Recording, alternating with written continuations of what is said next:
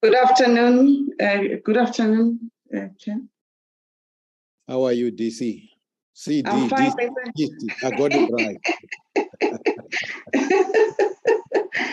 Yes, Chair. Okay. Ms. Carroll, will you indicate if we have a quorum, we can start? Mr. Mangu, the committee doesn't need a quorum to start. It needs 4 members present. So I just need to confirm, apologies.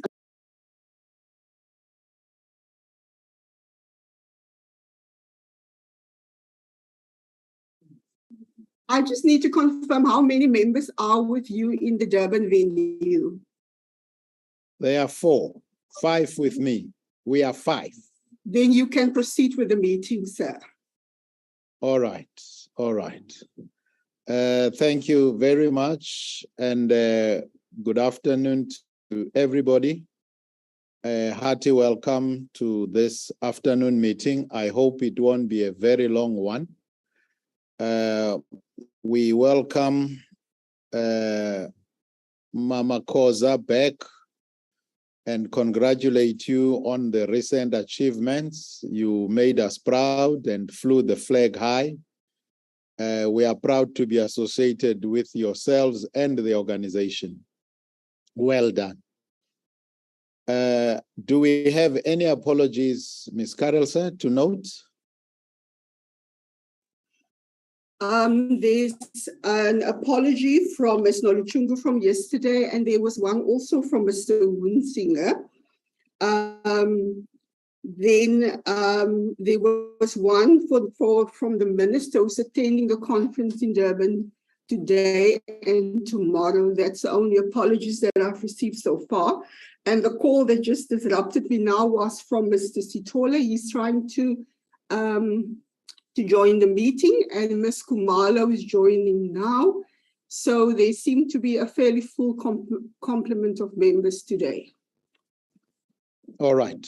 Thank you very much. The agenda, honorable members and colleagues, was circulated. We have 3 entities we are talking to today. We are starting with SACA, we go to ATNS, and we go to AXA last. Let me recognize Honorable Mabena, who's in the physical meeting. Yes, thank you very much, Chairperson. Please note Honorable Sitolo's apology as well. He's attending to urgent domestic issues. All right, thank you. That will be noted. I see the hand of the acting DG. Thanks, Chair. And good afternoon to honorable members. We'd like to make an apology for the Deputy Minister. She is still finalizing a panel discussion at the IMO panel event, and she'll be able to join immediately when she's done. Thanks, Chair. Thank you. We will note it as such. Colleagues and everyone who's there, welcome the board chairperson. I assume you are leading the delegation. The minister made his opening remarks yesterday, and that will cover all our presentations from the entities. When the deputy minister does join us, as yesterday, whenever she would like to make an input, she would indicate. However, let me take the opportunity to invite the chairperson of the board. I hope he is in. If he is in, I'd like to hand over to you to do your introductory.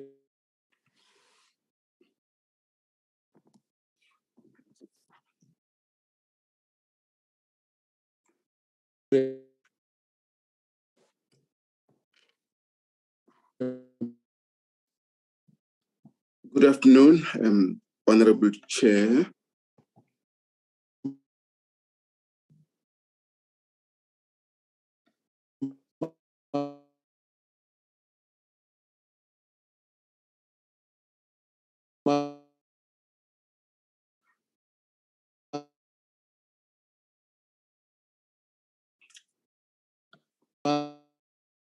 who is with you, and we can. Yes. Good afternoon, Honorable Chair. It just went mute here. Good afternoon, Honorable Chair and members of this Honorable Committee. Greetings to the representative of the shareholder, the DG, and officials of the department.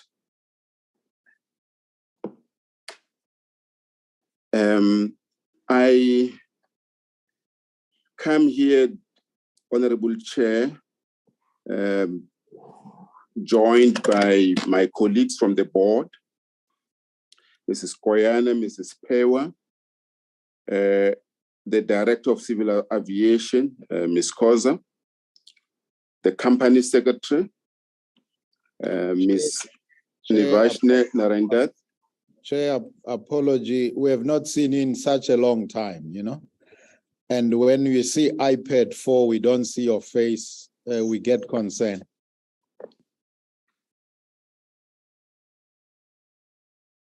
Oh, it's really you. But if you've got challenges with the connectivity, you may disconnect. We would prefer to see the face right through, but if there are challenges, feel free to disconnect your picture. I'll do that, Honorable Chair.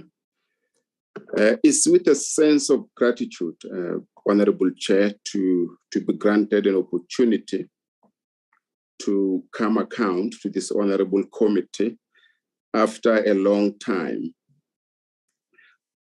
We are very grateful for the very productive and objective engagements we have had with the committee for the past 5 years. We have benefited from the wise counsel from this committee and look forward for more and further helpful engagements.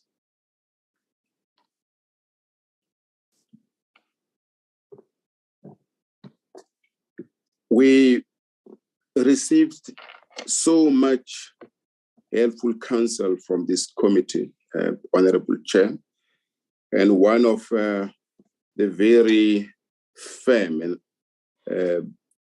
counsels that we got from this committee was that we should always maintain a clean audit.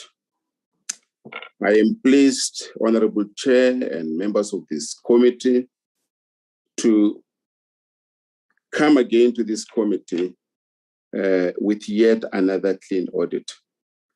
It's our intention to keep it that way and to stick to the counsel that we received from this committee. And thank you so much, Honorable Chair, for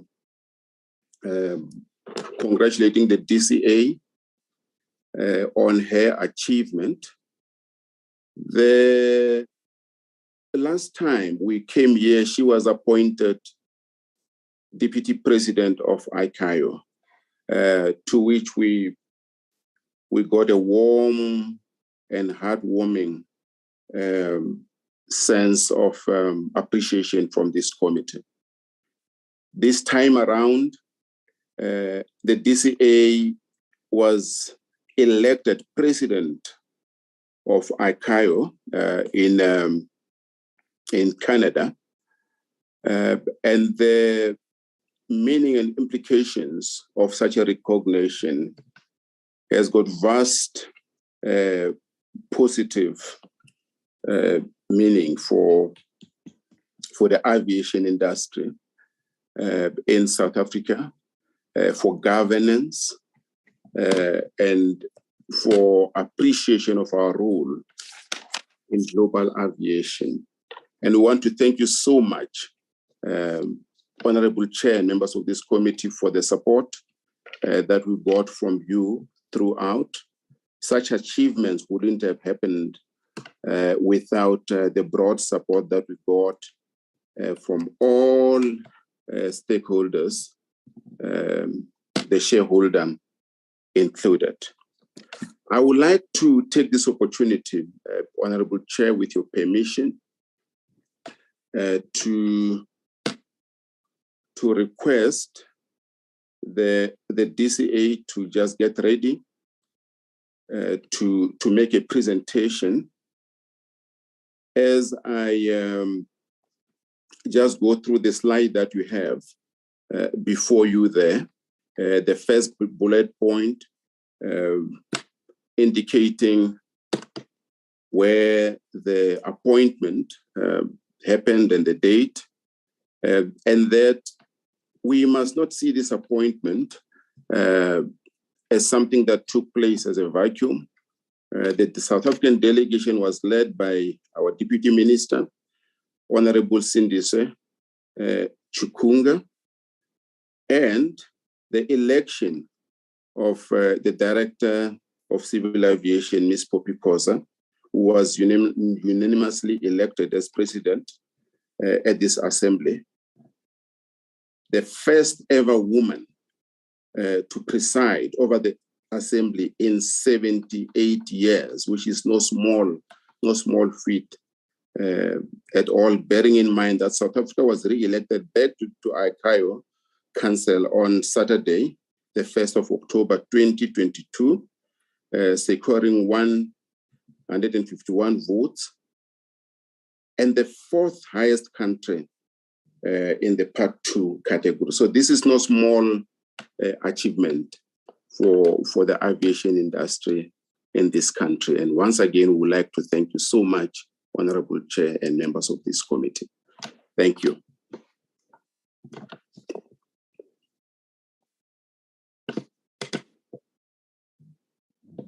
Thank you, Chairperson. We may invite directly the DCA to go straight into the presentation. Just taking into note the time, and I'm sure you will do it with the speed of an aeroplane. Thank you so much, Chair. So we'll try our level best, and I must thank the Chairman for the introduction. But equally, I must thank yourself, Chairman, for the kind words. And I must thank the Portfolio Committee on Transport for the support over the years. I think some of these things, Chair, they don't just happen. Each step is connected to the entire value chain. So firstly, it could not have happened if our country is not so progressive on women issue. The government who is quite progressive with the policies and creating a conducive environment for women like myself to be able to be recognized and represent our country at global platforms. So I must really thank the Parliamentary Portfolio Committee, thank the Shareholder Ministry, the board, my colleagues in the other entities for the support that one has been given over time. It is highly appreciated, and I do trust that we will continue to do our country proud whenever we are given such responsibilities. And I must indicate, Chairperson, that in SACA, we also do have other women who are equally doing their level best in contributing meaningfully to the sector, which remains male-dominated. So we are equally grateful. I'm equally grateful, Chairperson. More so when you compare South Africa with other countries, one will always get the sense that indeed, as a country, we are doing so well on the issues of gender equity and empowerment. So I thank you heartily. Chairperson, the presentation will be, I will share it with the executives who have joined us. And we will cover, as the Chairman had indicated, the 2021-2022 annual report, the performance thereof, but we will equally also touch on other strategic matters that would have happened during the year under review and potentially, and also post the reporting period. I without necessarily going through the outline, it will cover the core mandate, our performance, as I've indicated, both from a financial as well as performance information, point of view. We'll look at the safety statistics in terms of how are we performing as a country, the interventions that we are making in terms of reducing aircraft accidents, particularly in the general aviation area. And then we'll look at the industry personnel statistics, the human capital overview. We'll share some of the transformation initiatives that we are embarking on as an organization, some highlights, and then we'll end the presentation with challenges, but also the mitigation in terms of how we're dealing with the challenges, as it were. Next slide. I think Chairman has covered mainly the announcements, and Chairman has covered, Chair, I can indicate, Chairman, that the Minister extended the term of the current board and reappointed the board for a 3-year term effective from the 1st of June 2022. The Chairman is here, Mr. Kosa. There is Mr. Suklal, Ms. Koyana, and Ms. Pewa. So currently the board has 5 board members, including the executive director, which will be the director of civil aviation. And the department is currently in the process of filling the remaining 3 vacancies. And I believe that in no time, these vacancies will be filled. Chairperson, we've been to the portfolio committee, and this slide is really just to refresh our memory about the mandate of SACA, which is still about controlling and regulating civil aviation safety and security, and to make sure that the industry continues to function and develop accordingly. And we are responsible for developing as well as enforcing regulations and the National Aviation Security Plan, and ensure compliance with the Civil Aviation Act and the associated conventions. Without getting into detail about this slide as well, but this just demonstrates that as a member state to the International Civil Aviation Organization, there are certain obligations that we must fulfill, both from an aviation safety as well as aviation security point of view. So this cycle pretty much covers, the day-to-day functioning of the authority in terms of our responsibilities which the International Civil Aviation Organization, when they audit South Africa, they would look at all these critical elements to test whether South Africa is in compliance or not. So the outer shade, which is blue, it deals with the security elements, and the inner shade, which is light brown or fawnish, they deal with the critical elements as they relate to aviation safety.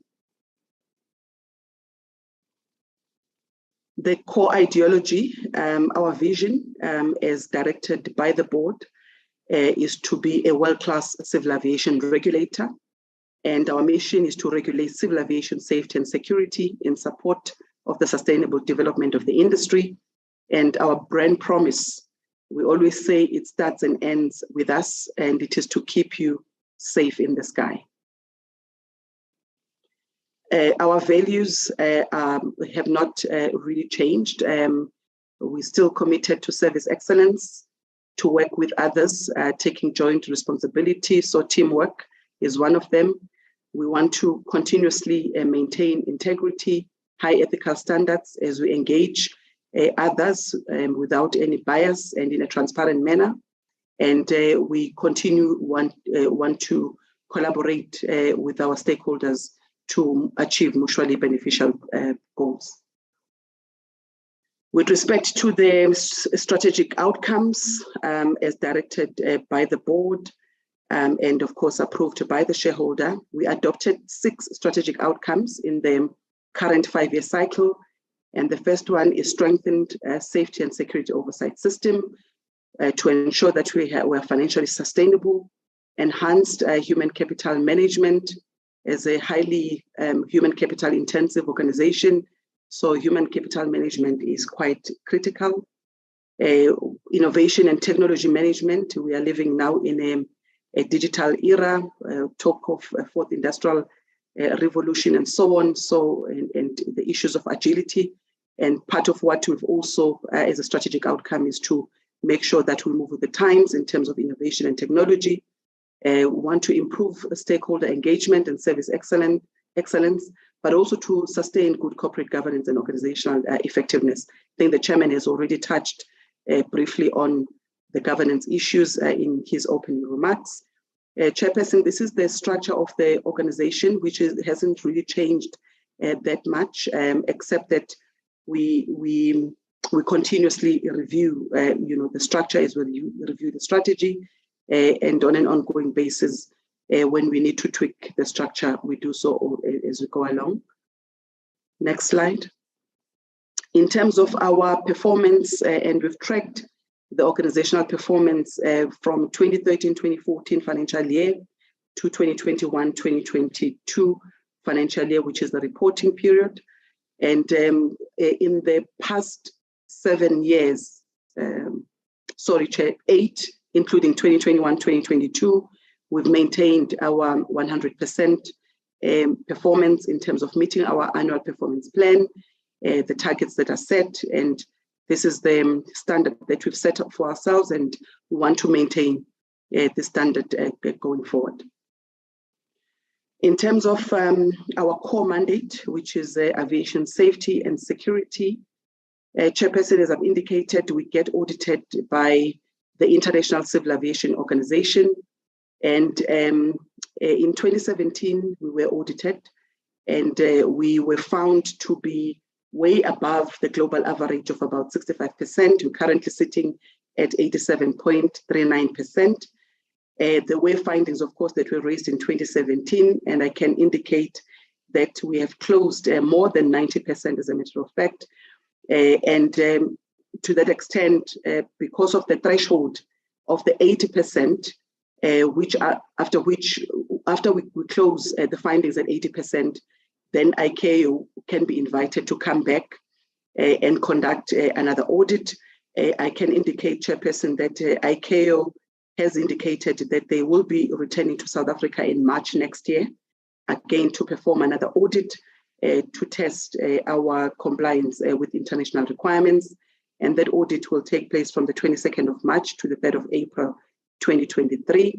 And preparations in this regard have commenced, and we are very optimistic that with the 87.39% that we currently, the rating that we currently hold, when they come back, we should be way above the 90% mark. With respect to the security audit program, again, conducted by ICAO, which is the International Civil Aviation Organization, South Africa was last audited in August of this year, and we are expecting a preliminary report, which is normally submitted within a period of 60 days. And we're expecting, when we count, that the 26th of October is the day when we should be receiving the draft. In fact, it's the final draft report from ICAO, which we must give feedback to within the 30-day period. And thereafter, they will issue a final report. And if there are findings, of course, there is an expectation that we must close the findings accordingly. Our assessment, Chairperson, is that in fact, because we coordinate the audit on behalf of the state, we are expecting that we should not expect any significant security concern, which in the auditing language, it would be a qualification. All indications are kind of directing towards I'll loosely say, unqualified audit report.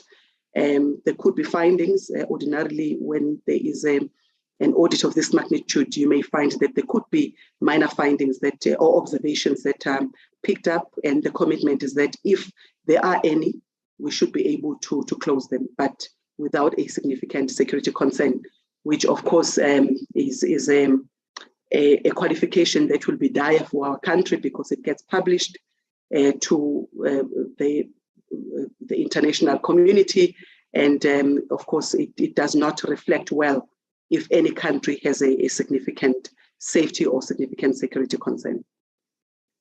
Next slide. With respect to the United States Federal Aviation Administration audit, Equally, we were audited by the US, and the audit commenced in November last year. But because of COVID issues, they could only conclude the audit in July. And we await the final written report. We did receive the draft final report in March 2022, after which the FAA, or the Federal Aviation Administration, they came back in July to verify whether the issues that they had discovered in November had been closed. And indeed, when they came back, Chairperson, they indicated that we had two minor findings, and those minor findings are being attended to, and we are hopeful that by the end of October, those two findings should be closed, but we are still waiting for a final written outcome. But what happened during when we were attending a meeting at the assembly in ICAO, there was a bilateral meeting between the US and South Africa, and the head of delegation was the Deputy Minister of Transport, and the US Federal Aviation Administration did confirm that South Africa has retained its Category 1 status. What that means, Chairperson, like would have these verification agencies, the Moody's and so on, they would downgrade. Equally in aviation, we do have almost a similar approach.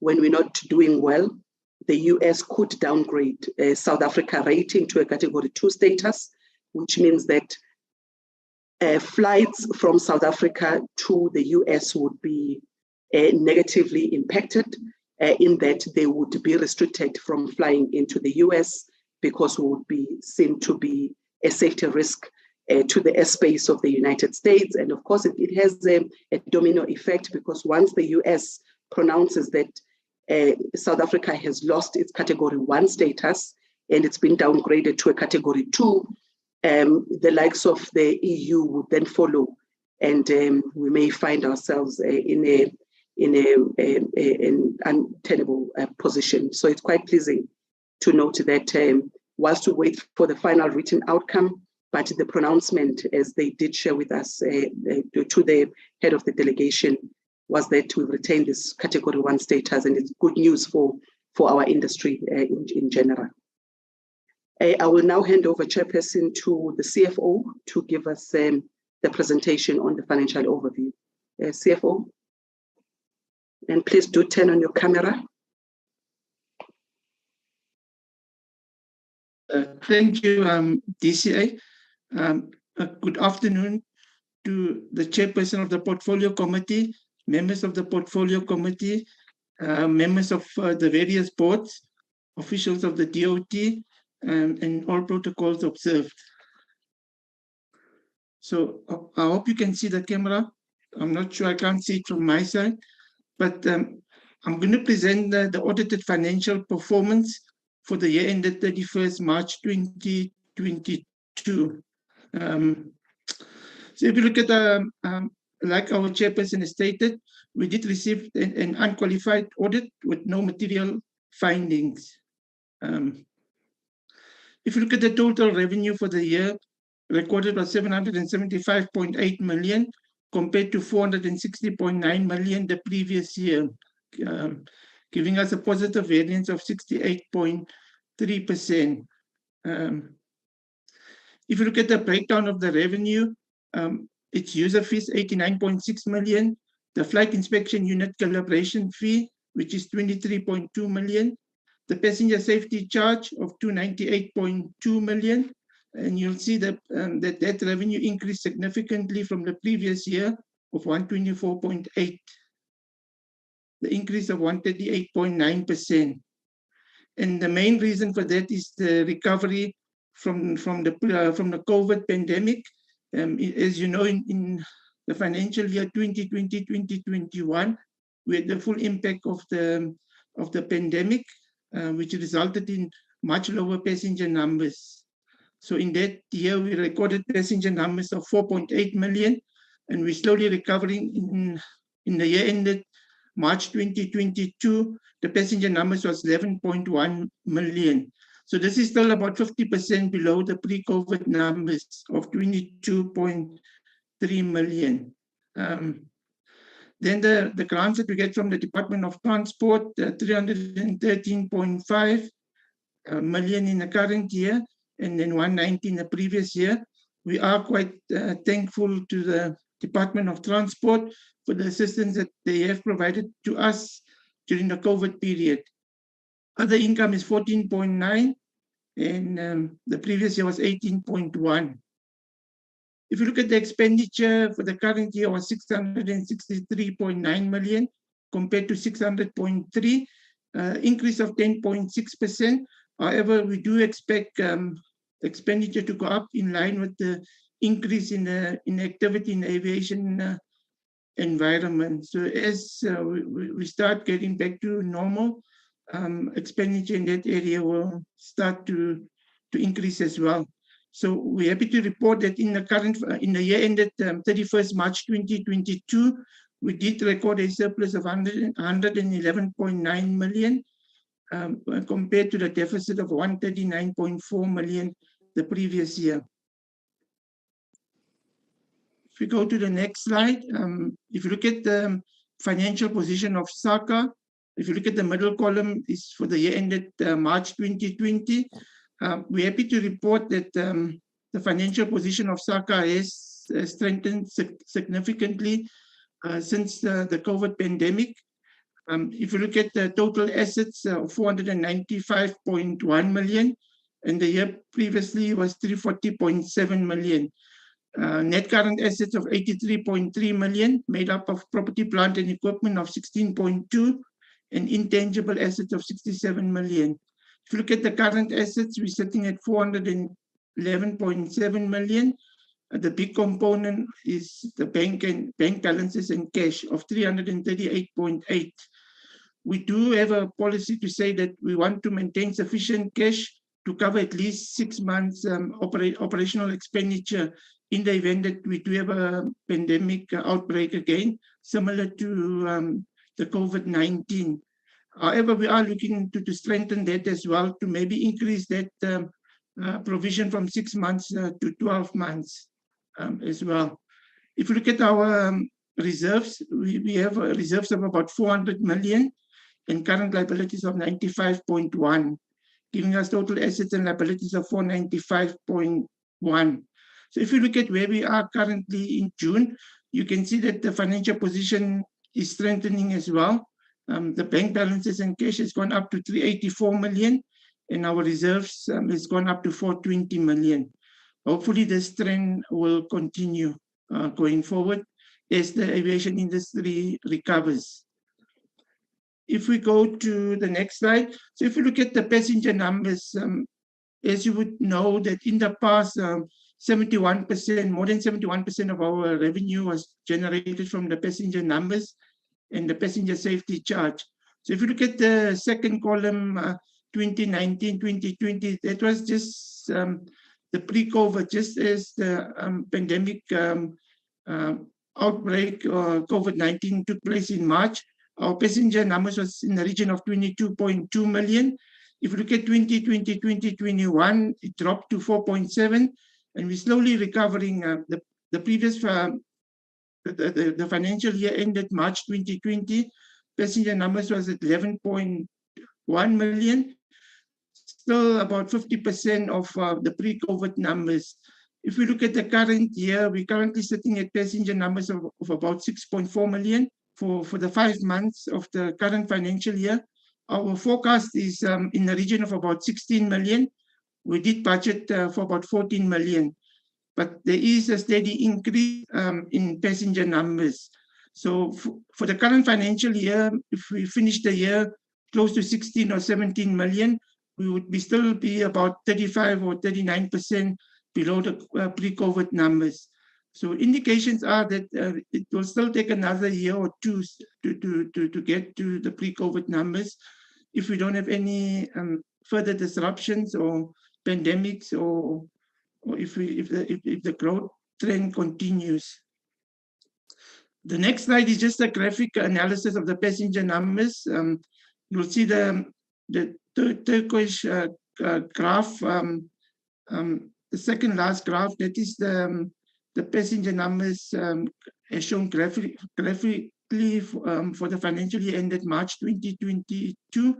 The last line is passenger numbers for the previous financial year, and then the middle one is the numbers for the current financial year. So you can see we're still way off the mark in terms of passenger numbers pre-COVID. I think that's the last slide. Thank you, DCA. Sorry, there's one more. On the AG audit findings for the financial year ended 2021-2022, we had 4 findings, audit findings that was reported by the Auditor General of South Africa. 3 of the findings were classified as other important matters. One of them related to the disclosure in the financial statements related to related parties. It was incorrectly stated, but that was corrected at year end. There's also internal control deficiencies for awards within the panel of attorneys. So we were rotating the panel of attorneys. However, we did not have a procedure or a policy to say how do we rotate the panel of attorneys. So that finding is also being corrected in our policy, where we do say how we rotate the panel of attorneys if we have a panel. And then there was also a misstatement of actual achievement as reported in the APP. We recorded slightly higher performance, and what was recorded was just slightly lower, so that was also corrected. And we also had one finding related to administrative matters. It had to do with the quarterly procurement plan that was submitted a day late to the National Treasury. So we have put in controls to ensure that the reports are submitted timeously.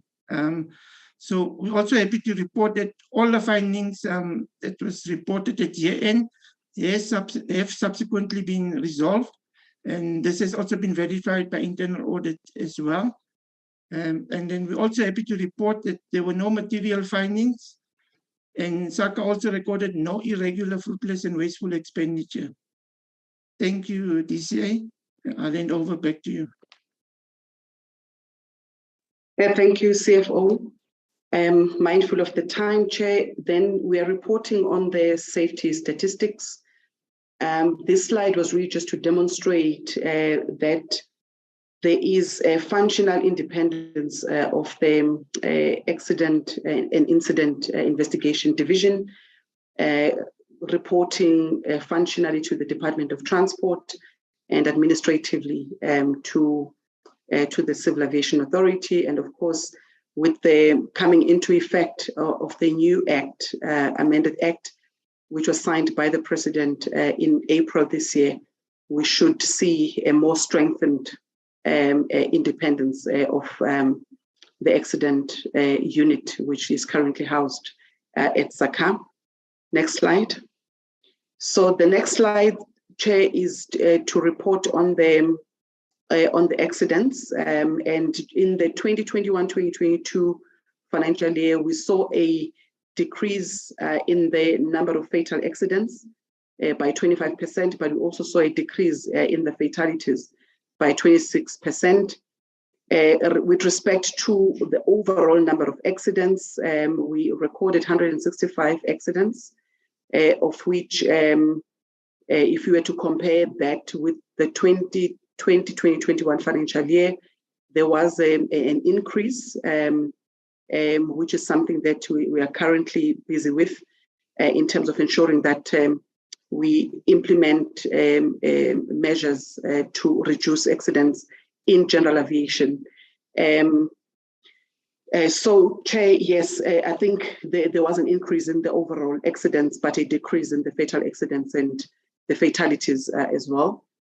This is a graphic presentation of the accidents, comparing or doing a three-year cumulative comparison of accidents from 2019-2020 financial year to 2021-22 financial year. Next slide. Whilst we go through these other slides, I must indicate, Chair, that with respect to the scheduled airline operations, the normal airline activities, South Africa still holds a very good record of a zero accident rate. So we're doing very well, except in the general aviation, excuse me, which is mainly private flying, two-seater aircraft, one-seater aircraft, and so on, which is where we've recorded a number of accidents. But what is good, based on the interventions that we've implemented, is that we've seen a decrease in the fatal accidents as well as fatalities. Next slide. Next slide.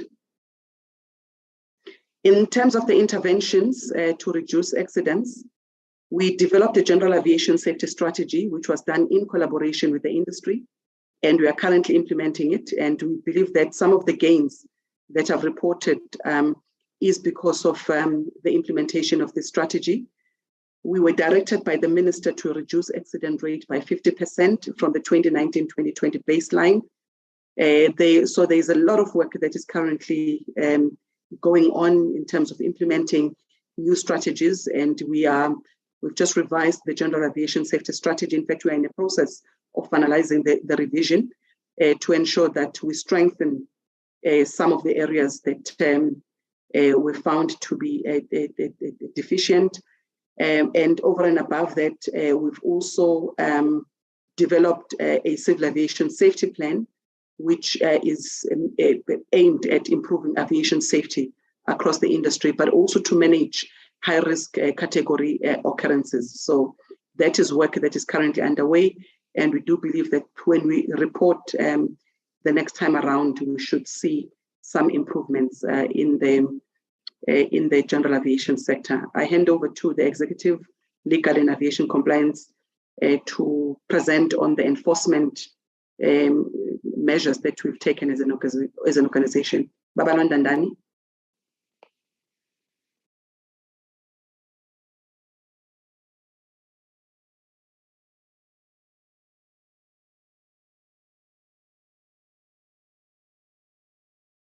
Please switch on your camera, Babalwa.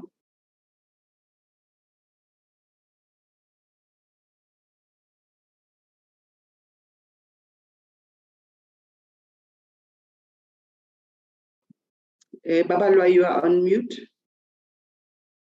Oh, sorry, DCA. I switched on the camera instead of the mute button. Thank you very much, DCA. Good afternoon to the members of the Portfolio Committee and the Chair and everybody that is in attendance. I'll be presenting the sanctions that have been undertaken by the CAA in terms of ensuring that for all the non-compliances, there is an enforcement action which is appropriate to the contravention that is taken as required by the law. We will be comparing the 2020-21 and 2021-2022 financial years. Yes, can you see the first slide. Babalwa, can you switch on your camera? My camera is on, DCA. Can you see me, other members? No. I'll switch it on. We don't see you. And we want to see you. You don't see me. Oh my God. I don't know what else to do now because it's on. Unless I switch on from my laptop to my on autopilot. Press your F10 key. Babalwa, press your F10 key and see if it works.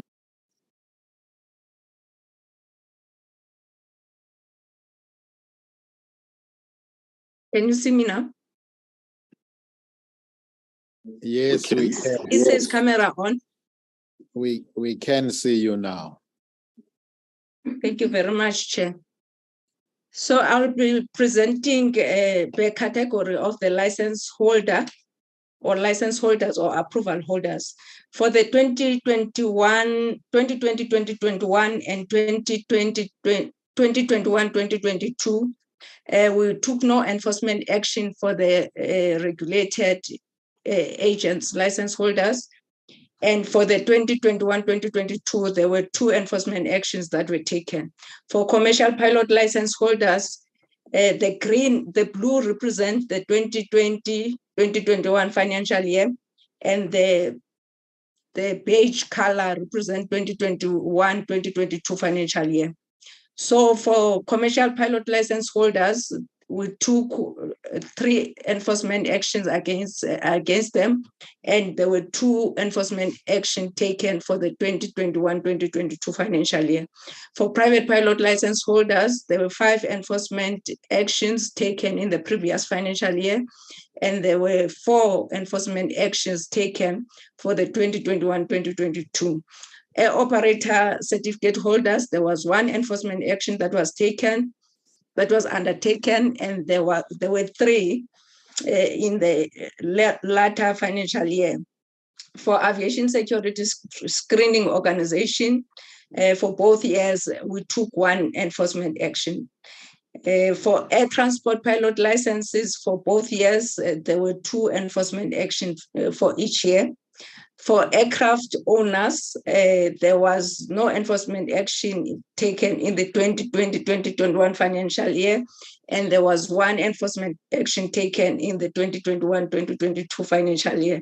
For student pilot license, there was no action taken in the 2020-21 financial year, and there was only 1 enforcement action taken in the last financial year.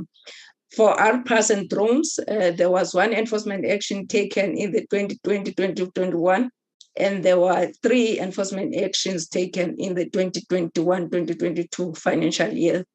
For national pilot license holders, there were 2 enforcement actions taken in 2020-2021, and there was 1 enforcement action in 2021-2022 financial year. You can move to the next slide. This slide presents the number of suspensions that were taken against license holders. Private pilot license holders for 2020-2021 financial year, we took 2 enforcement actions, and there were 4 suspensions that were implemented in the 2021-2022 financial year. For licensed aerodromes, there were 2 enforcement actions taken for both years. For national pilot license holders, there was no enforcement action taken against this category in 2020-2021 financial year, and there were 2 enforcement actions taken in 2021-2022 financial year. Aviation training organizations, there was no enforcement action taken in 2020-2021, and there was 1 taken in 2021-2022. You may move to the next slide. Then we imposed warning letters. Through you, Chair, can I ask you just to summarize, because I know that your slides are long, and I'm mindful of the time, as was directed by the Chair. Thank you, Chair. Thank you, Baba. All right, it is for the number of warnings that were issued in the I'll focus on the 2021-22 financial year. We issued 2 private pilot licenses with warnings. 8 drone operators were issued with warnings, and there was 1 aerodrome, 1 for national pilot license, and 1 for operator certificate, and as well as 1 for air transport pilot license holders. You may move to the next slide, please. We also issued cancelling letters, and there was 5 RPAS drone operators that were issued with cancelling letters, and there was 1 for student pilot license, as well as 1 for commercial pilot license holders. Move to the next one, please. We also issued disqualifications against student pilot license and private pilot licenses, 1 for each category. We then issued also downgrades against the licensed aerodromes, and in the financial year 2021-2022, we issued 1. You may move, thanks.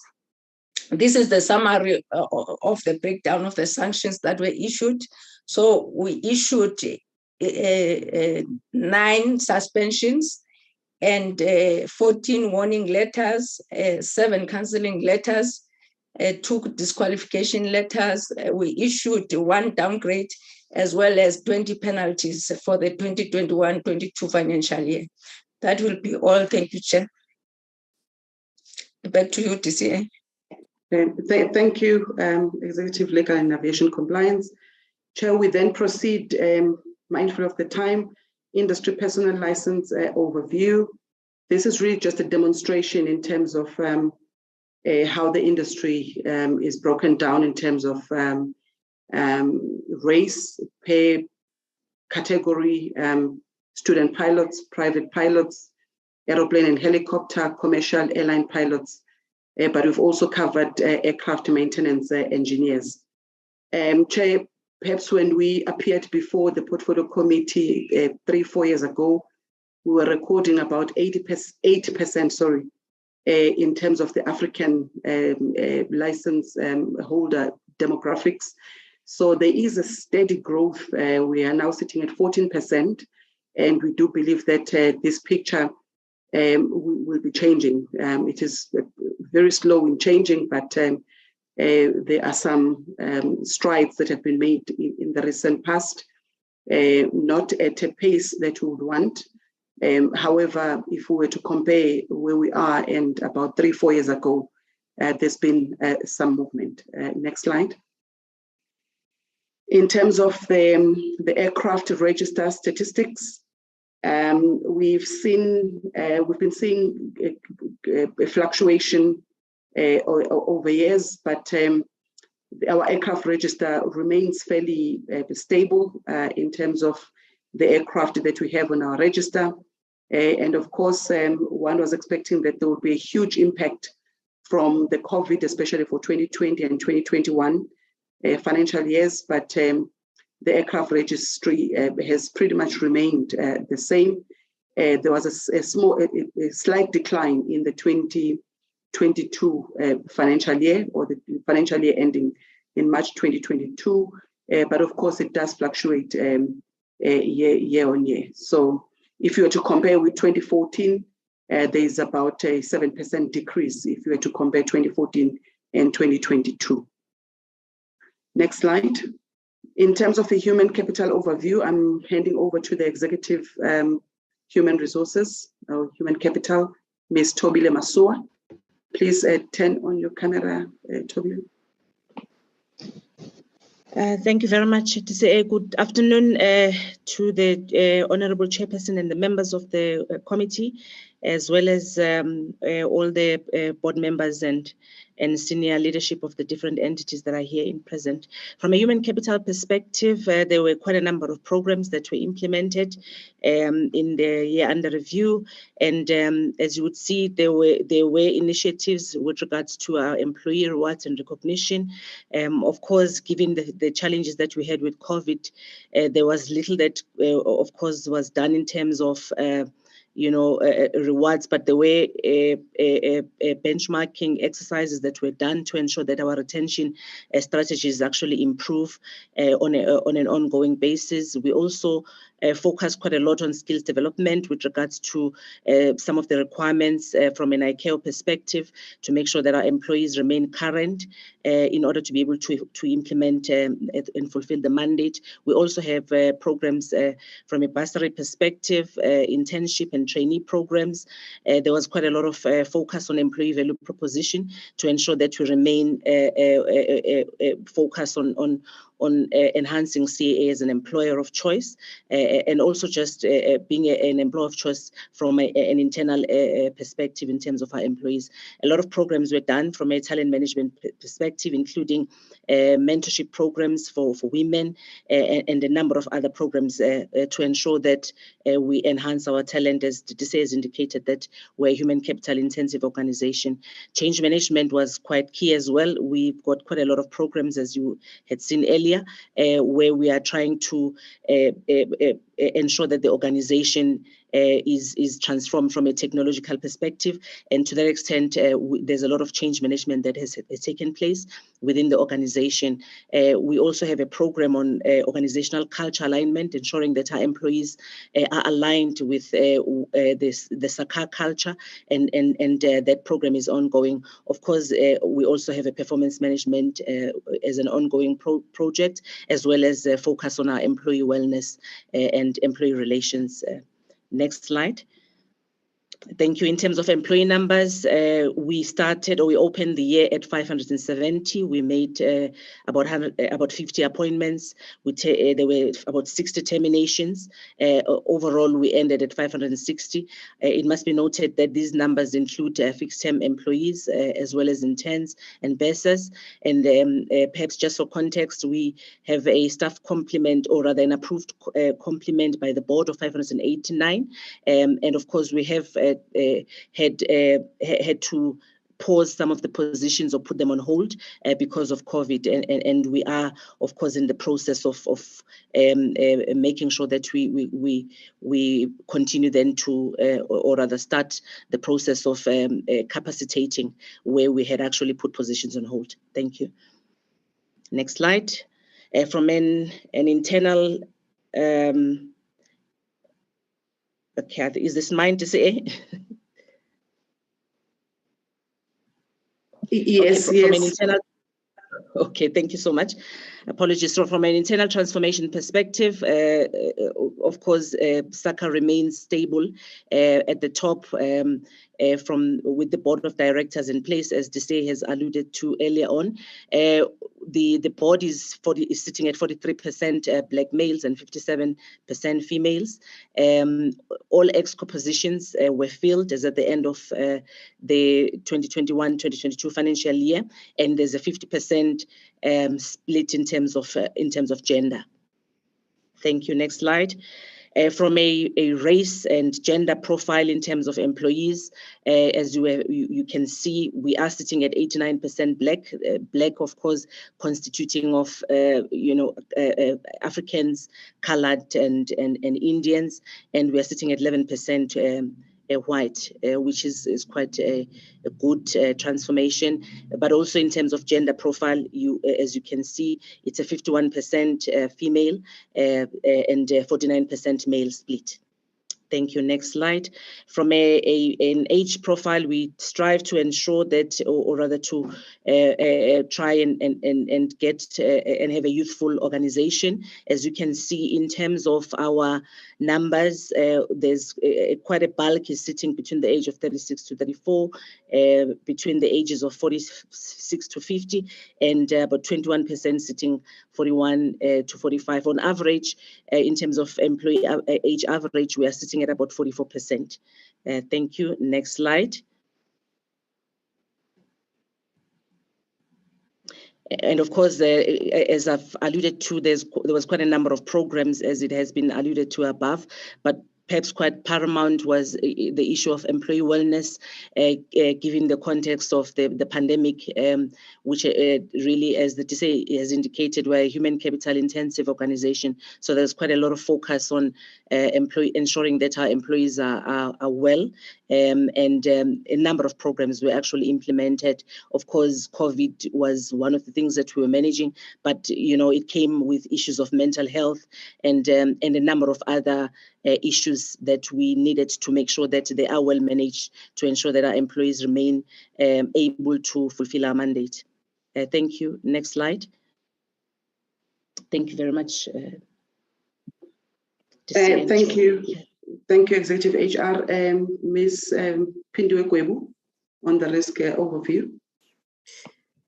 Thank you so much, DCA. I think what the organization wants to highlight to the portfolio committee with this slide is that the organization has got quite a tight grip in terms of ensuring that we mitigate against the risks that are going to prevent us from achieving our strategic outcomes.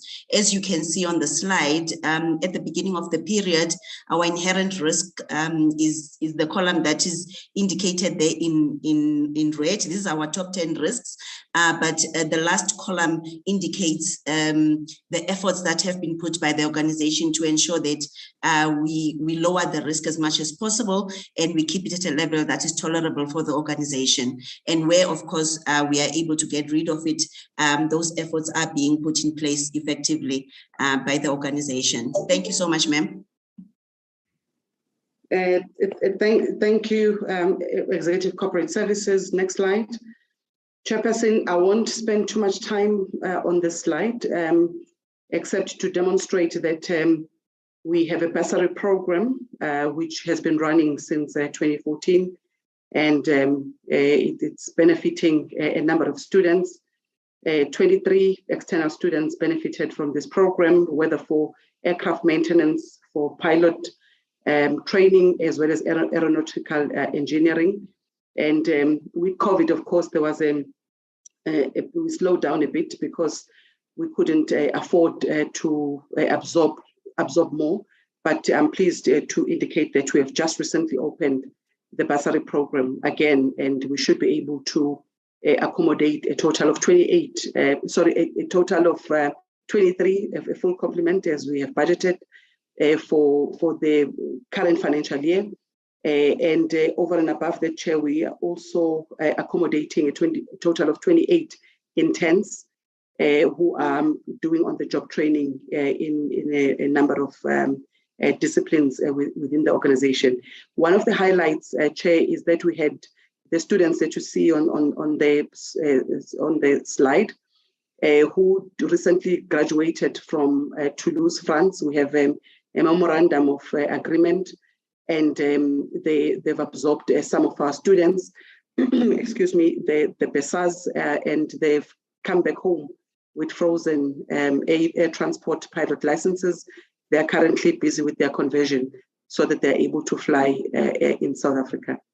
We're doing everything we can, Chairperson, in fact, even exploiting some of these opportunities that are available to send our students abroad so that they can get the different feel of the training from outside as part of the exchange and so on, and come back and contribute more in our country. But we have quite a number of students equally, in fact, more, the 23 that I referred to, the majority of them are training in South Africa, except for the 4 whom we, as part of the exchange programs and the memorandum of agreements that we have in place, the first group that we sent to France, and it worked very well.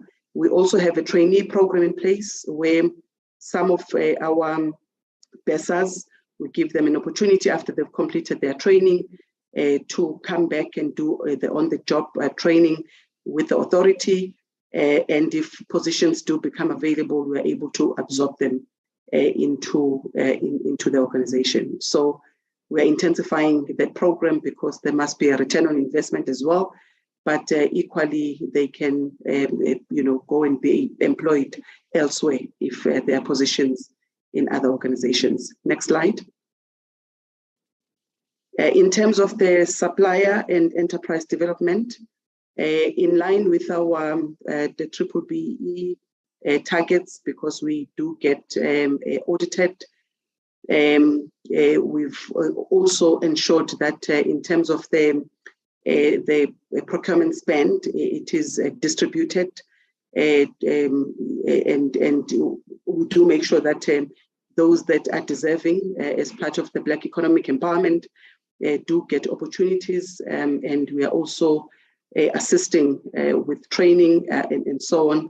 And all those efforts, they've culminated into SACA maintaining its level 2 BBBE status. And these are all initiatives which are part of the transformative initiatives that the organization is embarking on. Next slide. In terms of the socioeconomic development, Chairperson, we are supporting 9 child or youth-headed families across 9 provinces. We've partnered with the Department of Social Development, and we provide groceries with 4,000 Rand a month to ensure that the children are well looked after and as they continue with their schooling, the issues of food and so on should not be their concern. We will, of course, look at our finances and see if we can absorb or support more families. At this point in time, we've just selected one family per province, but the intention is to increase that support for more child-headed families or youth-headed families. That is what we are planning to do, particularly in the next financial year, to increase. Some of these families, we've been able to send some of the students to boarding school, and we've assisted with upgrading the homes, just to make it more habitable. And also we've given some assistance to a school. We adopted a school in Howick, and we've assisted, with the borehole and just supporting their library and so on. And we handed over, we had an official handover ceremony on the 25th of January 2022, and it seems to be going very well. We will continue as a good corporate citizen to support as much as possible. Chair, I'm mindful of the time, so I will not go further than that. I'll ask that we go to the next slide. This is part of the outreach program where we visit schools to create awareness about aviation industry.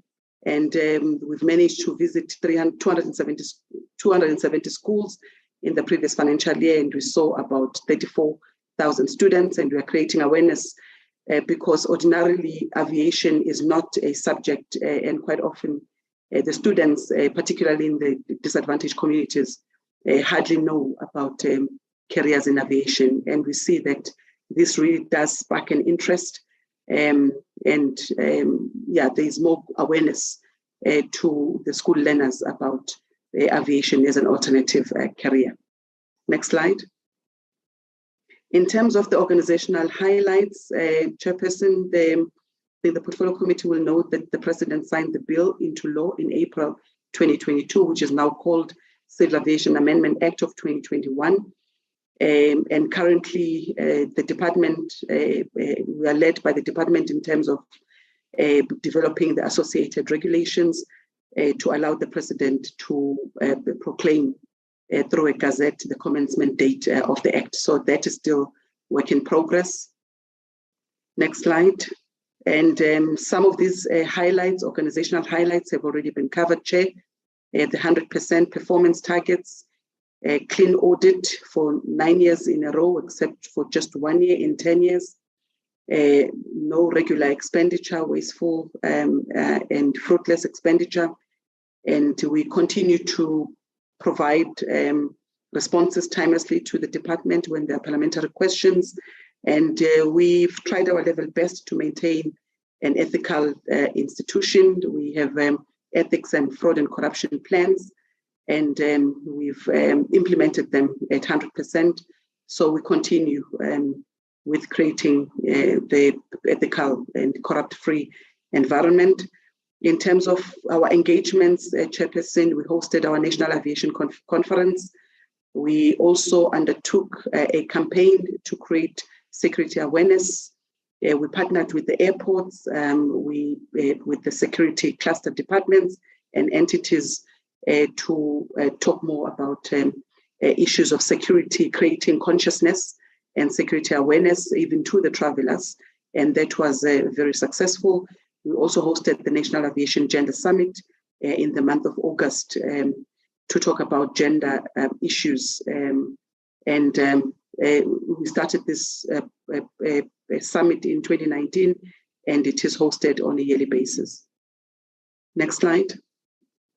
As you yes, Chairperson, now we are concluding. Maybe let's go to the last slide. The last slide, Chairperson, relates to the issue of the aircraft. There are engagements in progress between ourselves, the Department of Transport and National Treasury, to replace the aircraft which sadly crashed with our crew in the beginning of 2020. However, in terms of ensuring that our obligations are met on an ongoing basis, we contracted an independent service provider to perform those obligations for us. And I've already spoken about transformation, Chair, as well as the general aviation excellence, which we are currently busy with in terms of rolling out the intervention strategies. Thank you so much, Chairperson, and thanks to the Chair of the board as well. Chair, that's all from us. We stand to be guided by you. On a lighter note, Chair, I know we have run out of time. You can see who's in charge of aviation in the country in general and in SACA in particular in terms of gender matters. Even in the board, only about 40% of us in the board are males. Thank you. Thank you, Chair. You will even see who's also in charge in the ministry now, as we invite the DM who has made an indication she would like to comment. DM?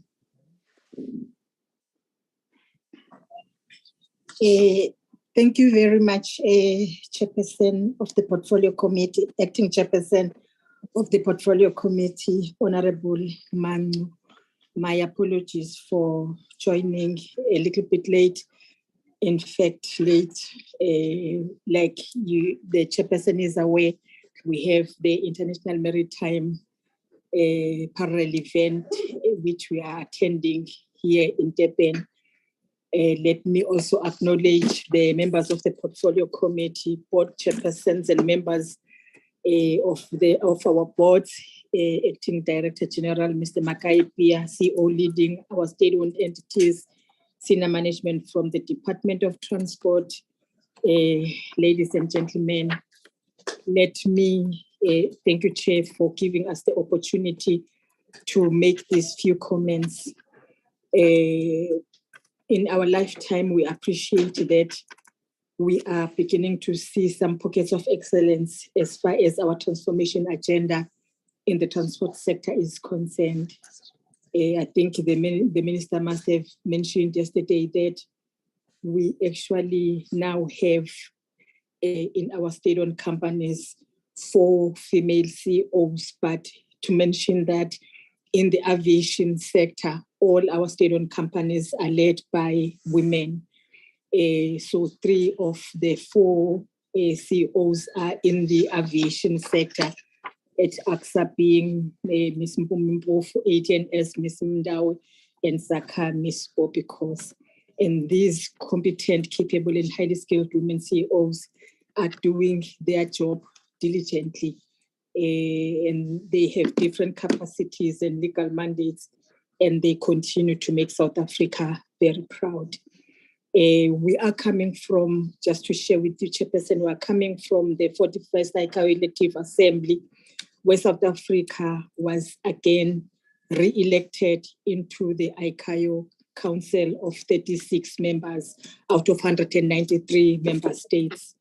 And this assembly saw more than 2,000 delegates in attendance and more than 60 ministers also forming part of the delegations and leading their delegations. It's out of the hard work of the ministry and the entire South African delegation that was led by the DDG Aviation, Mr. Twala, which actually made it possible for South Africa to be re-elected, getting 151 votes, and thus becoming number 4 among 12 Part 2 countries. But most of all, we had our very own Ms. Bobikoza, as I think you have acknowledged that, Chairperson, unanimously elected by the entire assembly to preside over the entire assembly proceedings. And I must emphasize this point, Chairperson, that she is the first woman president in the entire 78 years of existence of ICAO to preside over the assembly. And this made us, South Africa, very proud and made us feel that we are indeed given a vote of confidence by countries of the world. And I think this is because of the contributions that we continue to make as a country in the aviation sector.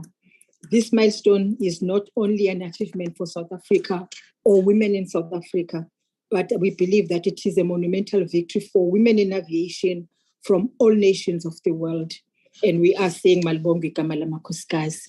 I must indicate, Chairperson, that when the assembly closed, which is the 2022 41st Assembly, President Ms. Poppy Khoza received a standing ovation, which also was happening for the first time. And we only can appreciate the work well done in this assembly. She had to deal with unprecedented matters that had never happened before in any of the assemblies. And she managed to navigate through that with the assembly managing to resolve on very important matters. Coming to the matter at hand, Chairperson, all three of our aviation entities are fully audited for the 2021-2022 financial year by the Auditor General of South Africa. It should be noted that our aviation entities were hardest hit by the advent of COVID-19 as it affected their revenue base negatively. And although we are on the recovery trajectory, there are positive air traffic trends showing a promising economic recovery, which is expected to surpass that of pre-COVID-19 pandemic phase. As Minister of Transport, Honorable Fikile Mbalula indicated in yesterday's Portfolio Committee meeting on matters of governance, we are in the process of appointing new boards for ATNS and AXA as the terms of the current boards have lapsed. And of course, on SACA, we are equally filling existing board vacancies. Chairperson, the last 7 years, including the period under review, SACA has received clean audit outcomes and have delivered 100% on their performance targets. AXA and ATNS have received unqualified audits with findings. AXA achieved 90% of their targets and 10% non-achievement was due to COVID-19 restrictions adversely affecting CAPEX projects.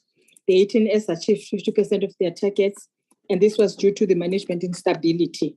We have since appointed a new CEO, Ms. Nozipho Mndawe, who started on the 1st of April 2022.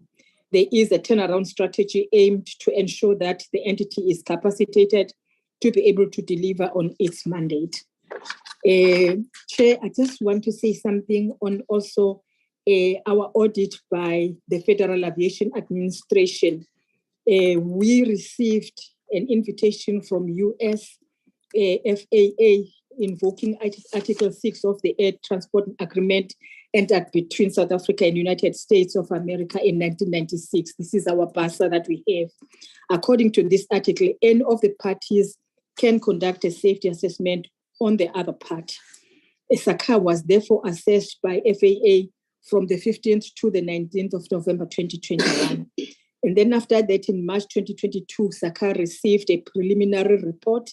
And of course, it had some few findings, which again, on the 11th and 12th July 2022, FAA came back again to do physical validation of the closed findings. And like I've said, it was on the 11th to 12th to 14th July. And this is the process that get followed. And I must indicate that during this elective assembly, the FAA confirmed that the SACA satisfactorily closed all the findings, except, of course, for just maybe one or two of those. And we were informed at the ICAO, at the meeting that was solicited by US, that South Africa retained its Category 1 status during that bilateral meeting. I must indicate, Chairperson, that this means that aircrafts and airlines from South Africa can fly freely to US without any hindrance. And I must indicate that there are quite a number of countries that were downgraded by FAA, which therefore means they cannot, their aircrafts or their airlines cannot fly to US. And we're therefore excited that we have retained this category as South Africa, opening a space for our airlines to fly to US as and when they feel like, and in terms of our bilateral air service agreement that we have with US. I also would want to say something, Chair, about the Aviation Universal Security Audit by ICAO, which on the 15th to the 26th of August 2022, South Africa was audited by ICAO. And this Universal Security Audit Program continuous monitoring approach was led by SACA, but it included all the aviation entities and some airlines on behalf of South Africa as a member state of ICAO. The last time ICAO audited South Africa for aviation security was in 2011, where the state achieved 81.3%. And after that, which of course surpasses the target of ICAO by 2023, which is 80%. ICAO thinks that all countries must perform above 80% by 2023. We surpassed that as South Africa in 2011. South Africa is now expecting, and I want to emphasize this point, Chairperson, South Africa is now expecting the preliminary report from ICAO around the 26th of October 2022. So I must indicate, Chairperson, that the audit has not been finalized, and there is no report that is lying somewhere hidden by either the minister or the deputy minister or the DCA herself. We are still awaiting the preliminary report. And even that preliminary report will not be the final report. It will be the preliminary report. And the state has 30 days to provide comments to ICAO on the preliminary report. And that is the process that is followed by ICAO. Thereafter, ICAO will release the final report that will confirm the number of findings attracted by the state and whether any significant security concern was attracted. South Africa, I can say without any fear of contradiction, Chairperson, that we are very confident that there is no significant security concern that will be raised by ICAO for this previous aviation security audit. So I just want to say this, Chairperson, and maybe to emphasize, Chair, that this will be a security report with very sensitive information about our security of our airspace, security of our airlines, security of our ports. And as such, there is no country in the world that makes such a report available for public consumption, because that public consists of responsible citizens, but hardened criminals as well, who would be very happy to know as to how South Africa is securing its airspace. But I must also emphasize, Chairperson, that in an event we do that as South Africa, that will be a qualified audit finding by ICAO immediately. But it will also mean that countries of the world will be very scared to come to South Africa because they will be knowing that criminals are aware of how we manage and secure our airspace, how we secure our ports, how we secure our airlines. And it cannot, therefore, be a report that can be made public to anyone. Not because we'll be hiding anything. I can say here today, as I am saying, in 2011, we got 81.3%. That is exactly what we are going to say come the final report that will be released by ICAO at whatever time.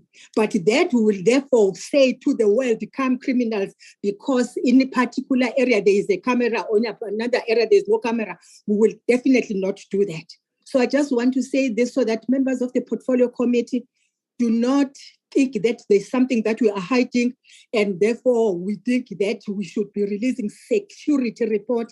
No country, no ICAO will allow us to do that, and we are audited by ICAO, and we're expected to adhere to the rules, to the standards and recommended practices of ICAO, including those of audits. We can't do otherwise. I just want to say that. Lastly, as I conclude, indeed, there was an aircraft that landed in Cape Town Airport without, for instance, we believe, the foreign operating permit. We are still investigating the matter, and in the immediate, we are aware that SACA has commenced enforcement action to the operator for ignoring the prohibition notice. We're also looking at taking other measures to ensure that this matter is attended to. But like I'm saying, we are still investigating this matter. Acting Chairperson, I must say that our aviation entities have shown tremendous resilience and adaptation in the midst of a very challenging economic climate. We believe that their revised operational and financial plans will continue to address impediments created by the global meltdown presented by COVID-19. The Acting Director General, together with the CEOs, it is happening, and together with the chairpersons of our boards, will lead the detailed presentation to the Portfolio Committee. Chairperson, I thank you very much. Let me again apologize that I still have to go back to the conference to continue with other responsibilities that are taking place there. I thank you very much, Chairperson.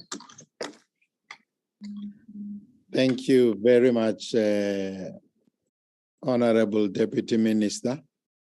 We truly appreciate your stepping outside of the conference and make that very, very vital intervention and input, and also responding to some of the pertinent issues on your latter part of your input that were raised by colleagues at the previous meeting.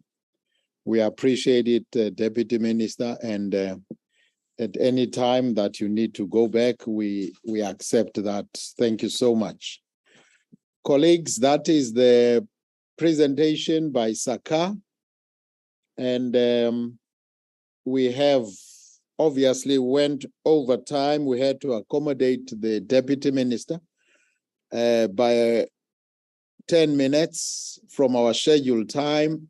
Therefore, I will ask for the colleagues' sensitiveness to the issue of time without confining or constraining yourself to engage on the presentation. Again, colleagues, remember, observations, recommendations are very critical. I've noted Honorable Mabena. I have noted Honorable Lawrence McDonald, Honorable Makosini Chabangu, and Honorable Pete May, in that order.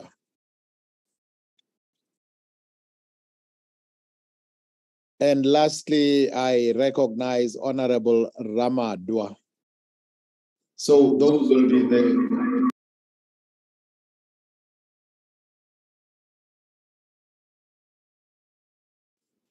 Thank you very much, Chairperson. I would also congratulate the TCA on her appointment. But because due to the issues of time, I think if you go to slide 21 on your presentation, the AG audit report, it talks about the audit findings. One of the issues which is raised there is the internal control for deficiencies in the awards within the panel of attorneys.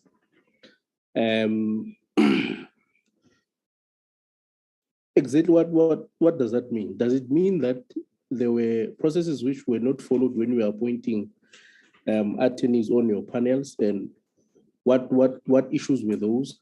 I see that, I note on the report that you say that those were resolved, but I just want maybe the colleagues which are there maybe to just advise what actually happened there, what were the issues, because if I read it, it says, for me as someone that is sitting here, I would say that there were some potential issues there in terms of management and ensuring that processes are adhered to, which also border almost on the issue of corrupt practices which possibly were being done, because sometimes, you know, we use fancy English to do fancy footwork around some of the irregularities. It reminds me of the story of Steinhoff, when they said there were audit irregularities, whereas they were supposed to say that there were thuggery and thieves that were misappropriating funds, which put the monies of the pensioners at risk. Now, what were those and what happened, and also what corrective measures have been taken to address the issue, and also the people that were involved in that, what happened to them, consequence management, if anything, are there any commitments to ensure that this does not happen in future? And then also on the annual financial statements here, it also states that there were related issues of disclosure which you noted incorrectly, or which were stated incorrectly. Now, for such a big organization like SACA, you would expect that you would hire people which are competent, one, you would hire people which have accounting background, people that would not misappropriate or internally or what's this way? Or explicitly incorrectly state the accounts. And you would know that it is important that all your financial statements are in order, because that is what is used to assess the internal controls of the SOE. Now, also, there are other issues which I think these are also historical issues, but due to the issues of time, I might not go into them, Chair. I think this is also the issue of the ECCs, which instructions are issued, but then are not followed. And where you find that there are regulations which are there at SACA, but they're not adhered to. And also the aggressive nature which you deal with stakeholders, in particular the community. You understand that you serve the community and that their well-being is also important.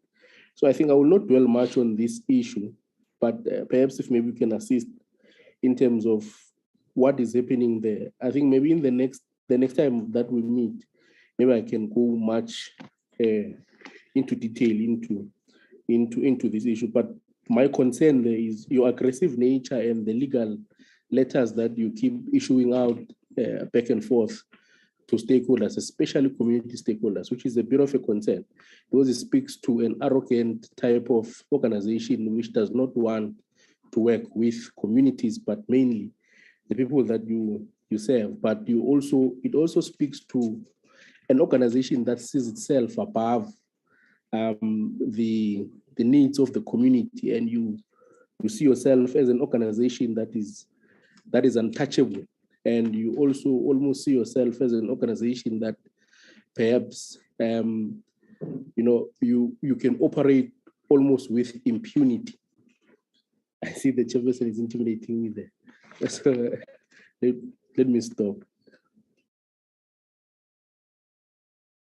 Honorable McDonald.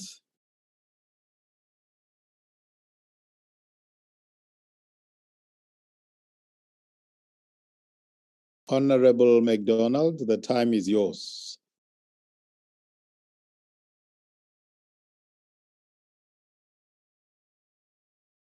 Honorable McDonald.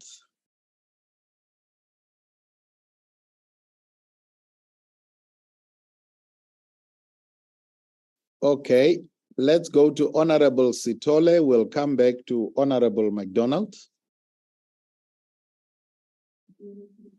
Thank you, Honorable Chairperson. Honorable Chairperson, first of all, I want to thank the presenters for this actually presentation, especially when there is no irregular and fruitless and wasteful expenditure. But Chair, I'm trying to check the transformation issue, because if you check the issuing of student licenses, the blacks are only 1,316 and whites are 10,843. That gap, I'm trying to check when are they going to close that big gap, because that gap is actually worrying. So another thing, Chairperson, that I'm trying to check, the socio-economic development. If they say they have 9 students, which are youth and youth-headed families. There are 9. I think there are 1 per province. I'm trying to check the criteria that they follow to appoint or to get those students. So what kind of criteria are they following? What are the criteria they follow? And the other one, Chairperson, is the issue of USA FAA, the issue of downgrading to category 2 from category 1, according to their report, according to their presentation, they say they can be downgraded to category 2. I'm trying to check if they can make us to understand what does that mean and what input do they have. And then the South African, the input from South African final report, I think the Deputy Minister did touch on that one, but if they can give us the time frame, if there is any time frame, and I'm worried about this thing of the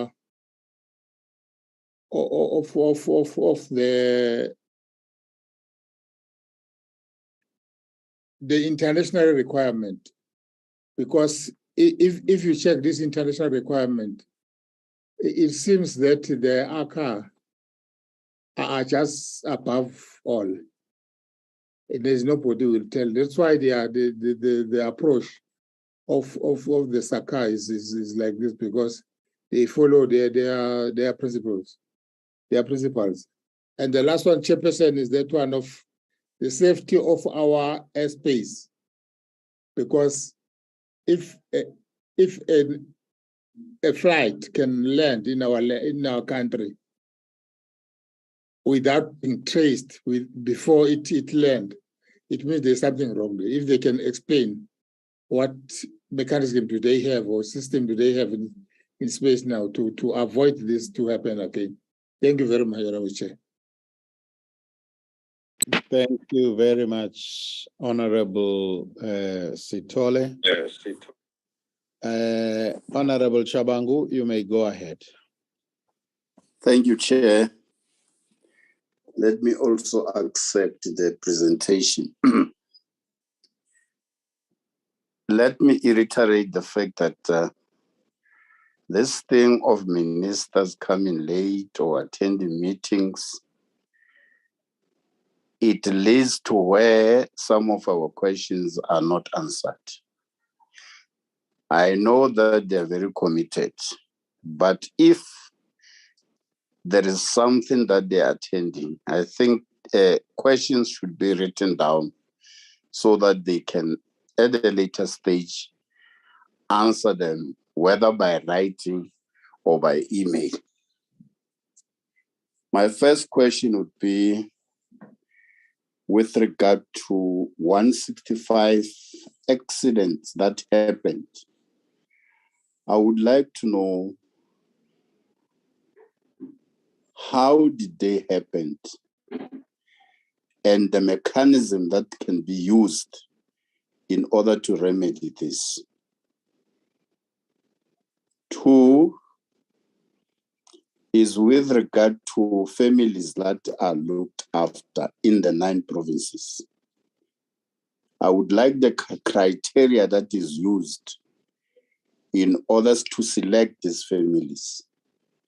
And we must know these families, that they are helped by the government or by the SOEs, because at the end of the day, we don't want to know or to see things happening that we don't want to see.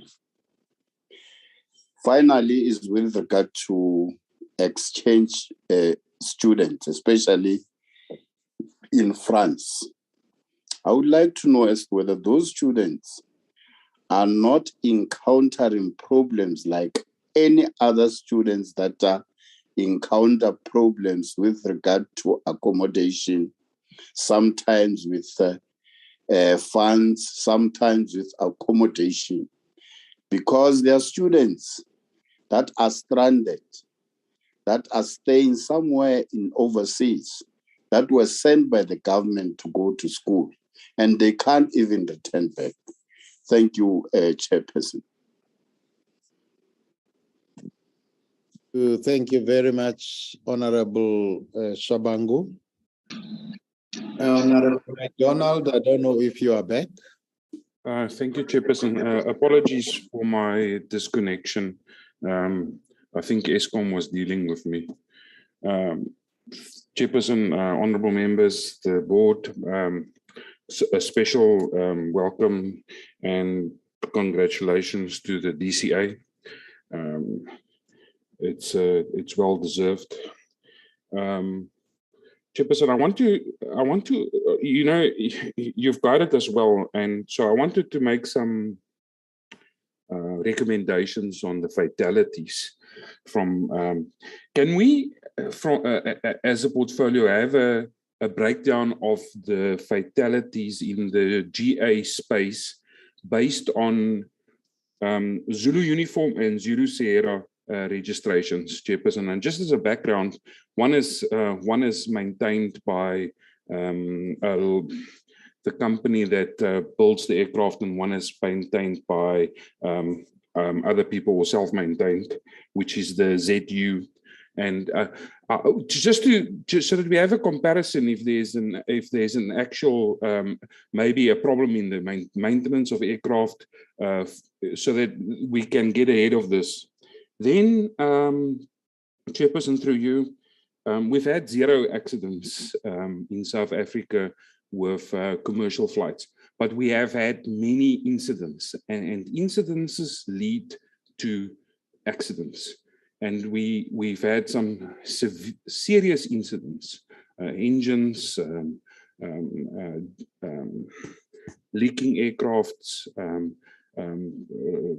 tires. We've had a couple, and we've had some incidences as the DCA knows. I've actually called regarding 1 or 2 of these where incidents were not even reported, where aircraft got stuck on aprons with hot starts, where the engines were flaming out, and these incidences were never reported. And those are the type of things that lead to major accidents. Then on the calibration aircraft, I think as a portfolio committee, Chairperson, I think it's time that we assist the department and see that and recommend that they replace the DCA's calibration aircraft. As much as ICAO and our security protocols are not for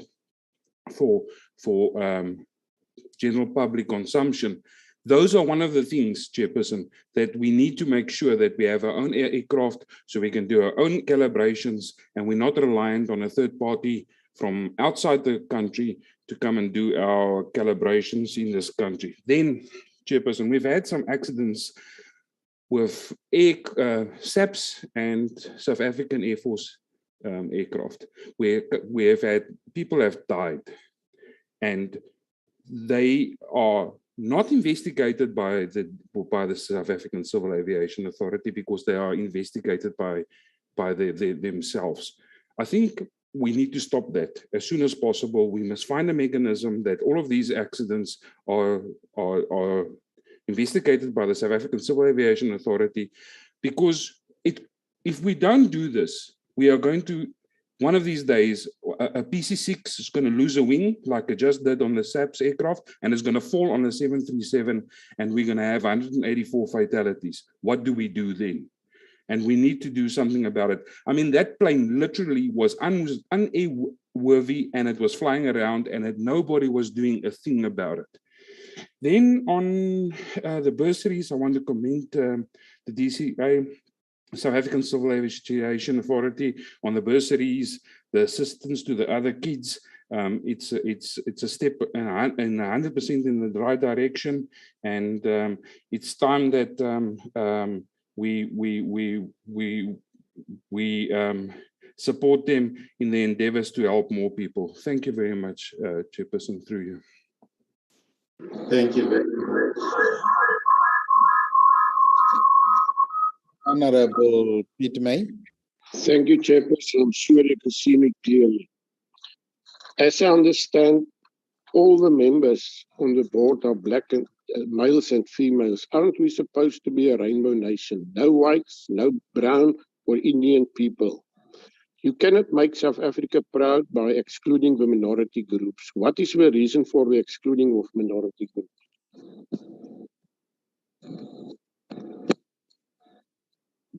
Thank you. Kort en bondig, idagbare May. Thank you, Chairperson. Last but not least, Honorable Ramado.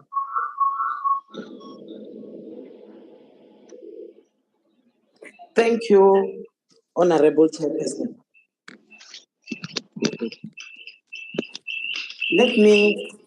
Allow me to start by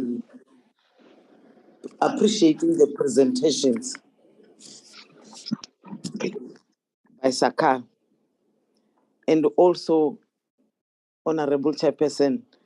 I must join all my colleagues who are congratulating the DCA and wishing her all the best in her new responsibilities.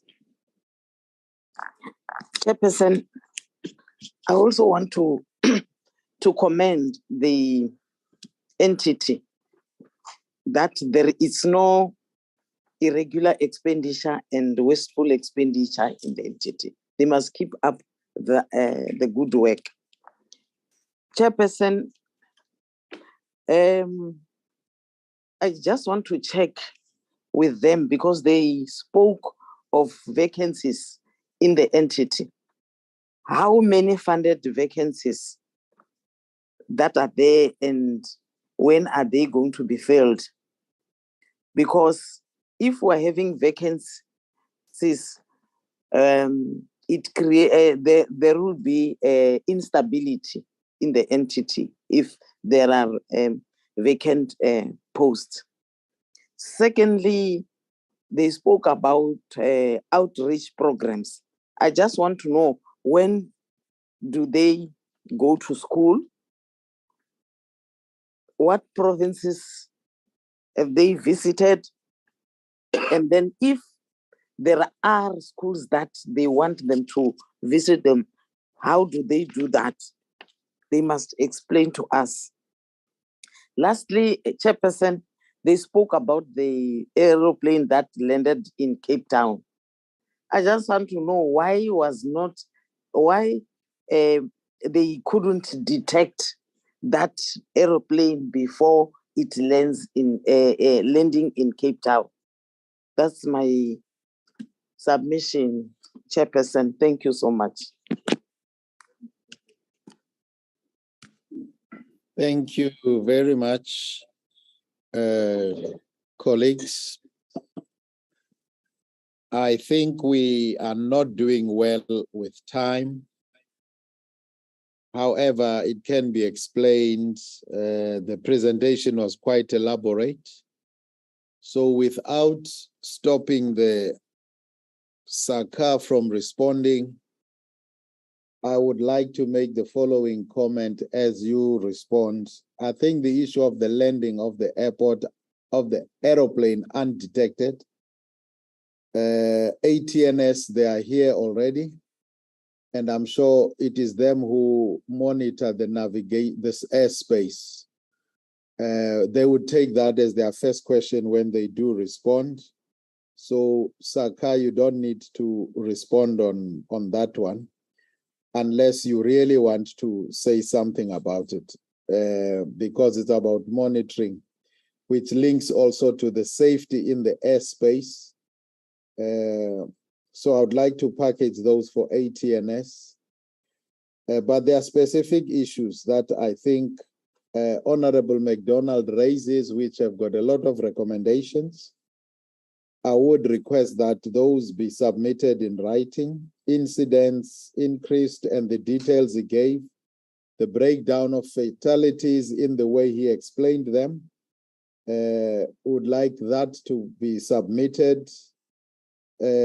normally give 7 days. Would appreciate that. The issues that I would like you to concentrate on really are those that were raised by Honorable Mabena, which have got procurement and misstatement.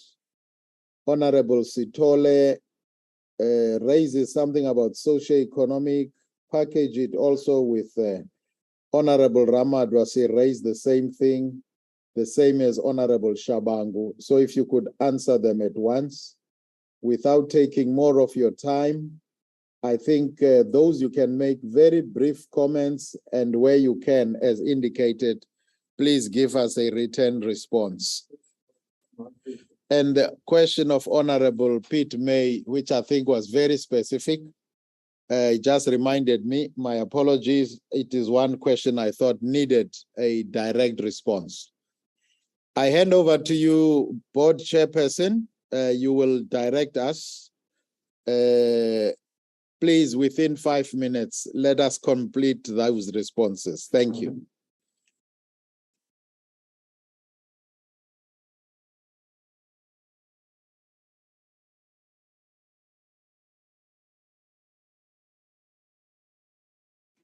Chair, we can't hear the chairport.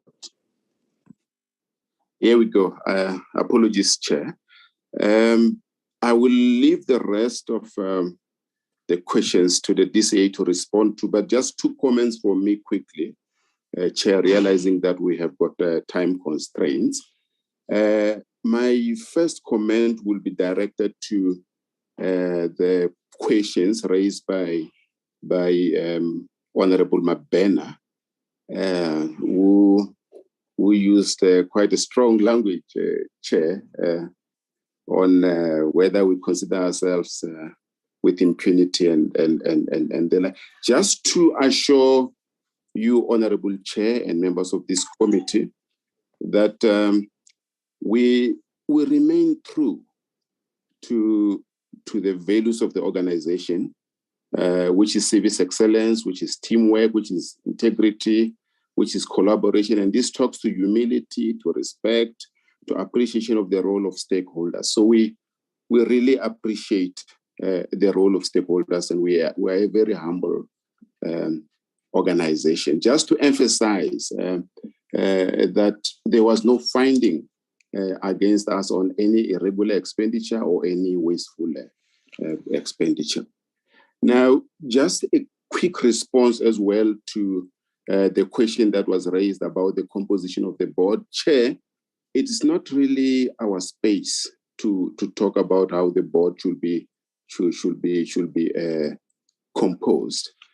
But just for the benefit of this committee, just to mention the following. Not all members of the board are Africans. We do have a board member of Indian descent. In the previous board, we did have a white male in the board as well who resigned. Just one very important point, Honorable Chair, that I need to mention, that the SACA Act doesn't make any mention of race. You know, to the act, race is irrelevant. I just want to emphasize that point. For the rest of the question, I don't know if 5 minutes will do. I would like to ask the DCA to come in, but realizing that some of the questions may require a little bit more detail, Chair, with your permission, maybe we could respond to some of them in writing so that we don't do injustice to these very important questions. And thank you so much for the inputs. DCA, after which I want to ask Ms. Kwena to just thank the committee quickly. DCA. Thank you, Chairperson. I'll try to be very, very short. In relation to the questions that were raised by Honorable Mabena, I must indicate that with that administrative finding or minor finding, as it were, because remember we had a clean audit, and you can't have a clean audit if there's corrupt activities. It was in relation to the fact that we were not keeping a register on rotation. So we have a panel of attorneys, but there is no register. There was no register. In fact, were we aware that there was a requirement for us to keep a register in terms of who do we give, or what do we refer to which legal firm. Some of these cases, Chairperson, they happen on an urgent basis, but we've since implemented the issue of the register, where we are able to track the issues of rotation, but there is no adverse finding insofar as it relates to fraud or corruption or anything of that sort. Hence, we have a clean audit. With respect, I think the Chairperson has covered the issue of aggressiveness in nature. I'm not so 100% sure what is being referred to there, but maybe that can be clarified later, as Honorable Mabena did indicate that there was no time for him to get into details. But I can assure the committee, I can assure you, Chairperson, that SACA upholds its mandate as per the Civil Aviation Act. We don't deal with communities one-on-one, but we deal in the main with the operators or those that we regulate. So I really don't have any detail in terms of what does it mean that perhaps we are dealing with communities in an aggressive manner, or we think that perhaps we are untouchable. I think perhaps that can be a detail that we can perhaps get at a later stage. Chairperson, in relation to the issue of the social economic development, I would ask Executive Corporate Services to quickly just touch on the criteria. I think in the main, it was the criteria in terms of how do we select the families. The issue of which was raised by Honorable Sitole, the FAA downgrading, simply put, we get downgraded on account that we are not complying with the international requirements as prescribed by the International Civil Aviation Organization. So the US Federal Aviation Administration would also audit South Africa on whether are we compliant with the international standards and recommended practices which are set by ICAO. And on that account, if they find that there are deficiencies or gaps, then we get downgraded immediately. So in this case, they've confirmed that indeed South Africa is compliant with the international requirements and obligations. Hence, we've retained our Category 1 status. Relating to the issue that was raised, Honorable Chairperson, by Mayor Ramadwa, the issue of the vacancies, I would ask Executive HR to touch on that one, and then the rest, as the Chairperson has directed, as they relate to the aircraft, it will be the Air Traffic and Navigation Services. Chair has directed that they will give the response insofar as that is concerned. But I can indicate, Chair, that we've had some coordination ourselves as entities in terms of debriefing on this matter, and the Deputy Minister also did touch on it. I'll give Executive Corporate Services maybe just on the social economic development. 1 minute. Thank you, Chair. Thank you, DCA. I think I just want to explain that the criteria that we use is we partner with the Department of Social Development, and they would then access their database. But also as the CAA, we do our own due diligence before we approve any family. So the families are also monitored on a day-to-day basis by the department, and they provide reports to us in terms of how they are faring.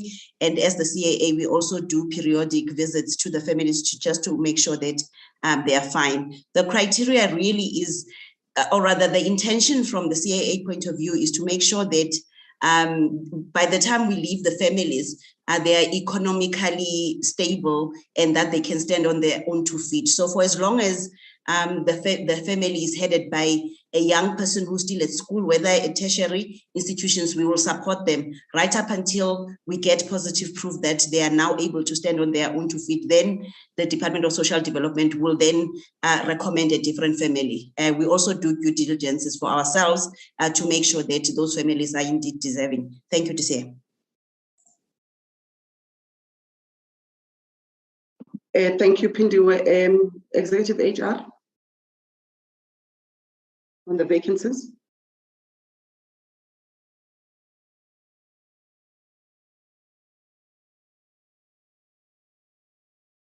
Tobile.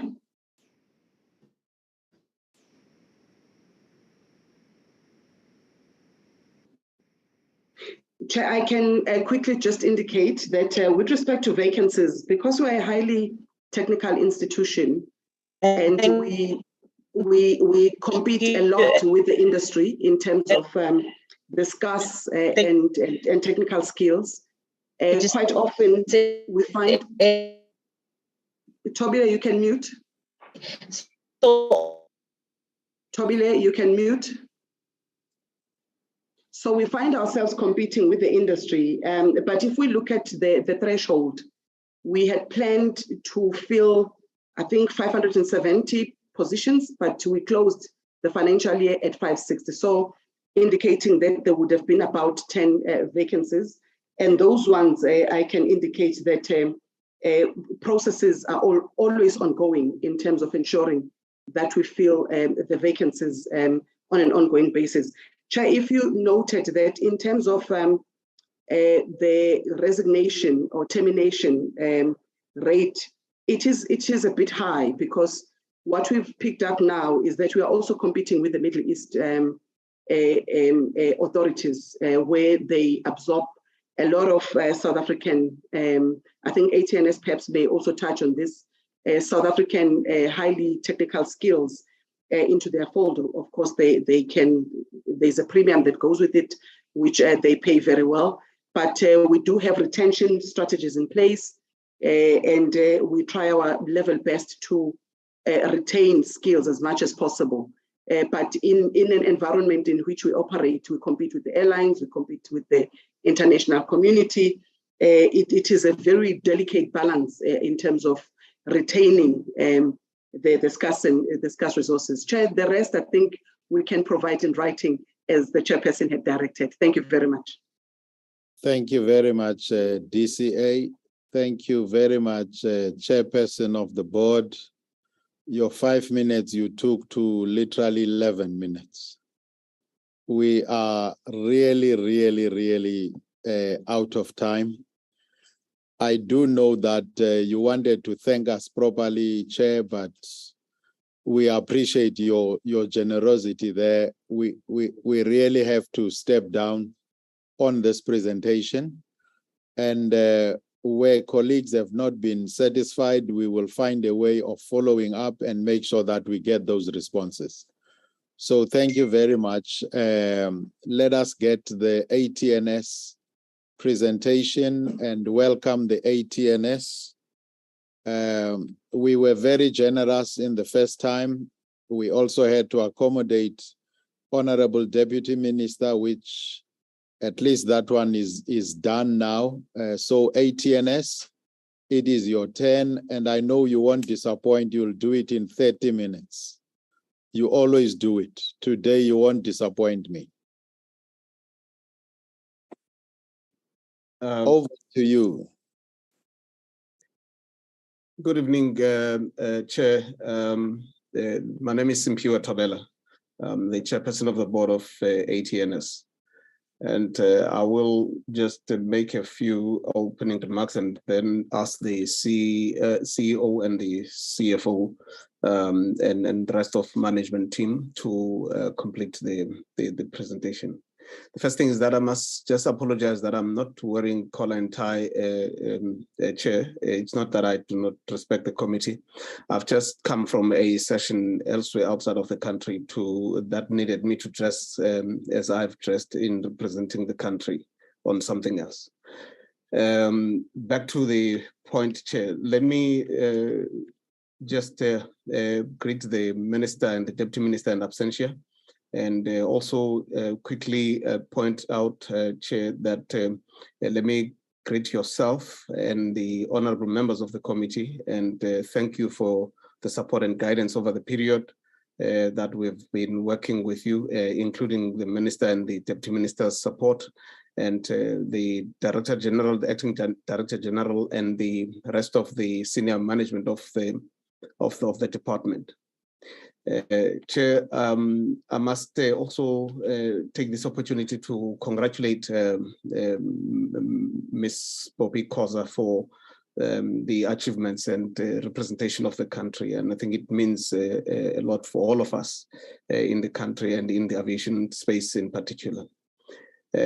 Chair, it's important to state that over the period, one of the things that it's important to bring to the attention of the portfolio committee is the stability of the entity. I think the board was appointed somewhere in around 2018, 2019.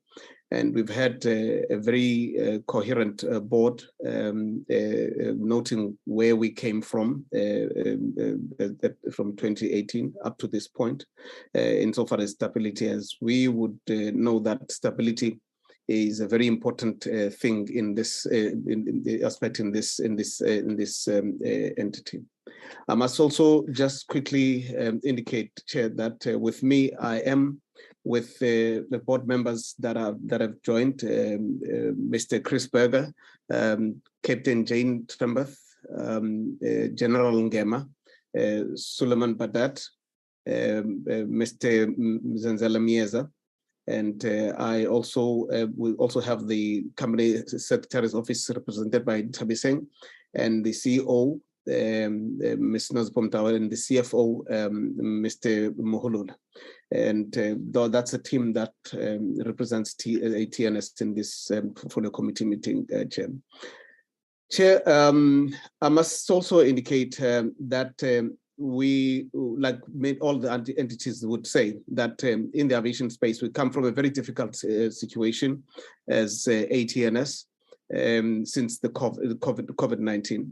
However, it's also important, Chair, to state that the good days that were before 2020 when COVID hit us have carried us through, because when we could not make any revenues, we relied largely on the reserves that we had built over time.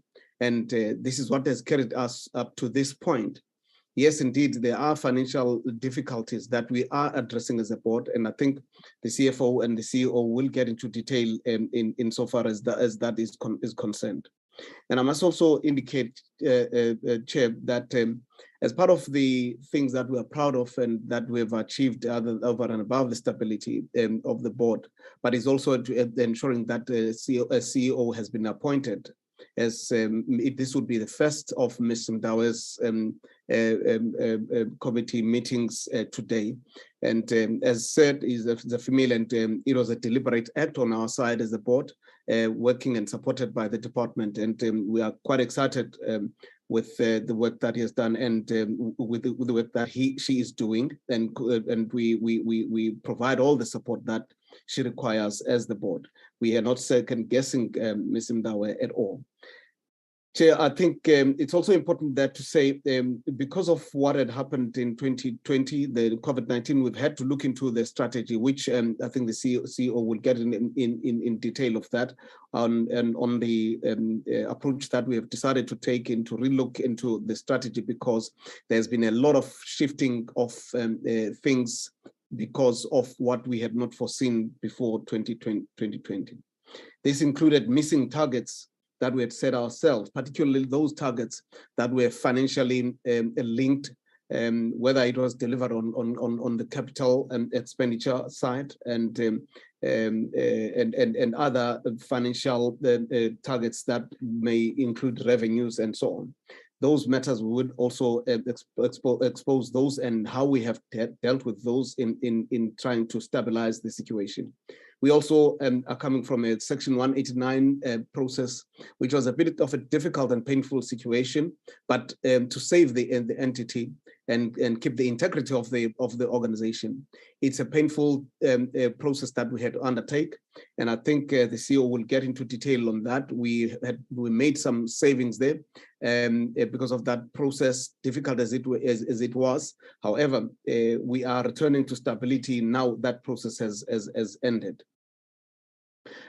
Chair, I must also indicate that as it would be presented, one of the things that's key is that we have done something that I think it's very important jointly between the executives and the board, that of bringing down the irregular expenditure from over 7 million the previous year to only 92,000 in the year that ended March 2022.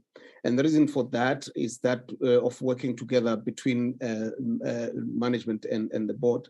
And that one, that is 92,000 that remained as irregular expenditure.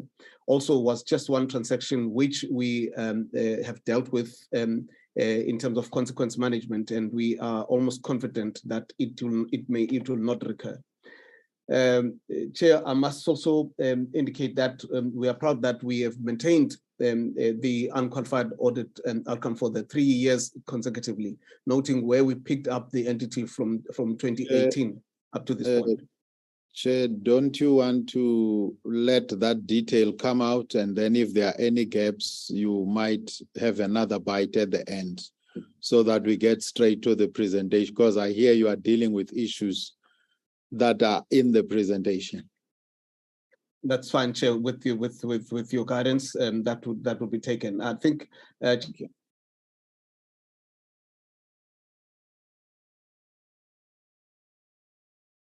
Invite these to get into.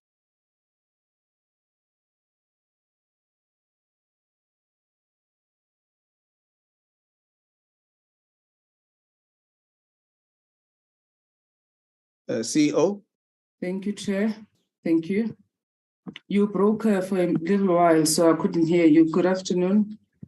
Am I visible? Can you see me? Yes, we can see you and the beautiful tower behind you. Thank you. Thank you so much.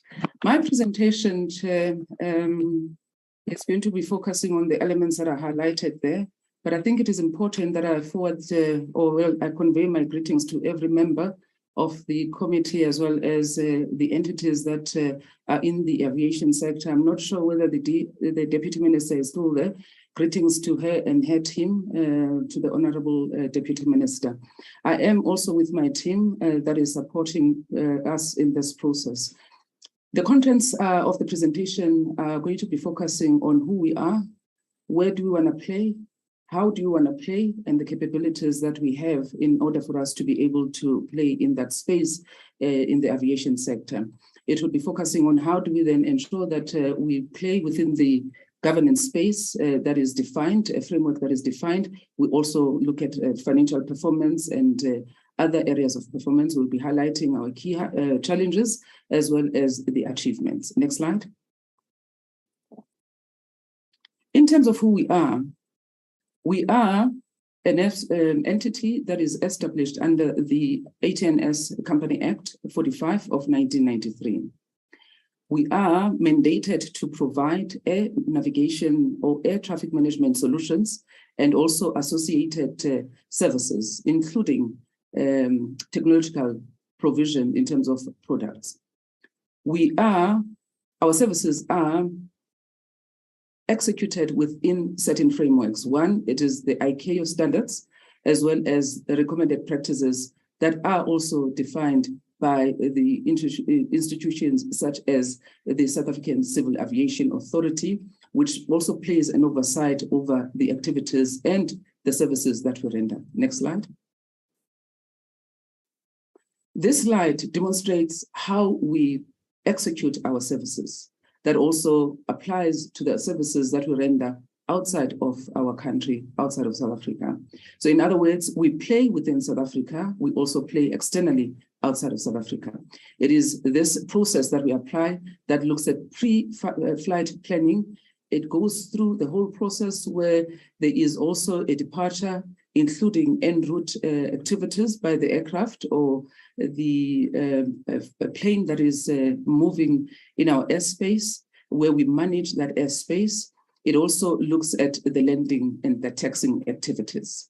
These activities are managed through systems and technologies Those systems and technologies are listed below there. I will not go into detail, but it's just to share that those systems and activities, so the systems and technologies are defined on the list on the screen. Next slide. I indicated that we are present in South Africa as well as outside of South Africa. In South Africa, our customers are mainly the AXA operated and managed airports, as well as those that are non-AXA operated and managed. For an example, you would have private sector airports that are managed by them, as well as those that are managed by the municipalities.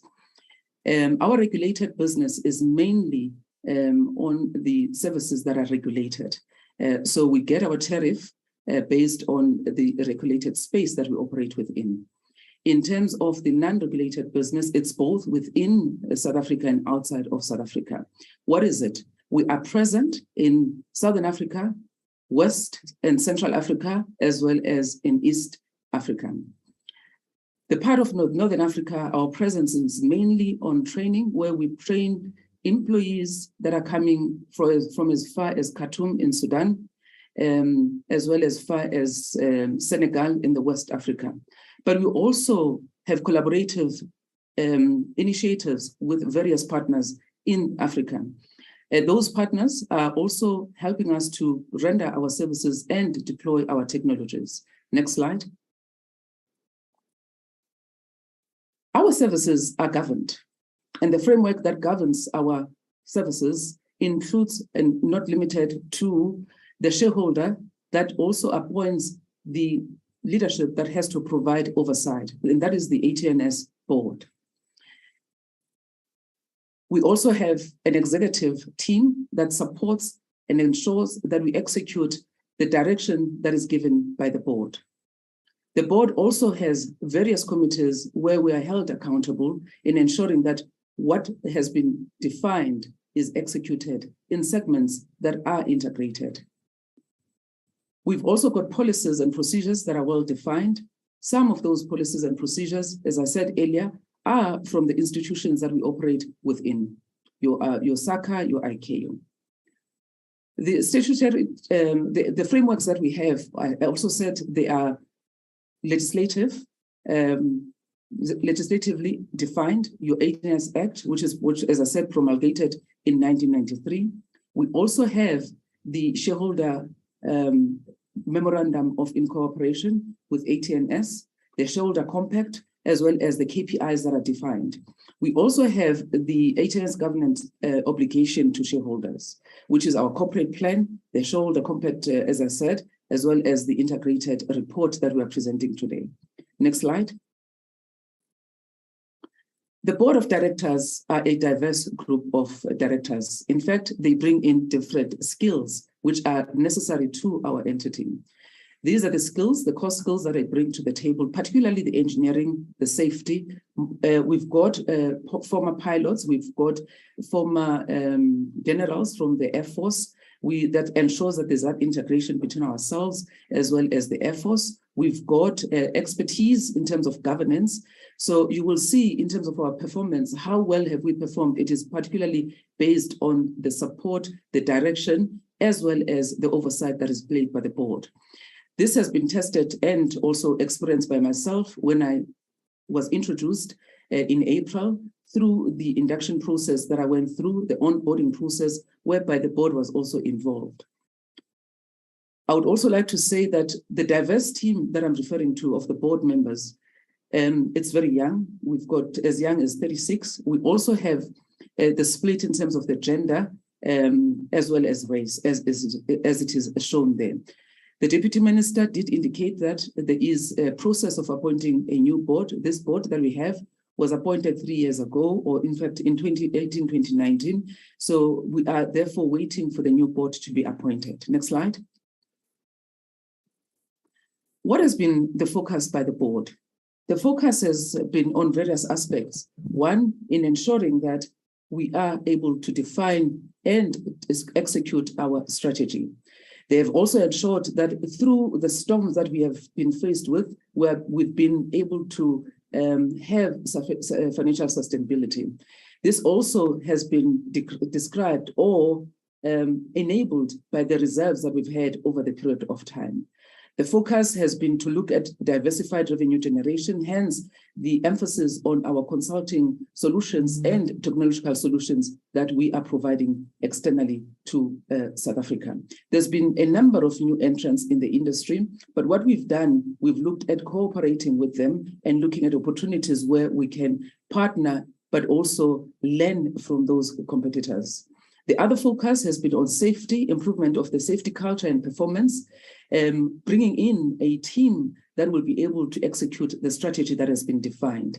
It is for that reason that we have now an organizational design process that has been approved by the board, and it has been executed, though there have been delays in the execution, which I will share later.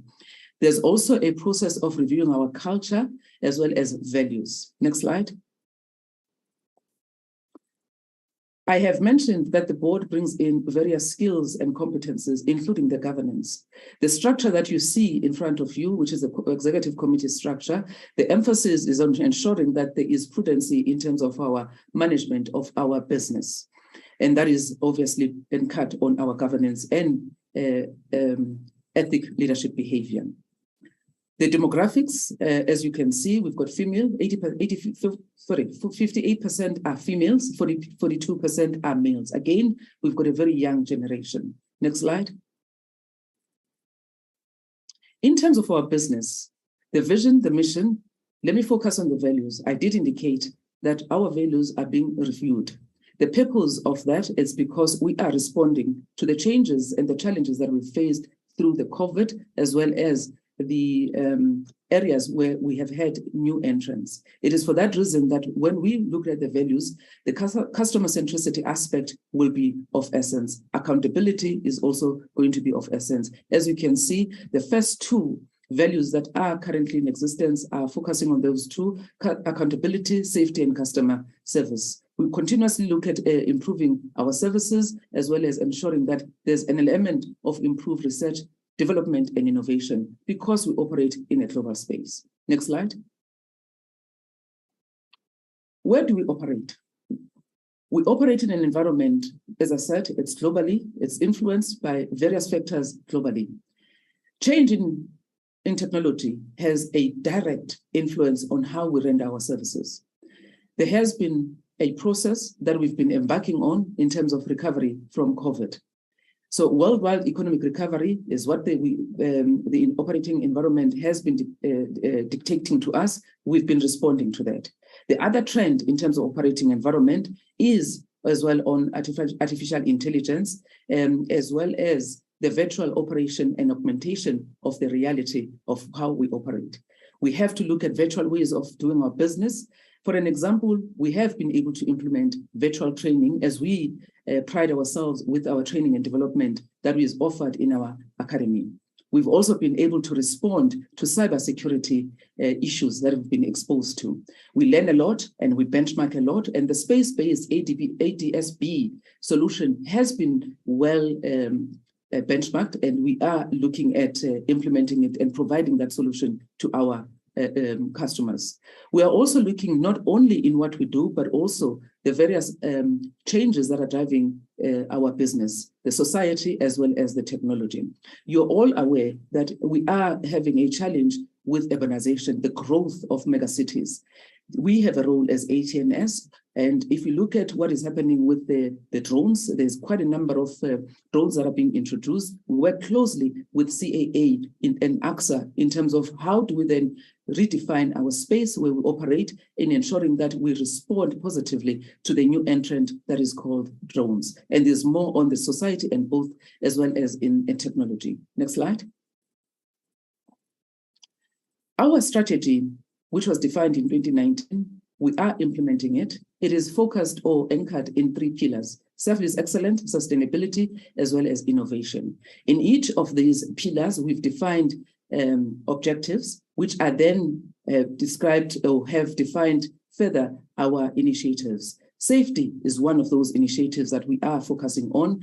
People, as well as the culture of the organization, is one other aspect that we're focusing on. We believe that by ensuring that we create a culture that is embracing innovation, embracing compliance, governance, and ethical leadership behavior is important. Also, to ensure that we are operating in a space, the airspace requires service excellence, but also protection of the environment that we operate in. So therefore, efficiency and continuous improvement is of priority. Compliance to the framework in terms of safety is also of paramount. Next slide. Our strategy is based on customer centricity, as I referred earlier on. And we have therefore defined 3 phases that we are implementing the strategy that was developed in 2019. For the first 18 months, we focused on recovery phase. We had to prioritize our operational plans, look at cash preservations, and hence the chair also referred to our ability to survive during COVID because we had the reserves. The other aspect, that is the second phase, which is where we are now. It's a year 3, second year and the third year, which is where we are sustaining our operations as well as implementation of our strategic objectives. I have to highlight that if you look at the 4th year and 5th year, we've got activities that we had to pull from that year, from the latter year of our strategy. We had to pull it into this 3rd year. And why did we pull it? It's because we needed to respond to the challenges and turbulences and the disruptions that we've been exposed to. One of those was the diversification of revenue streams. The second to that was the development of partnerships that we had to ensure that we build resilience through the partnerships and agility. Next slide. This is the model that we've defined. I am going to try and explain it because it's quite busy, but I will make sure that you have an understanding of what it is. There are various inputs that we've looked into. These inputs looked externally into our environment, but also internally. You look at the financial capability, the intellectual capital, the human capital, as well as the relationships in terms of social relationships that we believe that are supposed to be capitalized. But also what we've done, we've used this input as the experiences and performance of the previous years. We've used those inputs to define our value proposition into this strategy.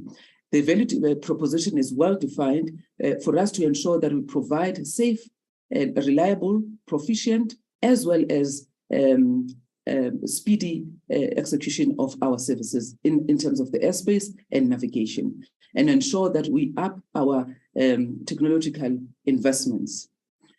The output in terms of considering all of those, as well as the, if you look at the partnerships that I've referred to, the business activities, the output or the outcome has resulted in us being able to achieve the CAPEX performance as has been highlighted, which is going to be detailed by the CFO when he presents later during this presentation. But I'd like to also emphasize that in terms of the financial capital, the CAPEX cash flow, we've been able to up our game to compare to the previous year of financial year 2019-2020. We upped it by 31 million, from 155 million to 186 million. Our operational expenditure as well has also, we've been able to manage our cost, and that also improved on our operational expenditure. I would like to say our regulated business as well as non-regulated business, they are contributing significantly, of which 60% of our revenue comes from the non-regulated business. The manufacturing capital refers to the communication, navigation, and surveillance infrastructure that we install in our organization. I'm not going to touch more of that, but I just want to go to the human capital because that's where the board has directed us to ensure that we focus on those. We have, in terms of creation of jobs, created 1,124 employees or jobs that we've created within our space. We continue to do so as we look at other services that we render in collaboration with our partners. In other words, when we have a partner, an OEM that we render the services to, we create jobs. The other aspect that we have also looked into is emphasis on development to ensure that the safety standards are adhered to, and also involving the people with disabilities, previously disadvantaged population, as well as people with disabilities in our transformation program that includes our enterprise development. Next slide. What have we achieved? If we say this is a strategy that we've implemented, that's the outcomes that I've referred to, what have been the achievements? The trends in terms of where we were at the end of March 2022, which was our year-end, financial year-end, globally, there has been improvement by 76% compared to the 2019 year where there was no COVID. In terms of the air traffic movements, there's been 93% since January 2020. These numbers have been provided by the Kenzo Global Office in terms of traffic analysis. In terms of the arrival and departure movements, those have been increased domestically by 102%. I must also mention that our business has an opportunity, or domestic performance or domestic activities contribute 67% of our overall revenue. In terms of the arrival and departures movement, 110%, if I round it off, has been an increase in our international movements, arrival and departure movements. Let's also continue to focus on what we've achieved, focusing on a human or workforce side of things, or human capital side of things. We've initiated a culture review, as I said earlier, which is then anchored under the future fit workforce. We looked at the organizational design as well as the values. We've also been able to complete the Section 189.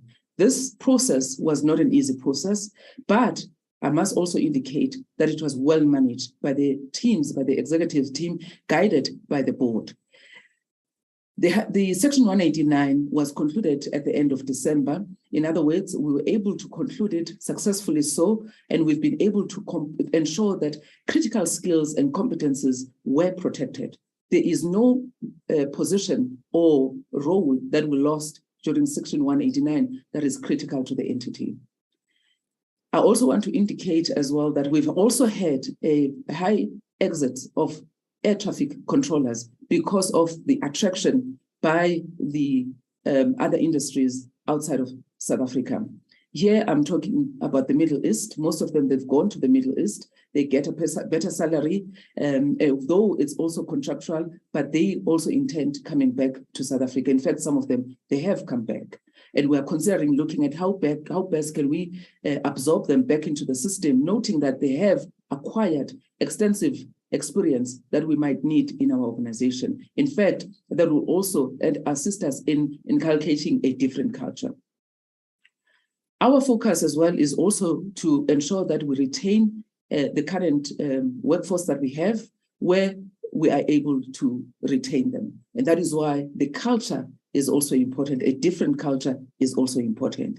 In terms of the pride that we have, the academy, which is recognized by within the continent, but also in other countries where we have partnerships with, for example, New Zealand Air Navigation Services. We partner with them. They provide us with the simulators.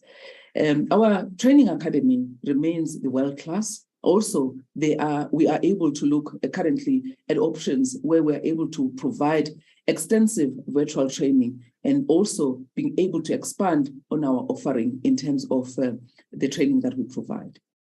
That also says we'll continue partnering with institutions and looking at having our qualification recognized by SAQA, but also being able to provide degrees as well as other qualifications that are recognized by the local institutions. We work very closely with other transport sector, like your CETA, your transport CETA, TITA. In terms of the accolades, we continue to be the top employer. This has been happening for the past 5 years. We have been able to get certification on QMS. Also, in terms of safety, we have improved on our safety and we're held accountable by the board, particularly on their oversight role in terms of the execution of the safety management strategy, but also the safety management system. In terms of our ratios, The safety ratio, the target is 7. We've been able to achieve 5.42. In terms of accident rate, we have not had any in the past financial year. We've also been able to achieve level C of the Kenzo maturity. The level C refers to the risk appetite. How do we manage our risk to reduce safety exposure? How do we develop our people? How do we offer our services to reduce exposure to safety, particularly if you look at our partnerships and collaboration with other entities? Next slide.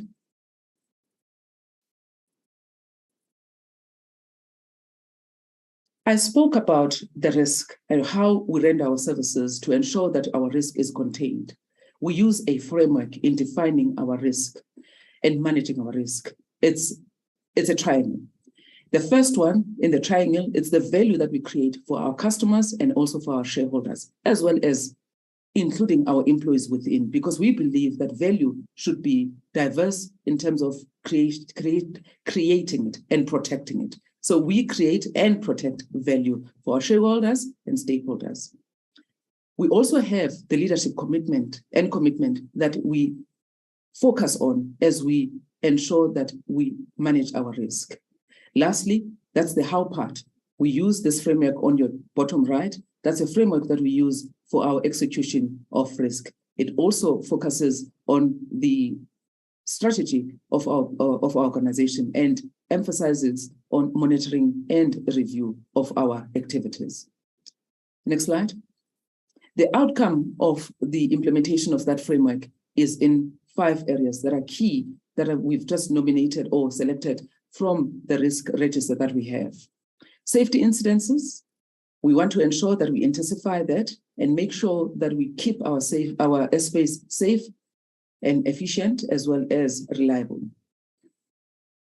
Improvement on our safety or SMS continues to be what we need to achieve.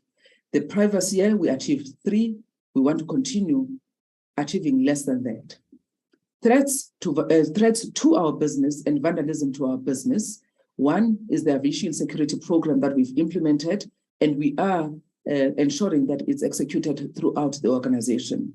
Here, we're also looking at the threats that have been imposed by cybersecurity and noting that the space that we operate in should be protected at all times. In terms of vandalism, we've got assets that are deployed in various areas where they are in isolation. We've been exposed to our technology being vandalized and also being stolen. But we've got a plan and we are working with other institutions like your Transnet, where they've got visibility in those areas so that we're ensuring that we're able to close the gaps. Financial sustainability risk, yes, we have been able to mitigate that by the cost containment measures that we've put in place. Again, ensuring that we identify external funding, which we have done, but also diversifying our financial revenue activities. Cybersecurity, I've mentioned it. There's continuous risk assessments that are conducted, inability to attract and retain critical skills. Our mitigation is also on talent management, succession planning, as well as development of a retention strategy, as well as ensuring that we develop our employees and focus on the strengths that they have. Next slide. We've got stakeholders, internal and external. And in terms of our internal stakeholders, we've got a good relationship with our unions, and we also have a very good relationship with our employees. DOT continues to provide direction. DOT continues to hold us accountable in terms of our performance. In terms of our external stakeholders, we've got our suppliers that we are also holding accountable. We've got regulating bodies. We are also managing our business and executing it under the authority of CAA.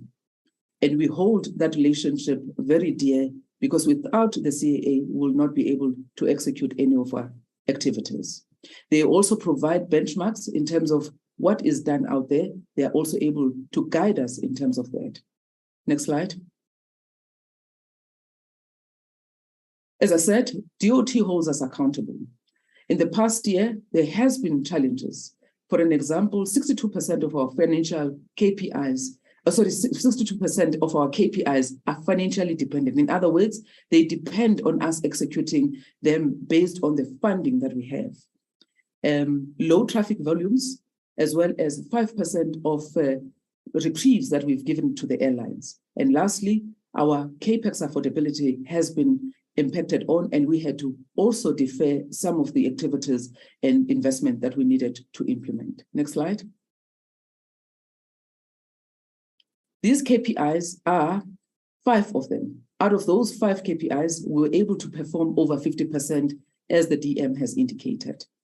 This is the list. I'll just use one example just to demonstrate how we've performed. The first KPI, where there are 16 KPIs in total. Out of the 16, 9 we've been able to achieve, 7 we have not been able to.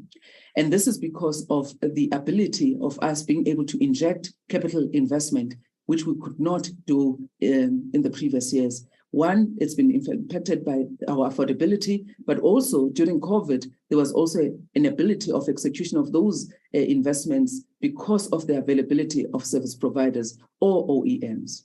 Next slide. Our transformation plan and strategy is anchored in the defined transformation principles. They are defined by DOT. We aspire to have a level 1 BBBE level or performance. Currently, we're sitting at 2. For the past few years, we've been sitting at 2.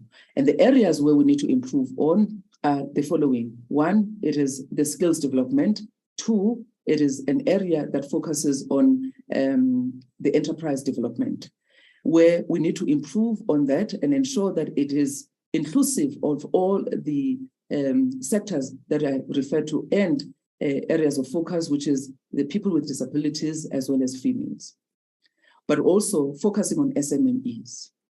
In terms of internal focus and with the workforce profile, we have improved on our employees, having employees with disabilities. We're currently sitting at 34.78% of African females, as well as 39% of males. In terms of organizational structure, our demographic is as follows. We've got about, with Black females, we're sitting at 38.35 overall, but in terms of our operations, we've got 52% of our females in our ATS, which is air traffic services. Our core business, we're sitting at 58%. In terms of the executives, as you've seen, we've got 58% of females. I've noted the direction. Maybe we should just continue to the next slides and maybe hand over then to the to our CFO to present the financials. CFO.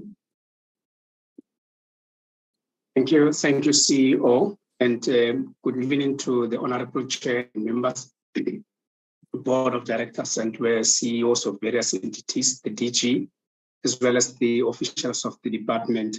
It gives us pleasure to present the annual financial report for the year ended 31st of March 2022. As indicated, Chair, ATNS has continued to obtain an unqualified audit opinion. This is the same opinion that was obtained in the previous year. Regrettably, the entity has had to deal with issues of material misstatements, and in addition, the external auditors were unable to obtain evidence for reliable reporting of the performance against the predetermined objectives. These are the areas that management has resolved to dedicate time and effort to address in the current financial year. Chair, despite the difficult conditions, trading conditions, ATNS performance improved during the year under review. Our revenue increased to 1.024 billion in the current year, compared to 547 in the previous year. And this is mainly due to increased billable air traffic movements. And the increase in these movements in the main was recorded within the domestic market. And we are happy that this increase in revenue was achieved despite only a 0.6% tariff increase. Our EBITDA has also improved to a loss of 217 million against a loss of 620 million in the comparable period. And for the current year, we recorded a loss of 378 million compared to a 578 million loss last year. And this is a total reduction of about 200 million all in all. Management's efforts to contain costs have gone a long way in ensuring that the entity is able to operate during COVID. And it's our view that the losses will significantly reduce in the upcoming year due to the increase in the movements and the tight cost containment measures that the entity continues to put in place. Consequently, our ROCE, or return on capital employed, improved from a negative 26% to a negative 11% in the year under review, while our debts remained fairly constant at about 4.4%. As the CEO has indicated, our non-regulated revenue rather, contributes about 16% to the total revenue pot. And part of the non-regulated revenue is the revenue we generate on the continent, including the VSET products, the NAVISET products, the external training for our sister ANSPs on the continent, where we offer the air traffic control training. Our set, if you can move on to the next slide. Move to the next. I've already touched on the non-regulated revenue. The set of financials we have, Chair and members, demonstrates a resilient business that continues to survive, or that continued rather to survive even during the worst of times during COVID. We continue to maintain a very strong balance sheet. And as indicated, although we are still in a loss-making position, our performance has showed improvement, and we are excited about the opportunities and the prospects of us turning the corner in the upcoming year. Must indicate, Chair, that we continued to invest in our CNS equipment, being the communication, navigation, and surveillance equipment. The amount spent during the current year is around 186 million. However, due to uncertainties around our recoveries, as well as gaps that were identified in the execution of capital expenditure program, commitments could only be 375 million. Compared to 539 million in the prior period. As indicated earlier on, the Chair has touched on it, that we have made significant progress in the reduction of irregular expenditure. Plans are afoot to keep this at zero. Currently, we are sitting at 92,000, coming from 9.7 in the previous financial year. It's a huge decline, and ordinarily would want to keep this at zero so that we do not reflect the irregular expenditure. We are also working quite hard. If you can move on to the next slide, we are working quite hard to reduce the next slide, please, to reduce the fruitless and wasteful expenditure. And while this is still very high, management has made efforts and to improve the environment, the control environment. In the main, this is as a result of ATNS paying suppliers late, in particular the municipalities where invoices are not always received on time, and when they are received at the end of the day, they are interest charges that have arisen. We are putting controls in place, as we have indicated, to arrest this, so that we, as in the same manner that we have been able to manage irregular expenditure, we keep this to an absolute minimum, being zero at all.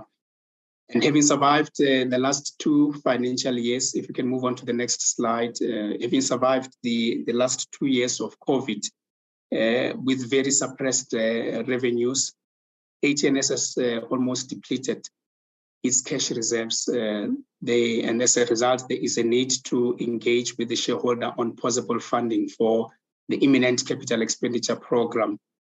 I must indicate, Chair, that at the start of COVID, ATNS had cash reserves of about 1.6 billion.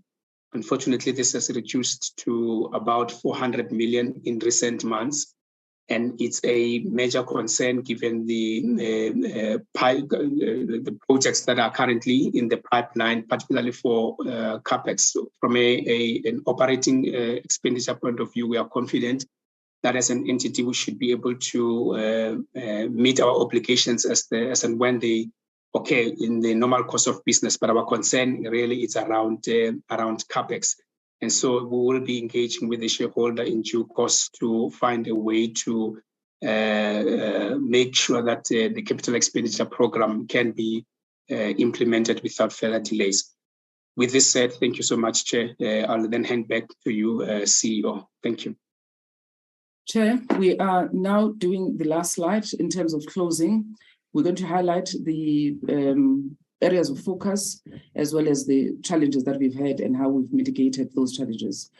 In terms of the execution of the organizational design, we've had challenges and had to stop and pause and look at what is it that we can do in response to the challenges and the turbulences of 2020-2021, and also the challenges that we're facing in terms of the revenue that we were not able to generate as we had to or anticipated. We had to relook at our job profiles, and that's why we had to pause when we defined the 2B process in these milestones, because we concluded milestone 1, 2, and 3. And milestone 4, we had to pause and look at what is it that we need to implement in terms of the revised job profiles. For an example, looking at entrepreneurial skills, advancing ourselves in terms of technology, upping our game in terms of deploying the technology. So engineering skills, technological skills were the areas that we needed to focus on, but also ensuring that we create an environment, and therefore the EXCO members are on board in ensuring that that environment is prepared or created so that when we complete the org design process, it is also geared with or is prepared in line with the new culture and values that we need to have. The last aspect of our milestones will be the effectiveness of the org design, where we measure the effectiveness, but also before that, we also need to ensure that we develop processes and we benchmark with other players as we continue to assess readiness in terms of the initiatives that we're implementing. Next slide. I've spoken a lot about ATA, but I also want to highlight that our training center is regarded as one of the center of excellence by ICAO, a regional training center, meaning it looks at the continent as a whole. We've been able to provide diverse products, and we have a diversification product strategy that we've developed.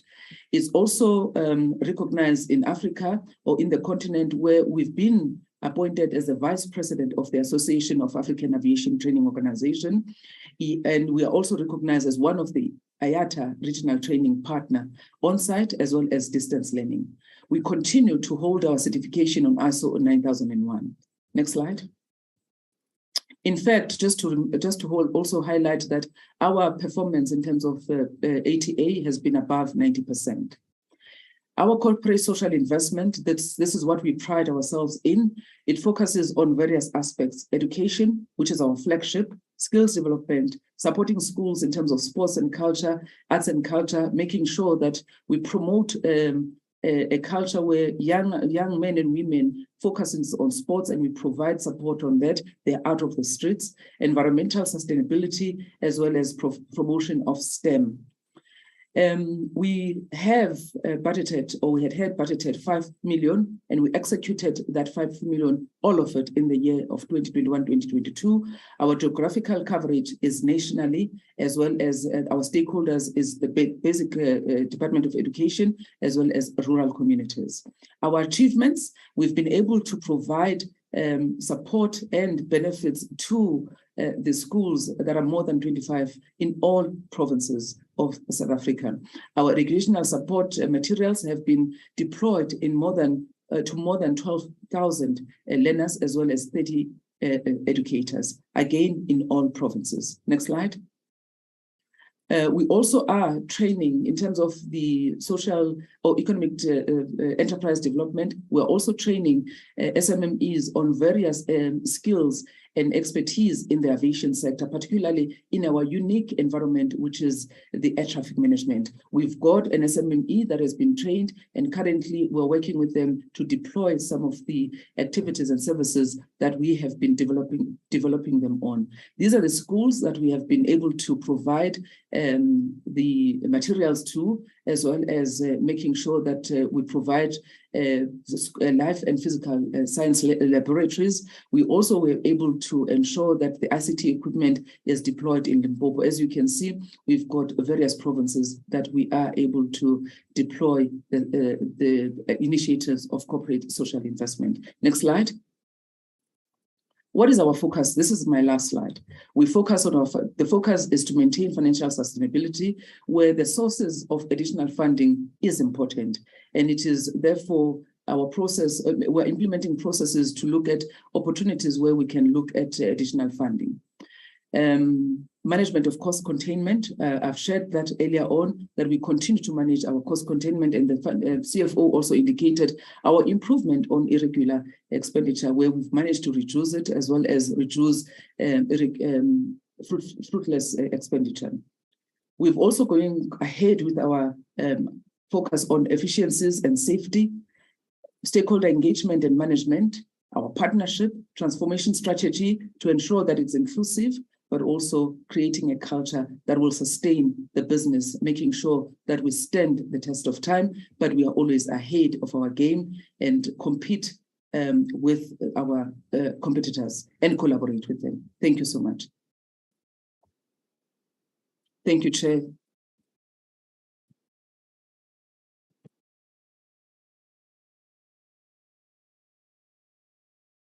Thank you, CEO. I'm sure the chair of the meeting and chair of the committee would is trying to unmute. Thanks. Yes, thank you very much. The day has been long, and the presentation was very, very capturing. Can I ask CEO? Thank you. That was a baptism of fire, but you did very well, I must say. Can you address the issue of the incident at the Cape Town International Airport that was raised, please? As members will indicate what their interest is in terms of follow-up. Thank you. Thank you, Chair, for the opportunity to respond. We worked very closely when we realized that there was this incident. And I would like to also stipulate that we ensure that safety is critical in our airspace. And we deploy technologies to ensure that our operations is safe using technology, but also ensuring that our employees are trained accordingly. Our activities that are executed by our employees are governed by the standards that are defined by ICAO. So we've got annexures that are defining the services that we are rendering through our operations employees. Furthermore, we were made aware of this aircraft, but also to note that this aircraft complied with all the requirements to accept and land an aircraft accept it in our airspace, but also to land it in South Africa. They had the necessary documentation. Furthermore, when we were alerted, we then collaborated. In fact, CAA and AXA took the lead, and we were then working together with them in ensuring that we comply with all the necessary requirements. What we did in terms of this incident, we investigated and we ensured that we assessed whether there was any violation of the safety rules and safety standards.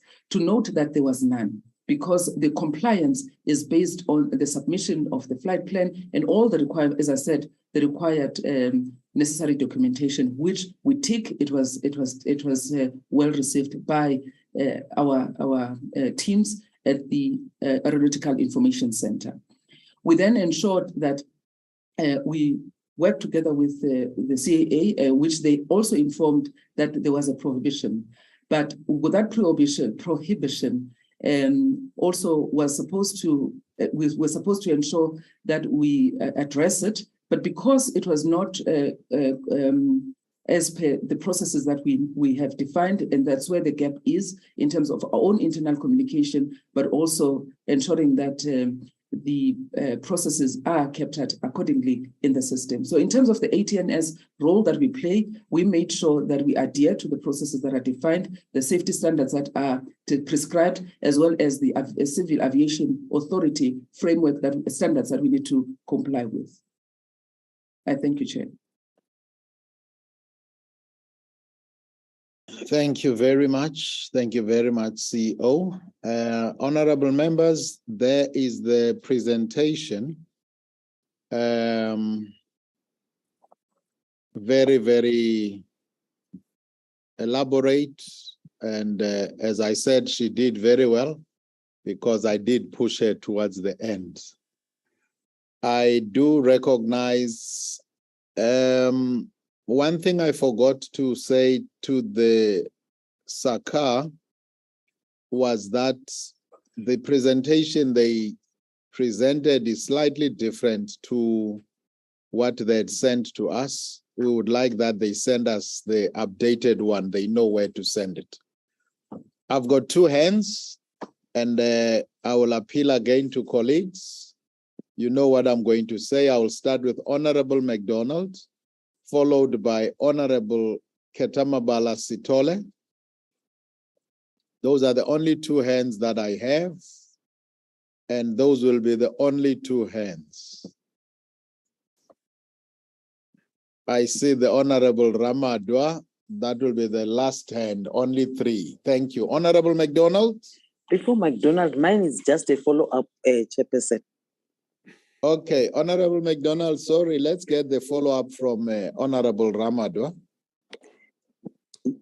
Chairperson, my follow-up is that why didn't they detect that aeroplane before it lands in Cape Town? It's what I wanted to hear.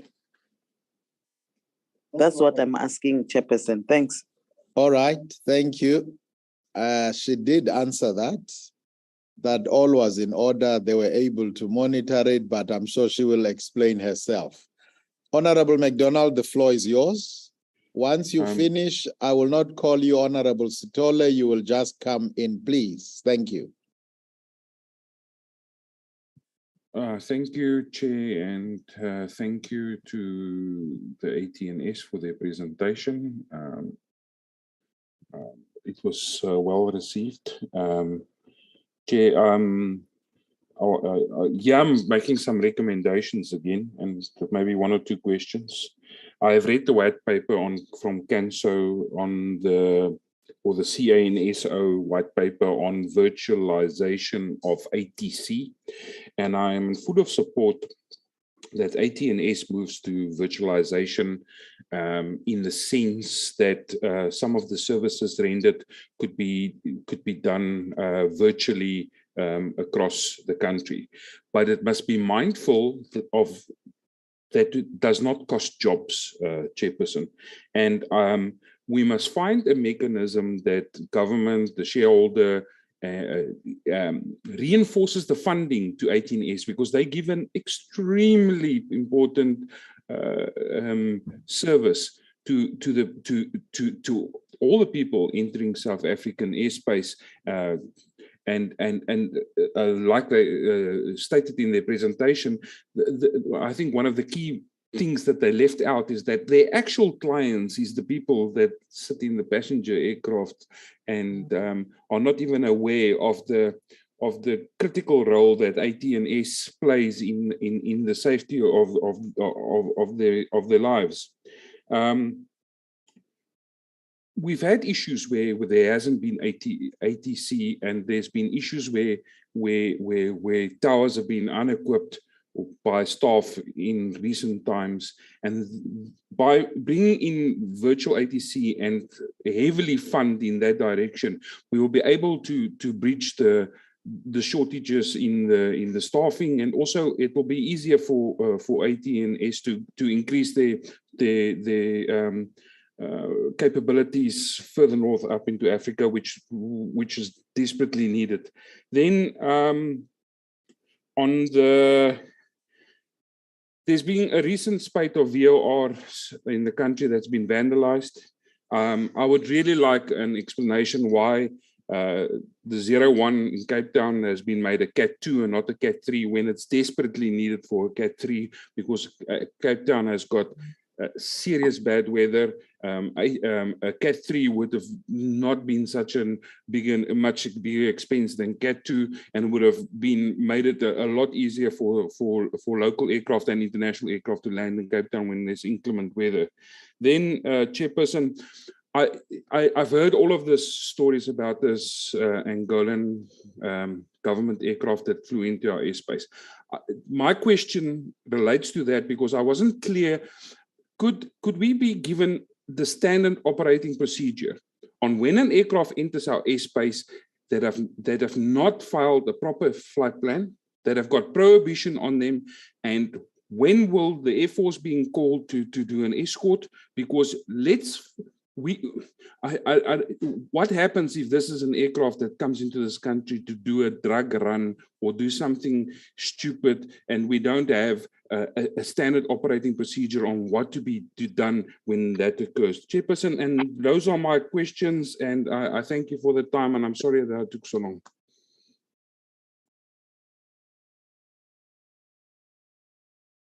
Thank you, Honorable Chairperson. Honorable Chairperson, my first question is that 2020, 2021, and 2022, they receive unqualified report with findings. So my question is, why are they failing to actually deal with the findings? Because the findings are the same. From 2020, 2021, 2020, 2022, the findings are the same. So now, what failed them to deal with those AGSA findings? If they can actually tell us what caused them to fail.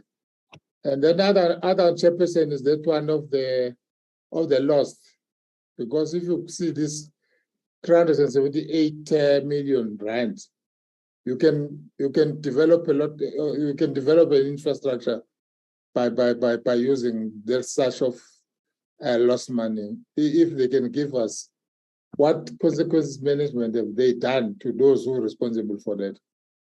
And the other Chairperson is the schools. I'm worried about this support of schools, because it seems that they are not focusing on rural areas. If they can give us a province, which rural areas are they focusing on? Because the 25 schools, when you're talking about the South Africans, South African, the local South African areas, we cannot say you have done something about when you train only 25 schools. If they can actually give us which are those schools in rural areas and township areas. And then the last one, Chairperson, is that one in previous years, the ATNS were actually did promise us that they are going to deal with all those findings. I'm worried about these findings, which they are failing to deal with. Thank you very much, Honorable Chairperson.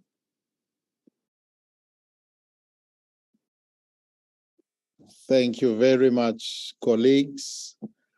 Good to see you, Honorable Ketamabala. Good to see you. CEO, I think on the CSI and the schools per province, please respond to that one in writing in 7 days. The issue that is certainly of interest is the issue of this aeroplane. I think you need to talk to it a little bit and see how far you can go in the response to Honorable McDonald. They are more technical there, but let me leave it to your capable hands.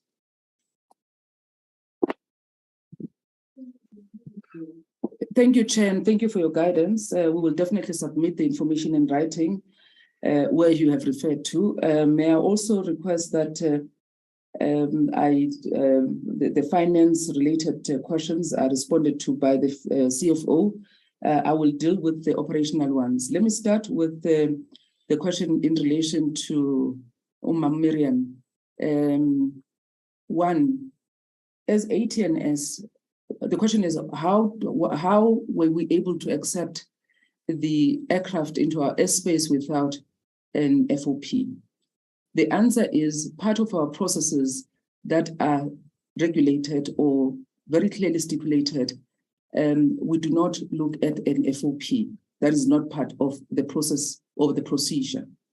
It is a gap that we've identified through the authority, the guidance of CAA. We had to look at ways of ensuring that we comply to the CAA requirements. And therefore, we will be looking at a solution in terms of ensuring that at least it is captured, the FOP is captured into the flight plan process. So it will be included in the flight plan process. It's a trial that we're going to be looking into. Secondly, our processes are very technologically inclined. There's no manual process, and we limit the ATCs to be engaging on matters that will expose them. So in terms of communication between the pilot as well as the ATC, the communication is directly in terms of what is required by the ATC in entering the aircraft into the airspace. So the FOP is not one of those that are required to enter into this airspace, but we have looked into it and we've identified the gap. We will ensure that that gap is closed, working together with the various authorities. And as I said, it's a trial run. We will ensure that we include it and provide continuous feedback. In terms of the SOPs, yes, we can share the SOPs, but they will also include the revised elements that we've identified as gaps that have been identified in this process of aircraft acceptance into our airspace. Lastly, the virtual approach of rendering our services, it's very critical.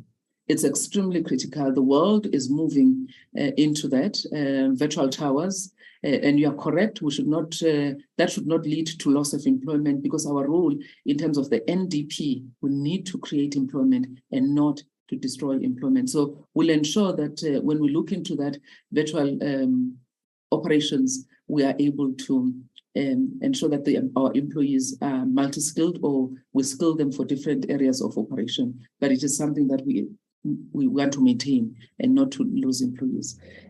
Our environment is very dependent on aptitude. So the training and development of our employees is highly dependent on that.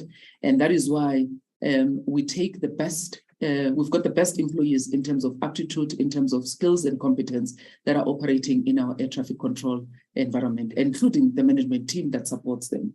And we pride ourselves that we are one of the best in Africa in terms of aircraft or traffic control management, as well as air traffic service provision. We are one of the best.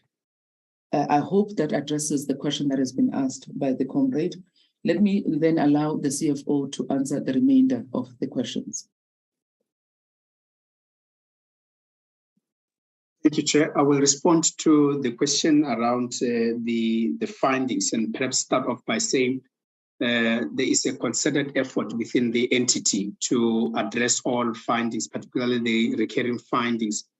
And to this end, there is an audit turnaround plan that has been developed, and it's been monitored on a monthly basis by EXCO and on a quarterly basis by the Audit and Risk Committee. Just perhaps to bring the just a perspective to the material misstatements we have had. In the main, they related to an impairment of a project that was done pre-COVID.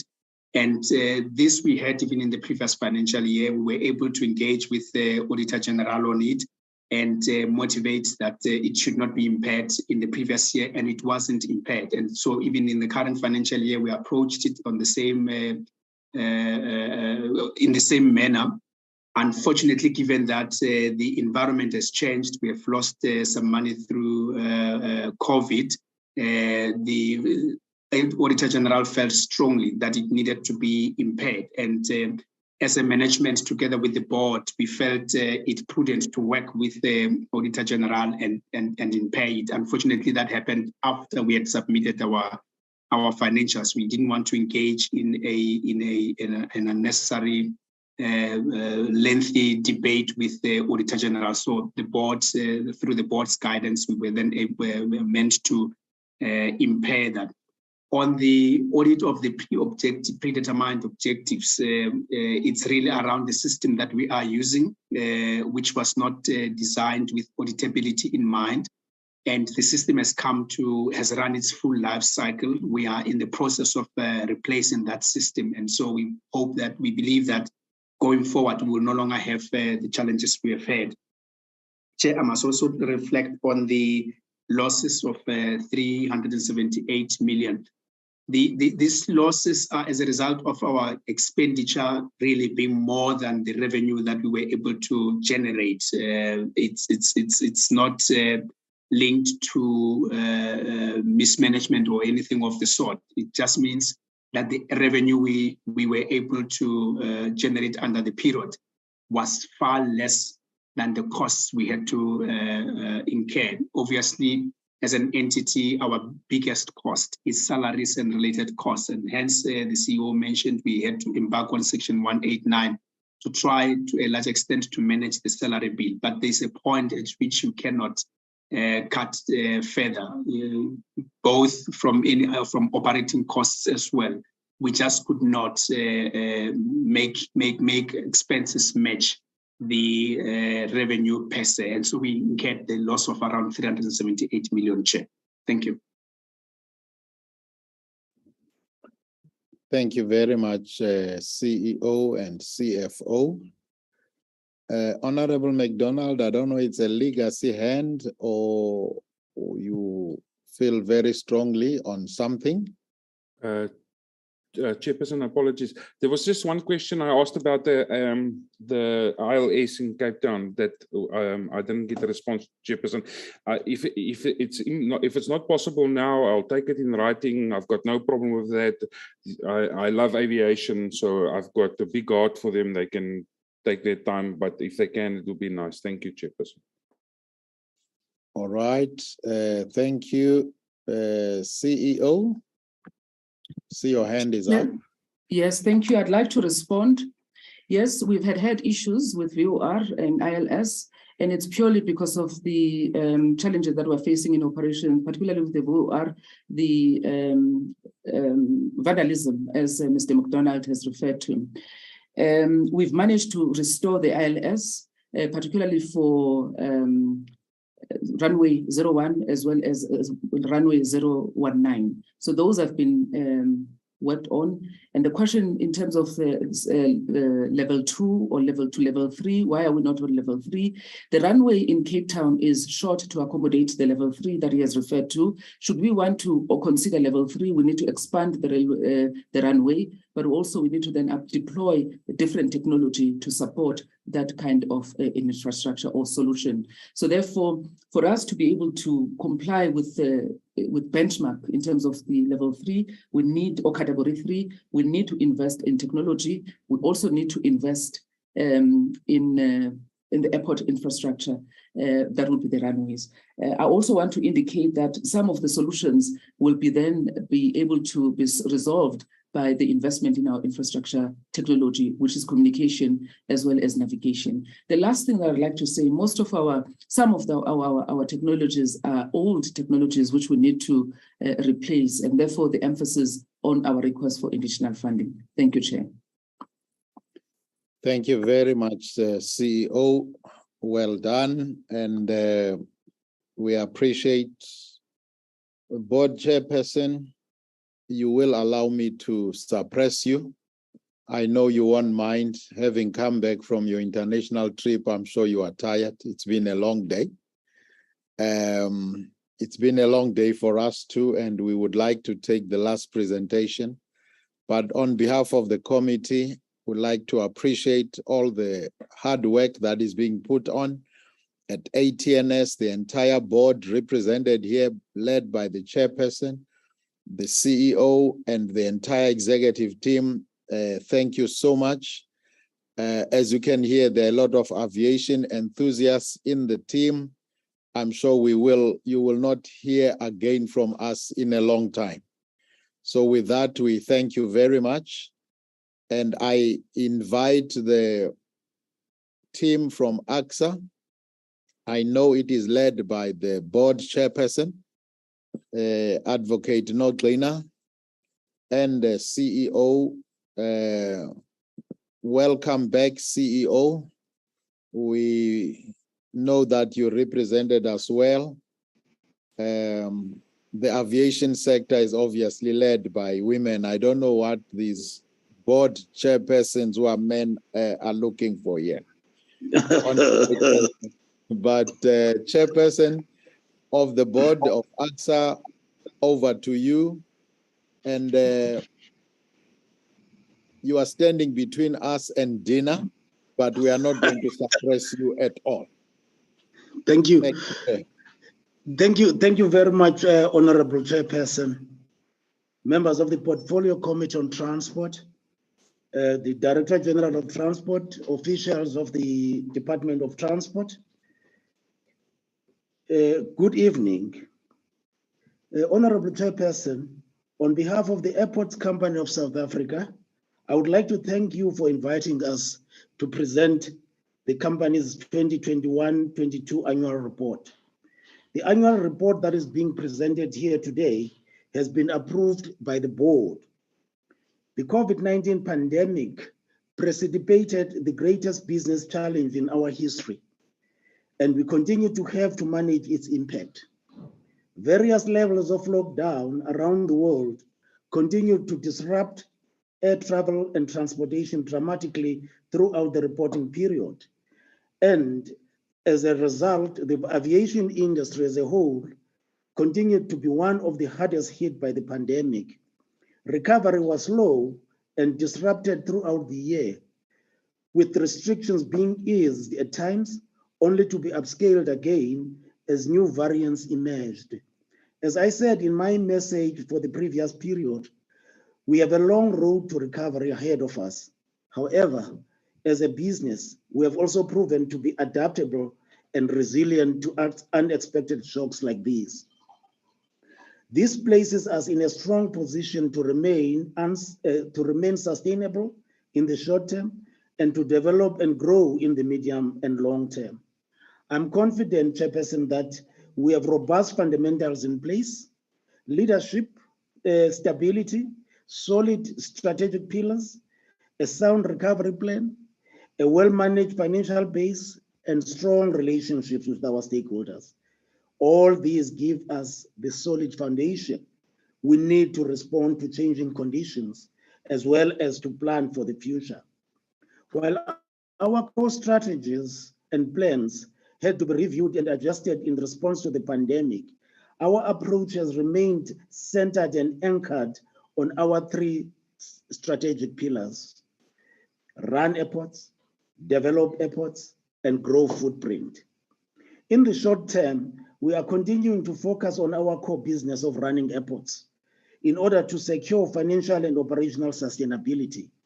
Within the framework of existing infrastructure and capabilities, we are also focusing on diversifying our revenue streams to offset the impact the pandemic has had on aeronautical revenue.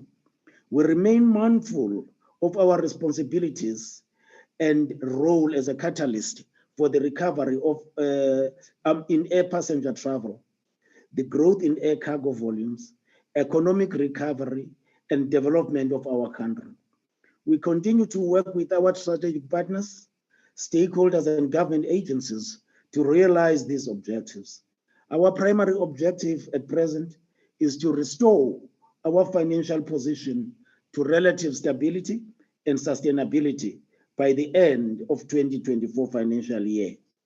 Our focus on sustainability and growth will always be supported by a parallel focus on economic transformation, because we believe that this is not only a constitutional imperative, but also our success as a business depends on the degree to which we deliver value to society. We therefore continue to play a critical role in the transformation of the aviation and supporting industries by maximizing commercial opportunities in the short and medium term, and planning to make capital investments in long-term growth and stability. The CEO will take the committee through the details of how the company performed in 2021-22 financial year, Chairperson, with your permission. I wish to reiterate the board's full support and commitment to management and staff of AXA as they navigate through the COVID-19 environment. Honorable Chairperson, without further ado, I will allow the management team to present the full corporate plan to the committee. AXA is represented by Dudu Hlachwayo, who is the chairperson of the Audit and Risk Committee, Mbumi Mbofu, the Chief Executive Officer, Siphamandla Mthethwa, the Chief Financial Officer, Lauren Les, Group Executive Corporate Services, Fefegazi Sefara, Company Secretary, Madome Ramagobedi, Chief of Staff.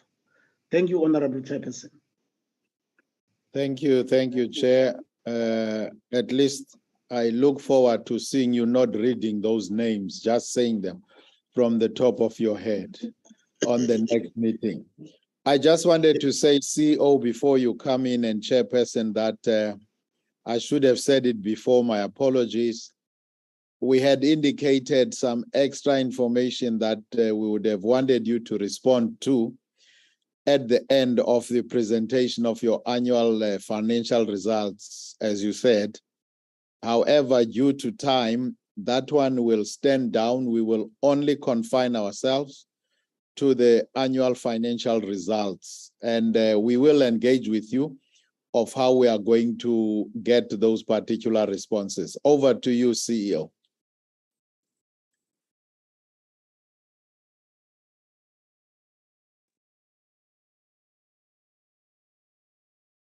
Thank you very much, Honorable Chairperson of the Portfolio Committee. And thank you to the Chairperson of the Board, who has already outlined our introduction to this very important annual presentation to yourselves. I acknowledge the presence of the honorable members, and in case the Deputy Minister is back as well, the Director General, the chairpersons of the boards of the other entities, and CEO and DCA, and all the other colleagues from the Department of Transport who are here with us this evening. Chairperson, can I just confirm that I am visible to you and all is well? All is well, CEO. Continue. Thank you. Thank you very much. Chairperson, I am going to present to you the integrated annual report of AXA, but I would like to indicate that I will be able to present certain matters, and the financial performance, I will ask the CFO to come in and present that component. But just also in the interest of time, I would like to indicate that our presentation is really brief.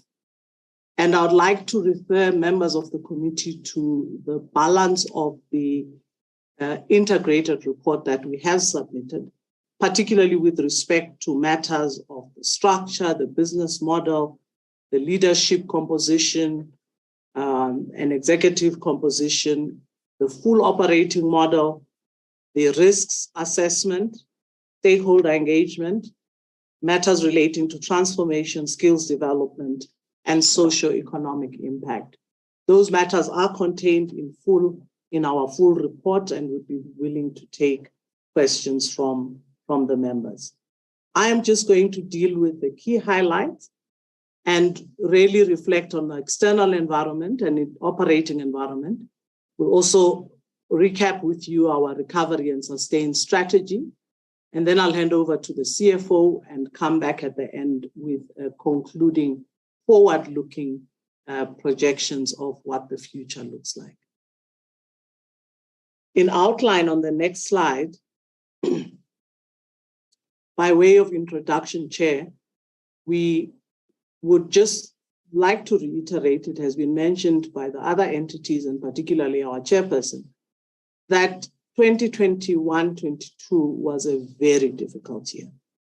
It was better than 2020-2021, but I think in that period, AXA was able to demonstrate remarkable resilience and adaptability. What was promising is we were seeing green shoots of very slow recovery, which were intercepted by various events such as mutation of COVID, the July unrest, which also had a negative impact on our rate of recovery.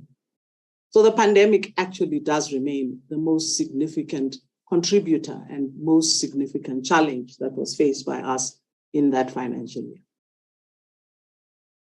In this particular slide, we would cover and just recall with you 3 key areas that basically underpinned our recovery strategy. And first is the issue of the full implementation or the start of the implementation of the recovery and sustain strategy.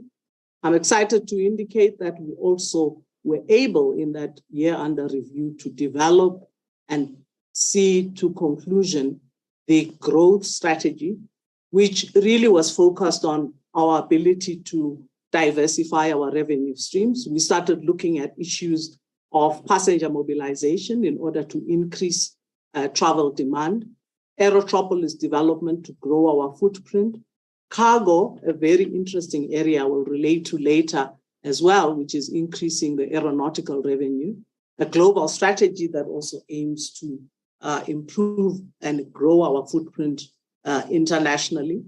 And then we looked at 2 areas specifically of ground handling and fuel, which required review in order for them to contribute to much needed growth. In the financial sector, we continued with the implementation of the revised financial plan. And this revised financial plan, Chair, was very important and instrumental in our recovery. And as such, it helped us to maintain our liquidity. Unfortunately, in this period of 21-22, we had to offer rental reprieves to a lot of our commercial partners. And in detail, the CFO will indicate exactly in the areas where these reprieves were provided. And the provision of reprieves was really to enable them to sustain their businesses. And as a result, AXA was able to make a contribution to the sustainability, but in effect, AXA suffered losses as a result. We reviewed our operating model and governance framework and basically implemented it in this particular year. And what was important there is the focus on operational efficiency, which really was going to determine the extent to which we were in the recovery period going to be introverted and internally focused, improving efficiency so that when traffic returned, we were able to reap better benefits from our operation. The road to recovery is going to be long, Chairperson, but global trends indicate good news that is an upward trajectory, and still we will see better signs of recovery yet. On the next slide, we just share with you the key highlights for the year.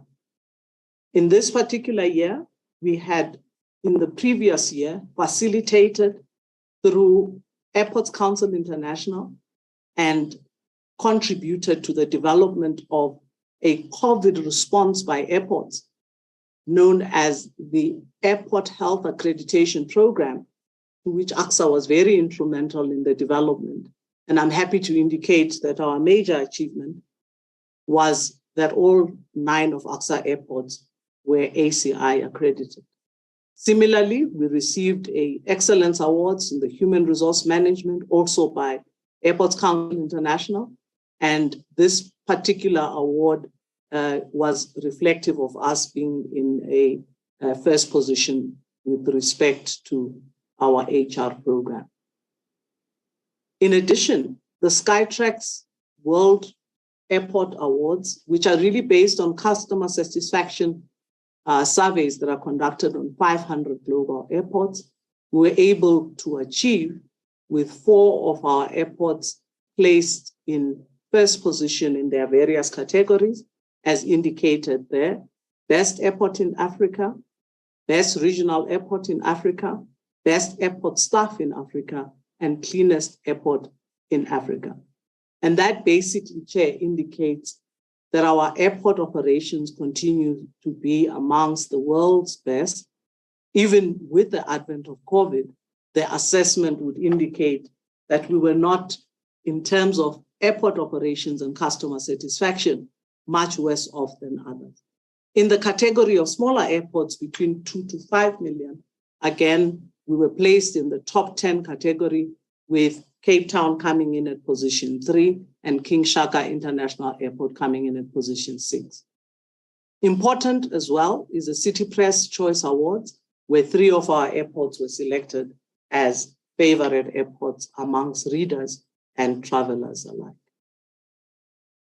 On the next slide, we speak to the external environment. And in that, Chair, would just like to highlight the major influences on our own activities.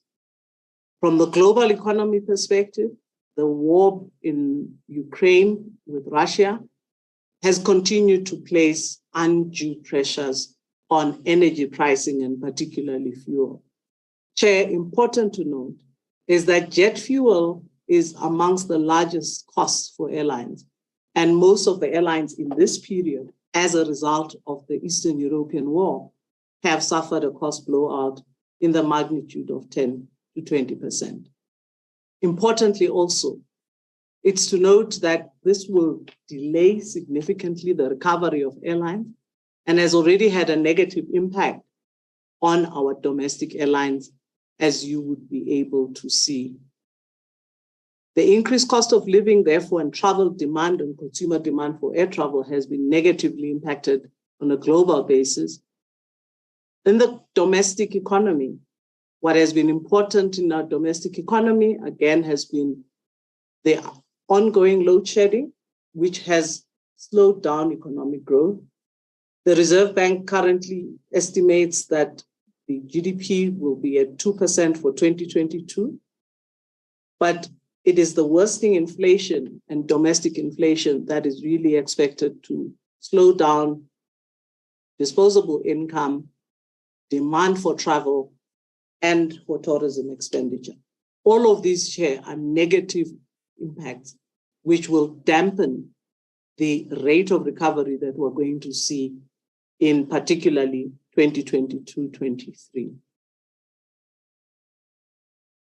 Whilst we know, and the assessments have been done by ACI World with respect to global air traffic recovery, the optimistic picture indicates that recovery globally will be witnessed in year 2020-2024 to levels that were at the pre-pandemic level.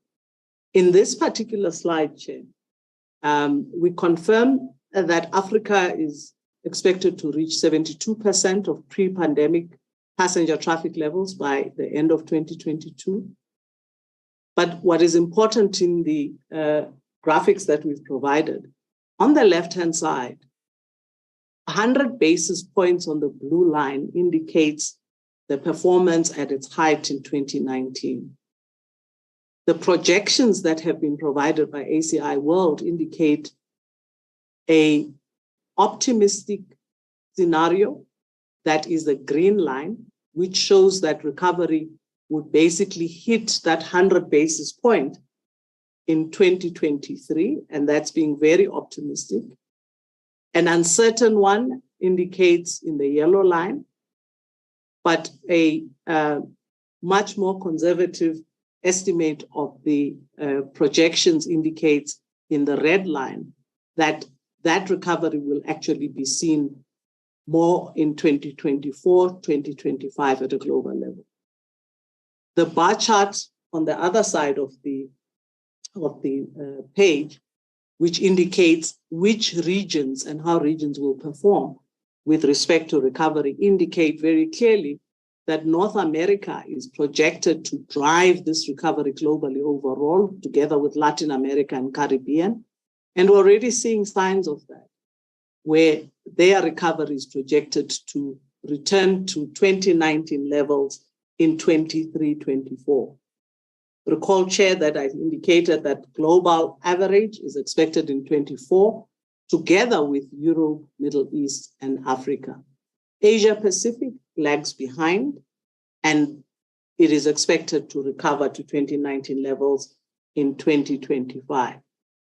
On the next slide, we illustrate why, and this issue around Asia Pacific is quite an important one. In March 2022, quite clearly what had happened in the last quarter of the financial year is Asia Pacific reinstalled and went into lockdown because of a resurgence in COVID in China primarily and in the surrounding regions. And that is that picture shown there with closure indicated in that region at that last quarter of that financial year. And that is really the reason Asia Pacific is lagging behind. But I'd like you to look closely as well into Africa. You can see a picture where certain countries had totally restricted, have moved their restrictions, but others like ourselves at that time had not lifted, for instance, the Disaster Management Act, and therefore we remained with certain travel restrictions in place.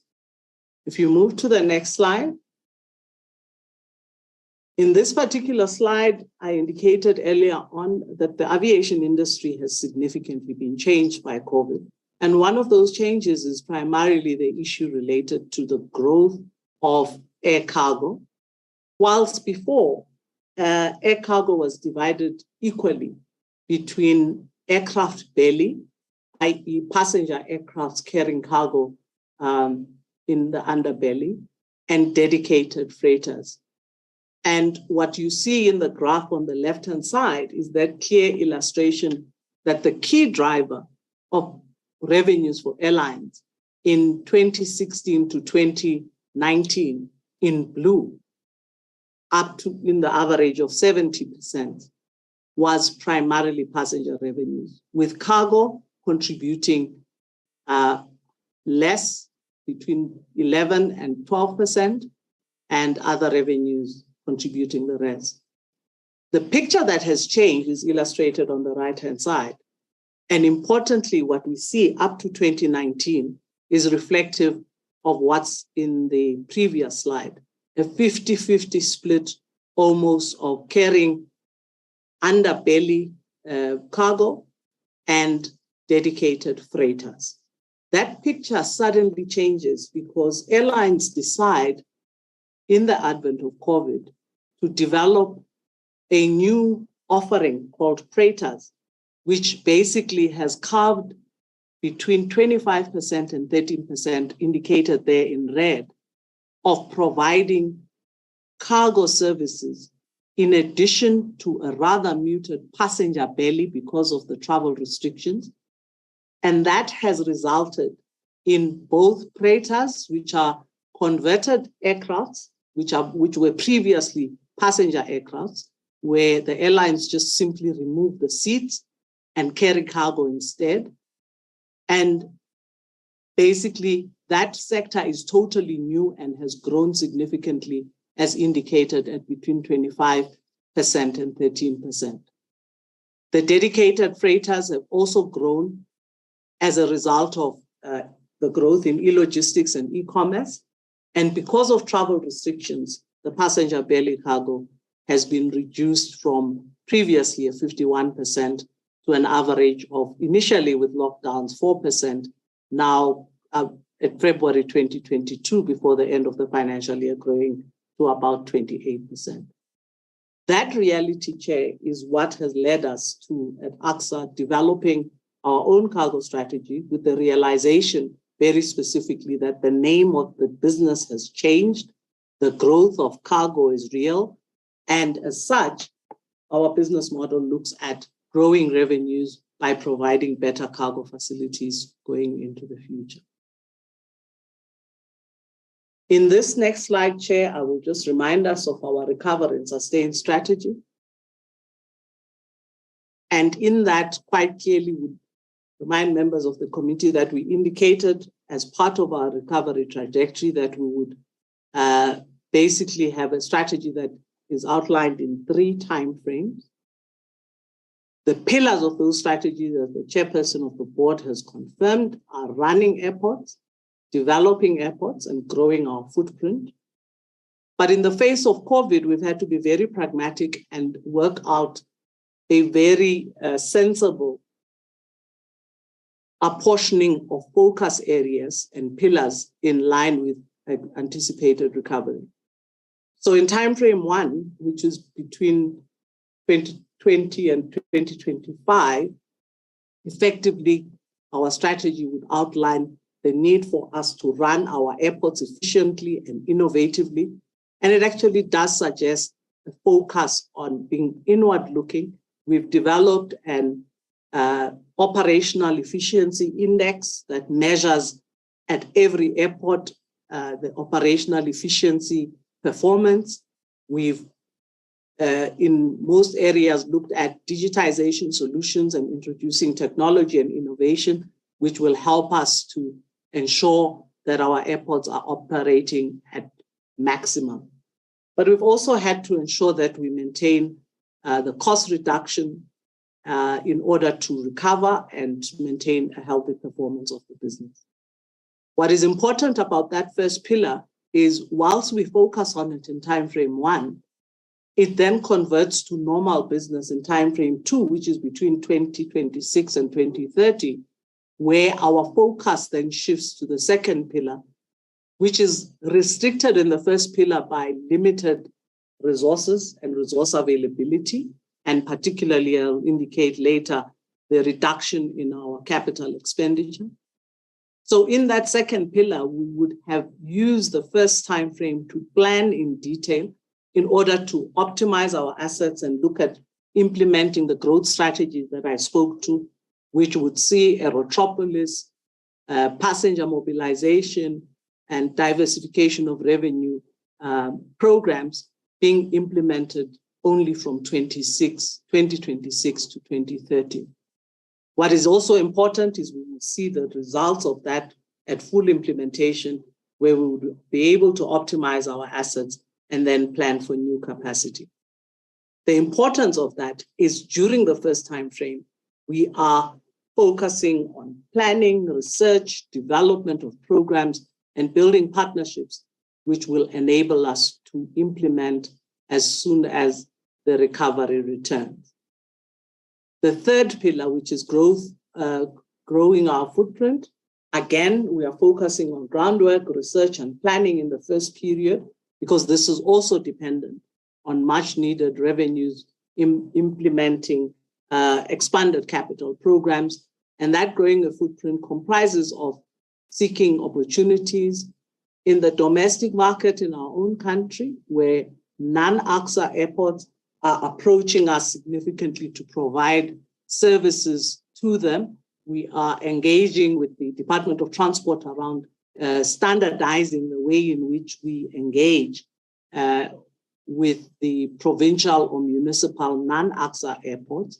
But we're also seeking opportunities elsewhere on the continent, which will help us to grow our footprint and importantly, be able to sustain our business and provide much needed services that AXA is internationally acclaimed for.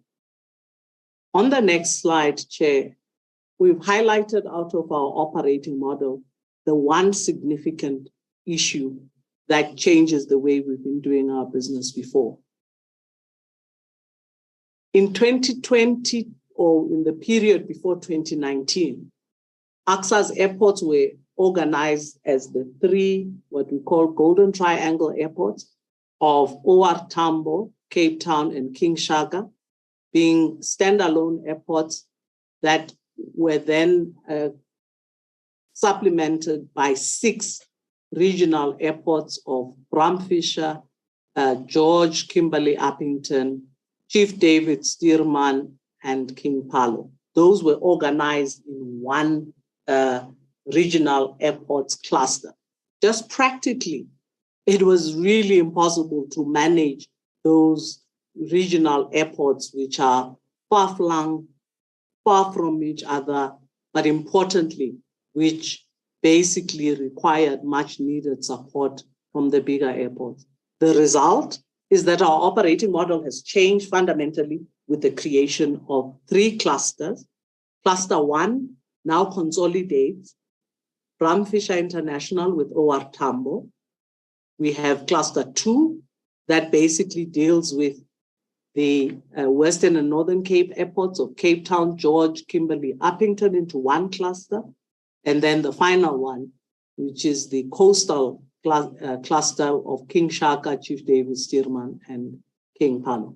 The importance of doing this, Chair, firstly is the realization of the impact of COVID, but the absolute strategic necessity of consolidating our capacity and integrating our airports into local economies in partnership with provincial governments and businesses in those areas to ensure regional economic integration to maximize the potential of those airports. It also allows us to cross-subsidize and be able to support the smaller airports from the bigger airports and share capacity. And one of the issues, because we face through our cost-cutting measures, some voluntary separation with a number of our staff, it also helps us to perform skills rationalization between the bigger airports, which tend to have a lot more skills base and capacity, and the smaller airports. What is also important about this model is that it also facilitates us thinking about the AXA network and maximizing the hub and spoke model in terms of feeder optimization.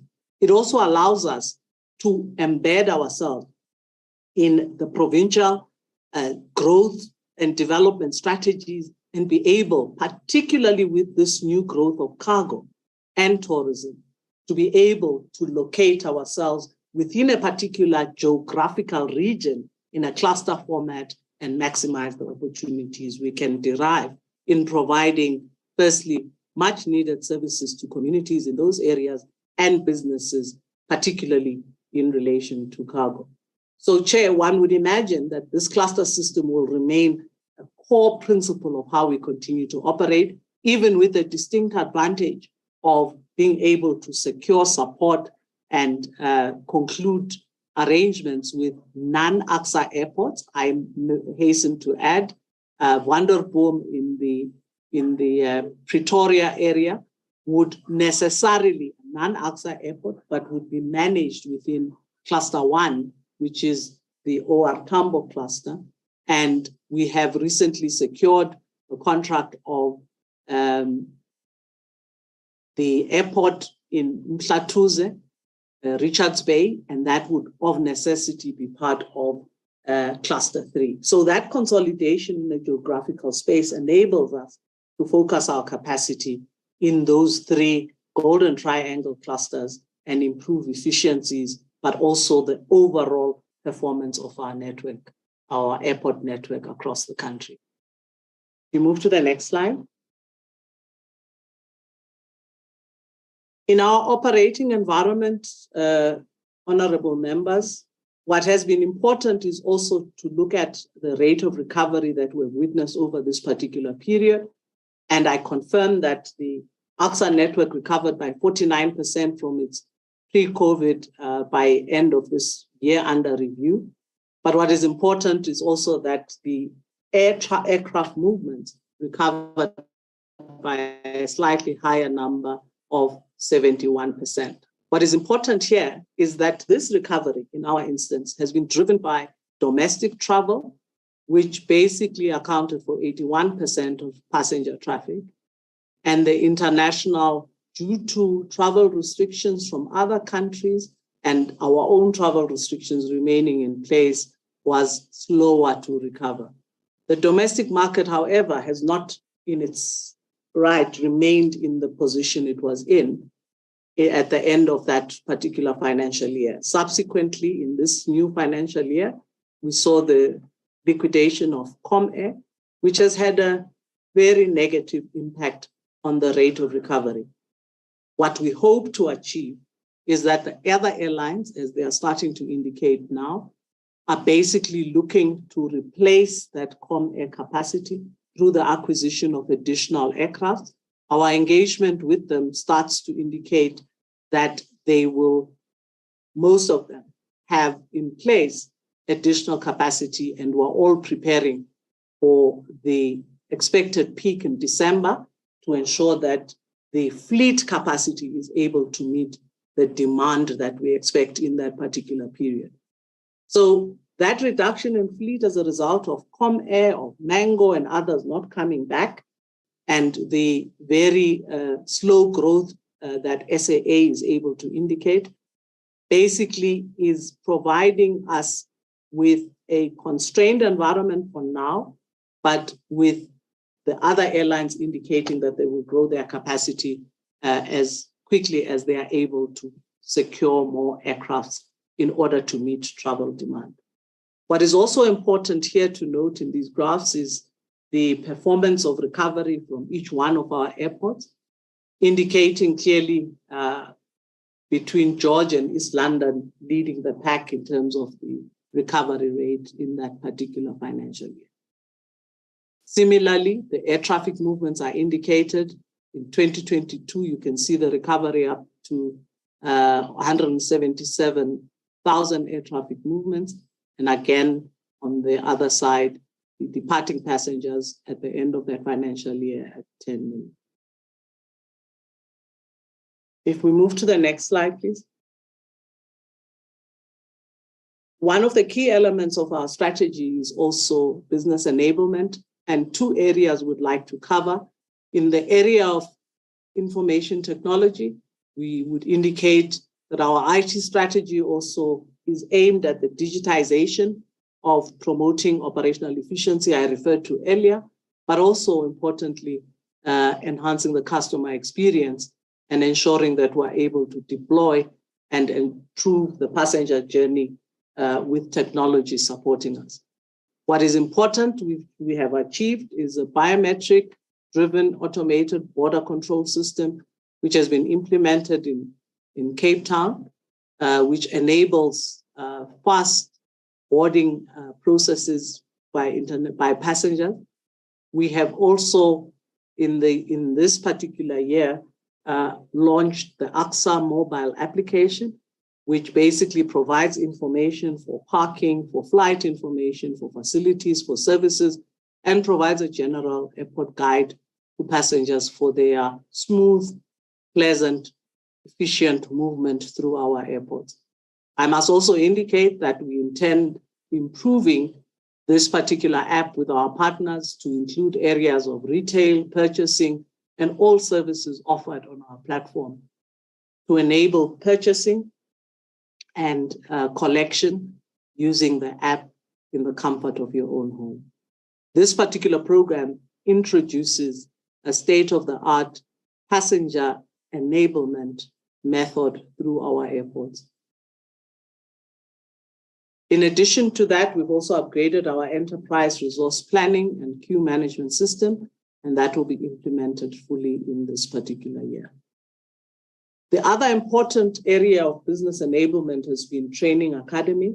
Our AXA Training Academy has been designated and accredited with Airports Council International and ACAO for the south of the equator of Africa.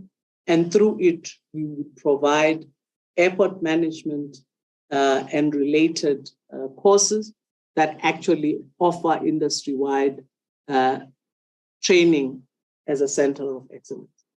This particular initiative was undertaken.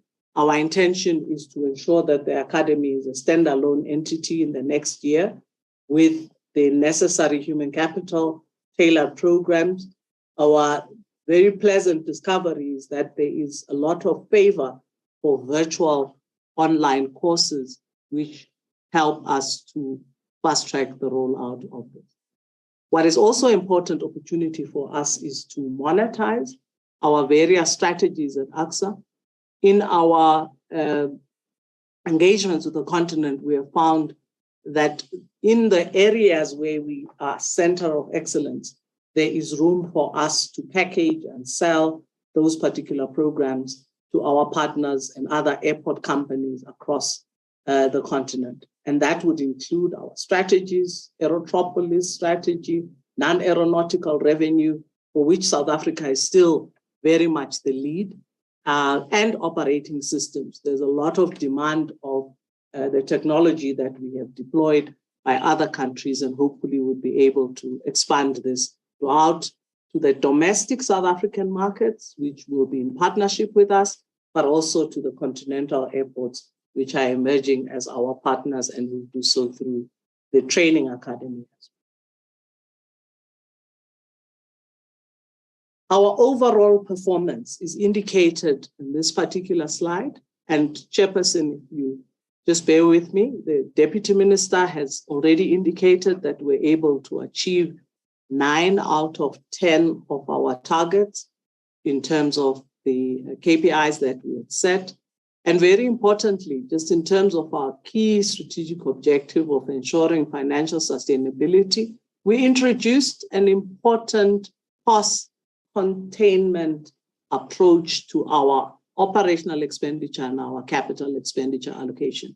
We put a maximum cap, which basically limited us to a particular expenditure. And with respect to operational expenditure, and we also introduced a cap to our capital expenditure, as you can see in that column that says FY2 target. Meeting those targets meant that we must come under the capped amount. And therefore, in those two areas, we indicate successfully containing our costs and containing our expenditure below those targets that have been set. In terms of diversifying our business portfolio, our non-aeronautical revenue, we were able to meet that target and exceed.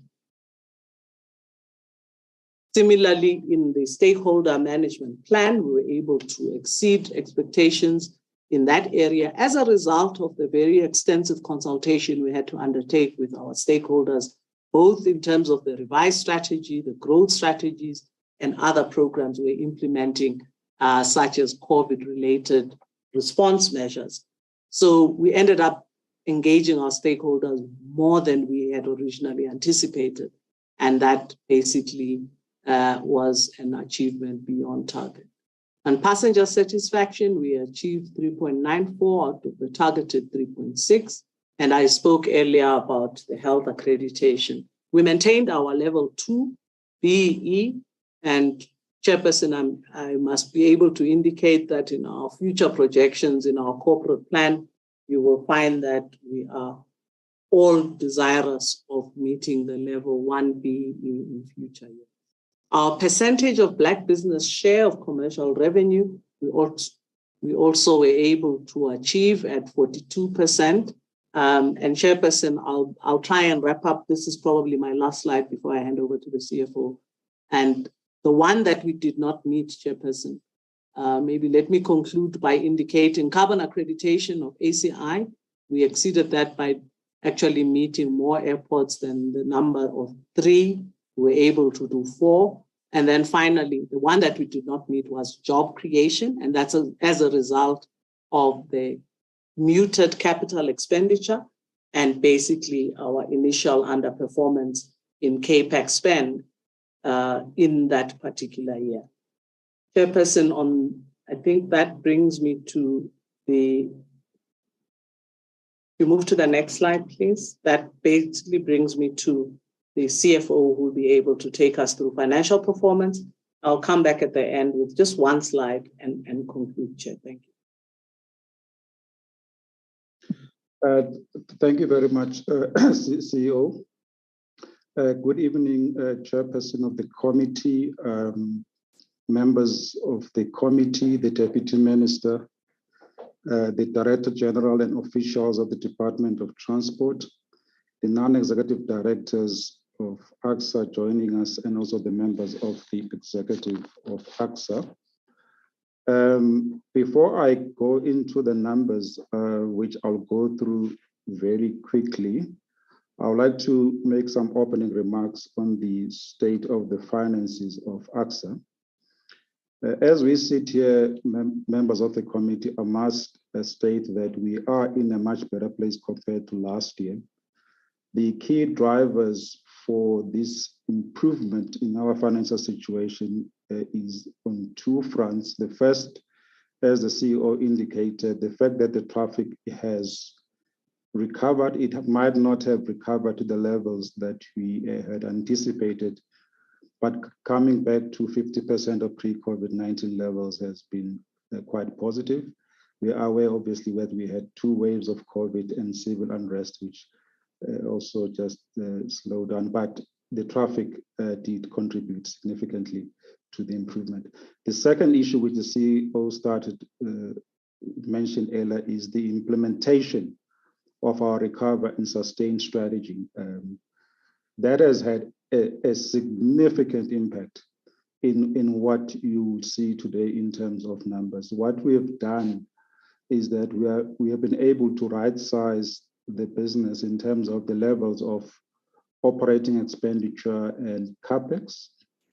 And secondly, what we've also been able to do, we were able to restructure the organization to be a much more agile, fit for purpose, and very much able to continue to grow in the post-COVID environment. So we implemented a new governance framework and operating model.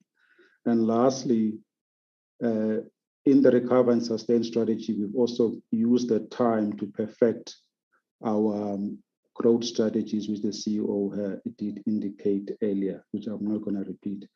But overall, it's a much better picture than last year in terms of performance. As I've indicated, it was driven primarily in my presentation, just in brief.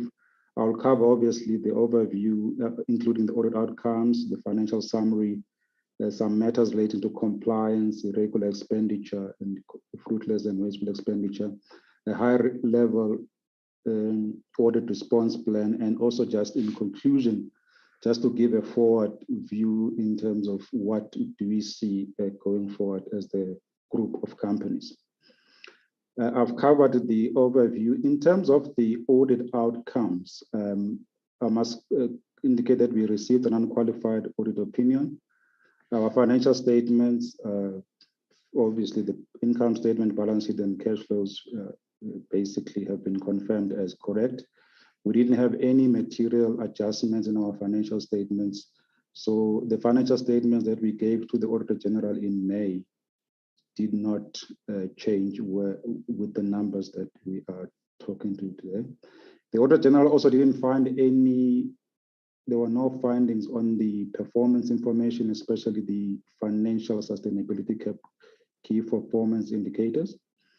On the compliance with the legislation, which I'll cover now, is that the incidence of irregular expenditure of about 44 million is a significant decline from the previous years, and you can see the trend, and is an area that we will continue as AXA to drive down. We've set up a loss control function within the company, but audit steering committees to make sure that we prevent incidences of irregular expenditure going forward. If you continue, if you look at in summary, as I've indicated, traffic recovery really it's evident in what you see here. Our revenue going from 2.2 to 3.9 billion is quite significant. As CEO indicated, 50% of pre-COVID numbers we saw this year. The number on the right is the number that we actually would like to see grow, and it's an encouraging.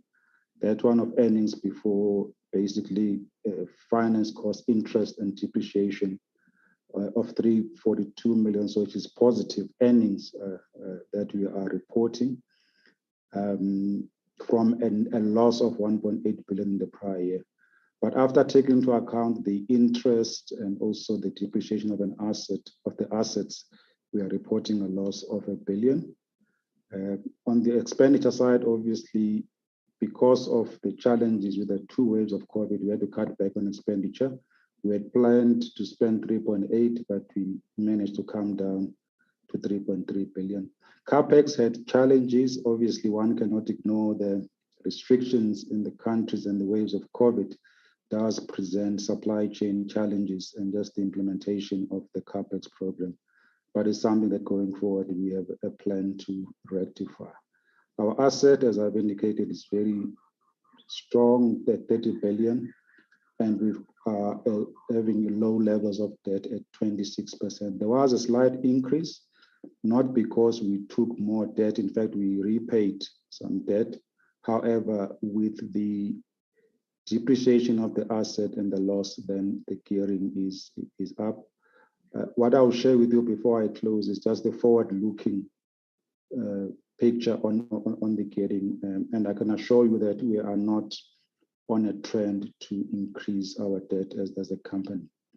The traffic numbers, I think the CEO covered this in detail. I'm not going to spend time on this one. Continue. In summary, just the financial statements. That is basically what you will see in the detailed integrated report and in the financial statements. This is just in a summarized version. Is that we obviously saw the improvement with the traffic recovering. The employee expenses are significantly down because obviously the right sizing that we've done. However, the operating expenses had to increase given the fact that as the traffic recovers, we then restore most of the infrastructure that was mothballed. So you have to spend more money on energy and maintenance and cleaning of the airport.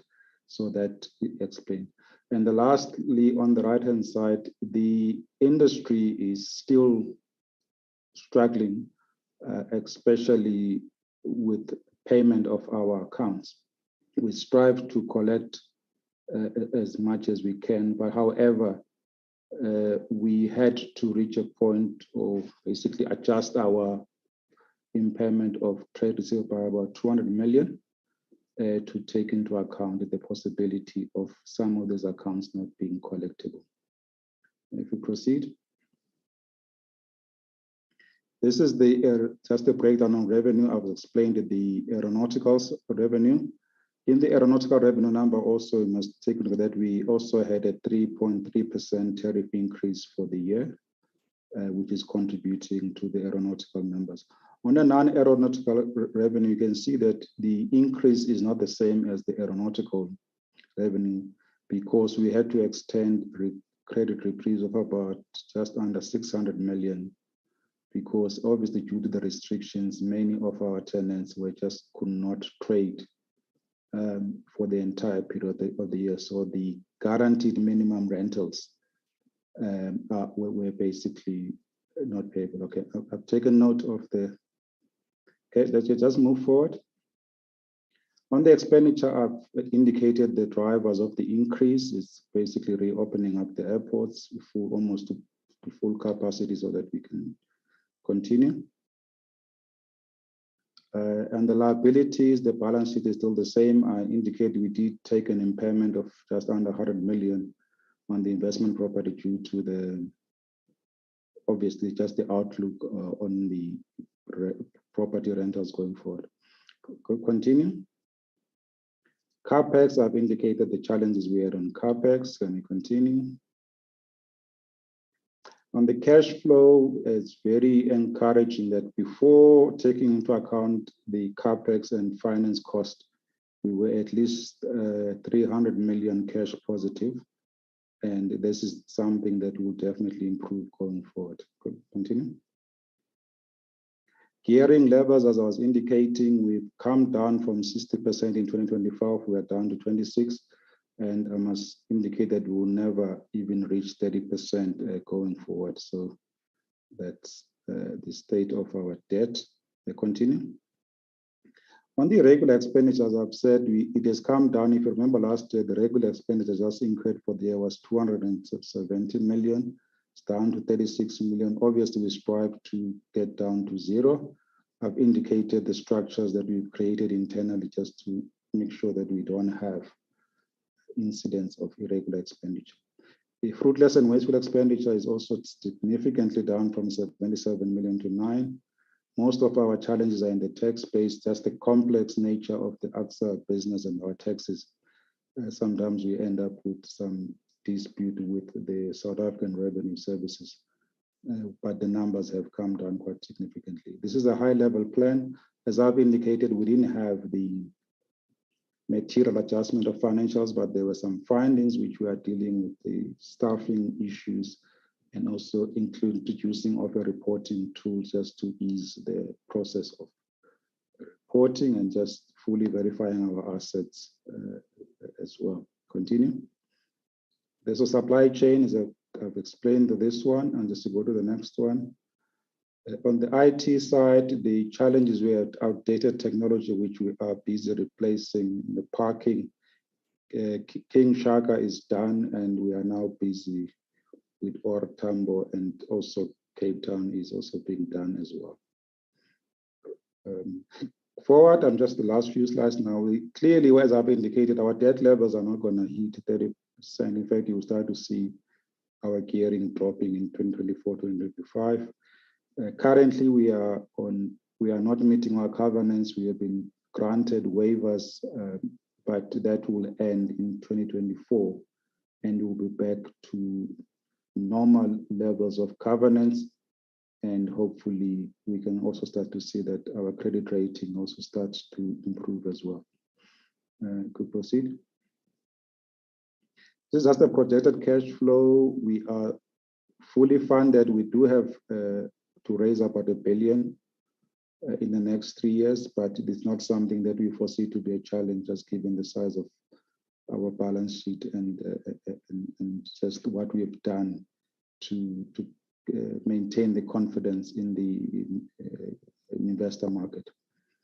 If you go to, just go to the last slide, so to wrap up. In conclusion, members of the committee, clearly the performance from last year has improved due to COVID restriction being eased. You can see that in the growth in revenue, the positive earnings, despite obviously net loss being negative, even that loss is significantly lower than the prior. Obviously, this demonstrates that we are a resilient business. But as we sit here now, we are clearly on the road to recovery. We are currently in the permission process, which is a material matter in our business, and we hoping that process gives an outcome that is positive for AXA.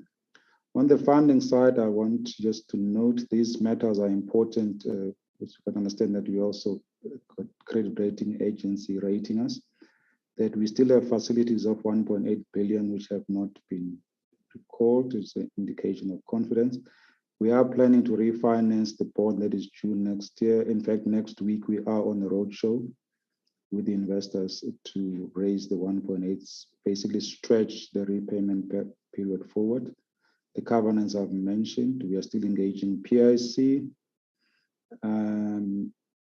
What the CEO also indicated, we are continuously looking at the best ways of improving our business from an operational efficiency, and that will continue in this year and the years ahead, so that AXA can remain a sustainable entity and hopefully go back to paying dividends to government. Thank you very much. I'll leave it here.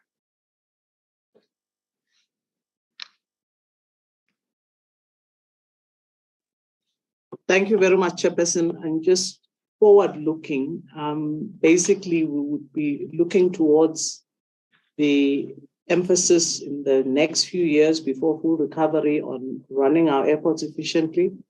The implementation of our growth strategy is quite key, Chair. It really will change the nature of what our airports are, as we have indicated, in areas of growing aerotropolis, mobilizing passengers, connecting better with communities that surround us, providing them with economic development opportunities on our platforms.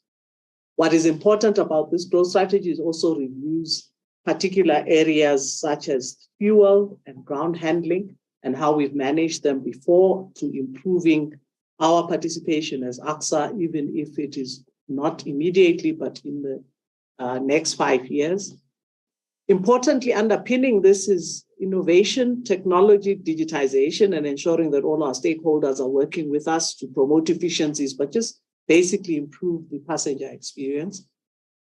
The airport, as I indicated earlier, we would want to redefine as a city space, as an urban economic hub that offers our people job opportunities, leisure, and actually starts to deal more with non-transit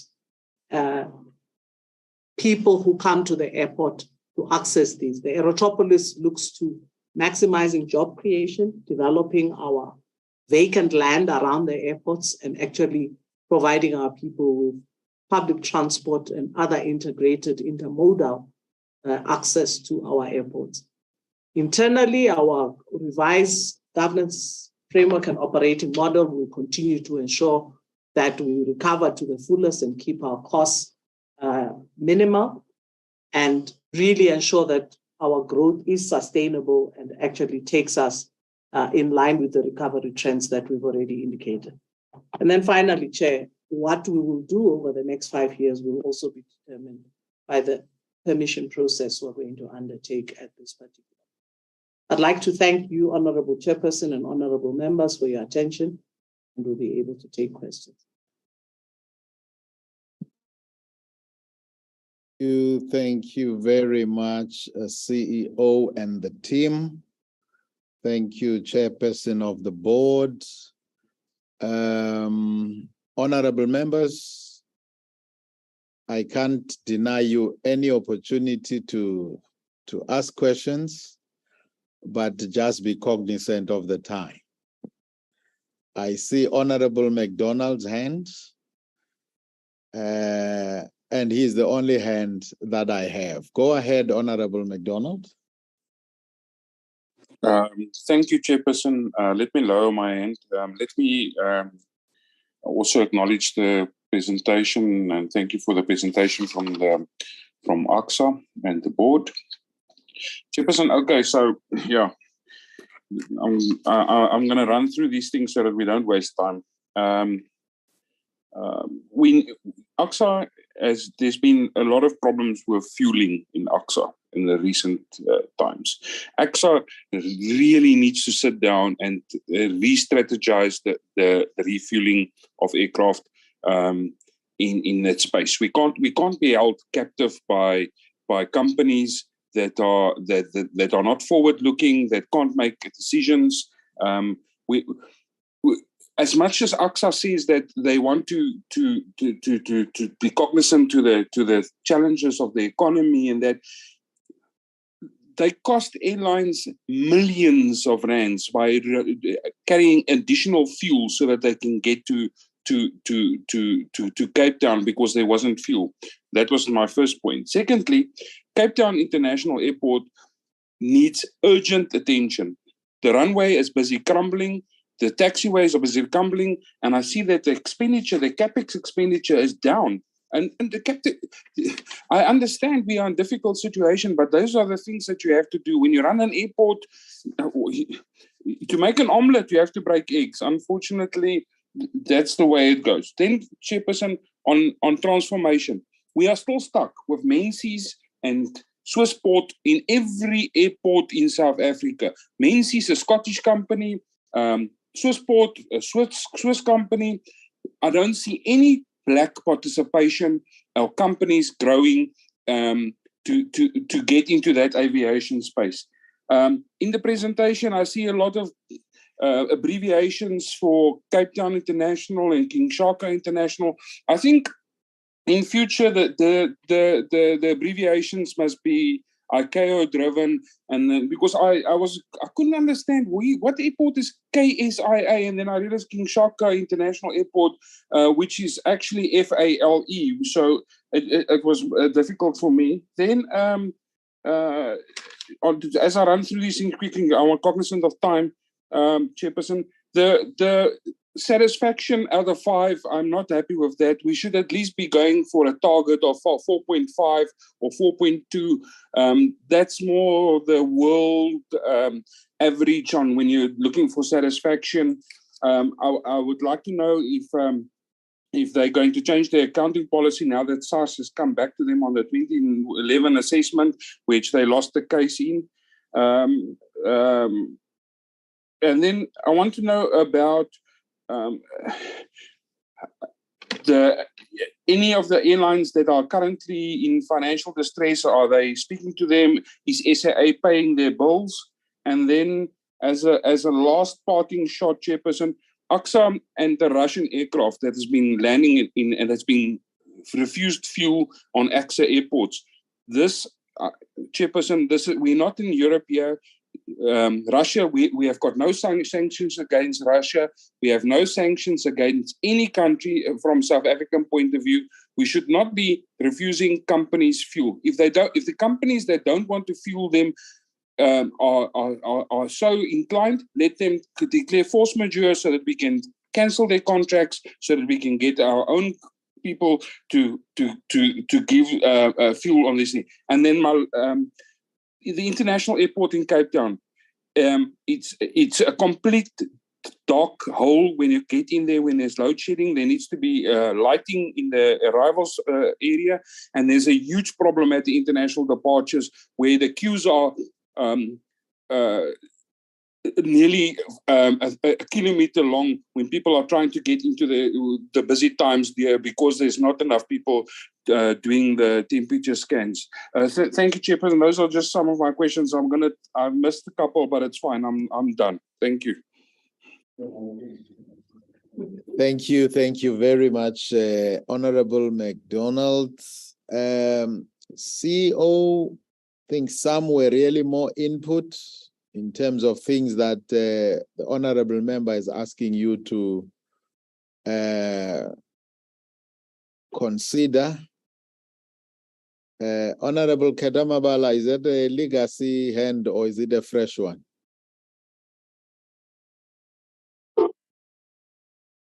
It's a fresh one. You didn't see it?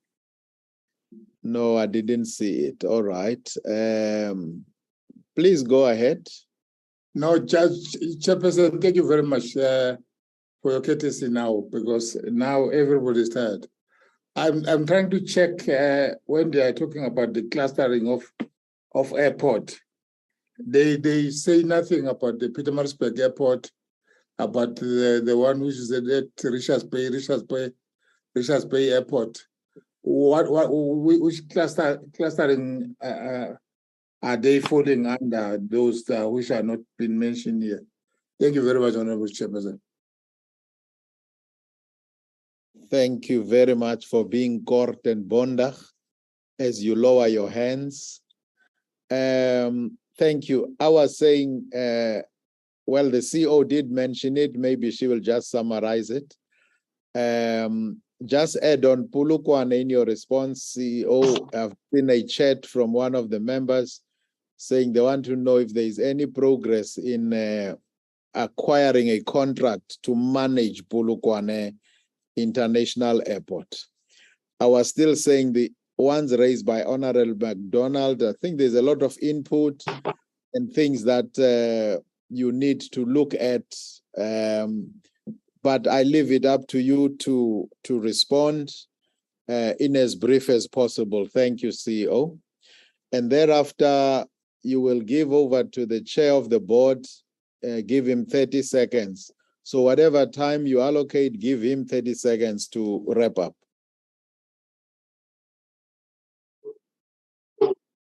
Thank you very much, Chair. I will just go quickly through these matters, and thank you very much to the honorable members for the questions.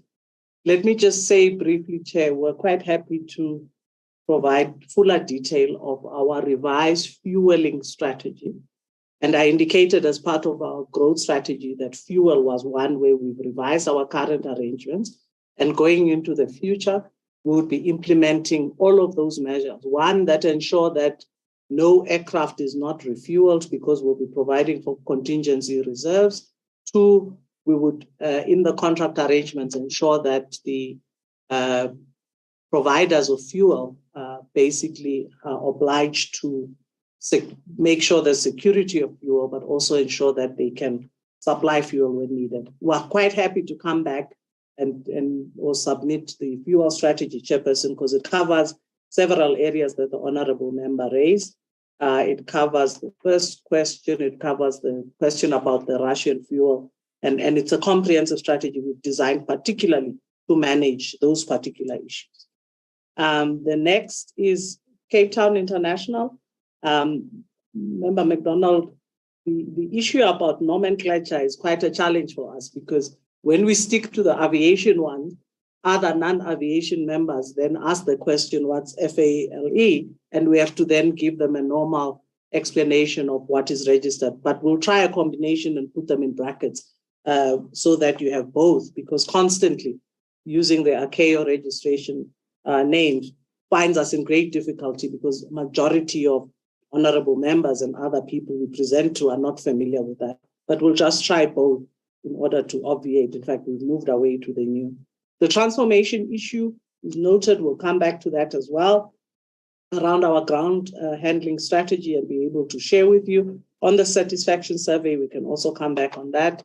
And then I'd just like the CFO to respond to the SARS matter, the payment issue, and that would bring that issue to an end. The answer I'd like to provide, so that the CFO speaks last, is the issue of clustering of airports. In my presentation, Honorable Chair, I indicated that where we have contractual arrangements or MOUs or contracts signed with airports such as Richards Bay, they would fall within the cluster of the coastal airports, as I indicated in cluster 3, but not Pietermaritzburg, because we currently don't have that contract with them. We had one previously, we were able to do some work for them, but we've not been appointed to, again, to continue doing work with them.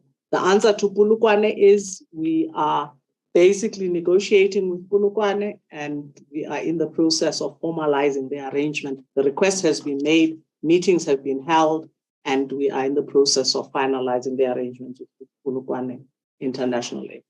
Yeah, thank you, CFO, and then we can hand over to the chairperson of the board. Thank you. Thank you very much, Siko. Just in brief, the first question on SARS, I can confirm that we do not have to pay any additional tax as a result of the judgment. The principle that we're arguing in court was around how far back can you go in terms of objecting to an assessment, where the tax court had agreed with us that we can go back to 2011. And the Supreme Court is basically said that there should be a cutoff in terms of how far you can go. But it doesn't stop us from objecting on any future assessment on the same matter. But the penalties and all of that that were due were already paid. So there is no additional payments from AXA. On the issue of payments, all airlines are currently up to date in terms of, for their accounts are current. But obviously the airlines that have gone into liquidation, one will have to write off whatever debt that was there. But the current operators are all current and with no challenges experienced so far, including SAA. Thank you. Then at this point, I can hand back to the chairperson.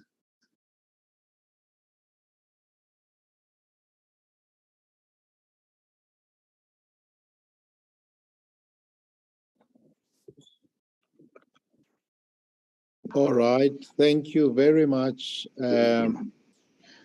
I see the board chairperson. Are you taking up the offer? Chairperson, no, thank you very much, Chairperson. I'm not going to waste a lot of your time, but what I would like to comment about is the fact that the issues that are being raised by a member, the Honorable Member McDonald, are illustrative of the historical problems that beset the manner in which certain contracts and agreements were entered into at AXA. And it's something that we are currently engaged with. And we are developing a number of strategies that we will be prepared to come and present to you. And other than that, Chairperson, I would like to thank you and the honorable members for the manner in which you have assisted us throughout. And thank you very much. And Chairperson,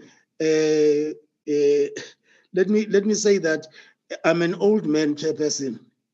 As an old man, it's very difficult to memorize the members of my team. So that's why I had to write them down. Thank you very much, Chairperson.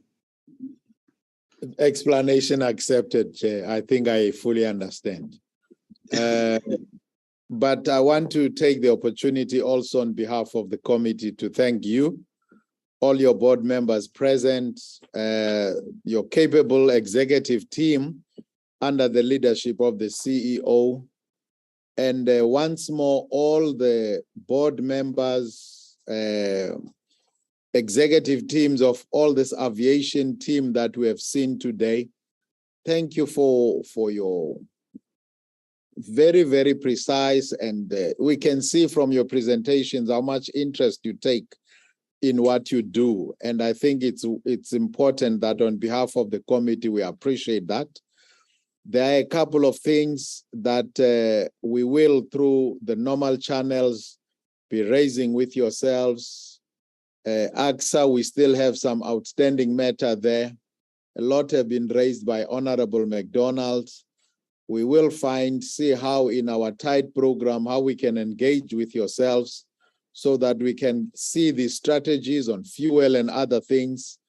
ATNS, I think the issue of the landing of that aircraft and what you have said is something that we will be keen in following up.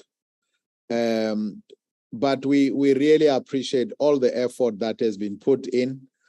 To the support staff of Parliament, but the department, the minister, deputy minister, and all that have been present, we truly appreciate your patience and supporting these entities. To the support team, thank you so much for always being there and making sure that the committee is well supported. To my colleagues, the honorable members, thank you so much for your indulgence.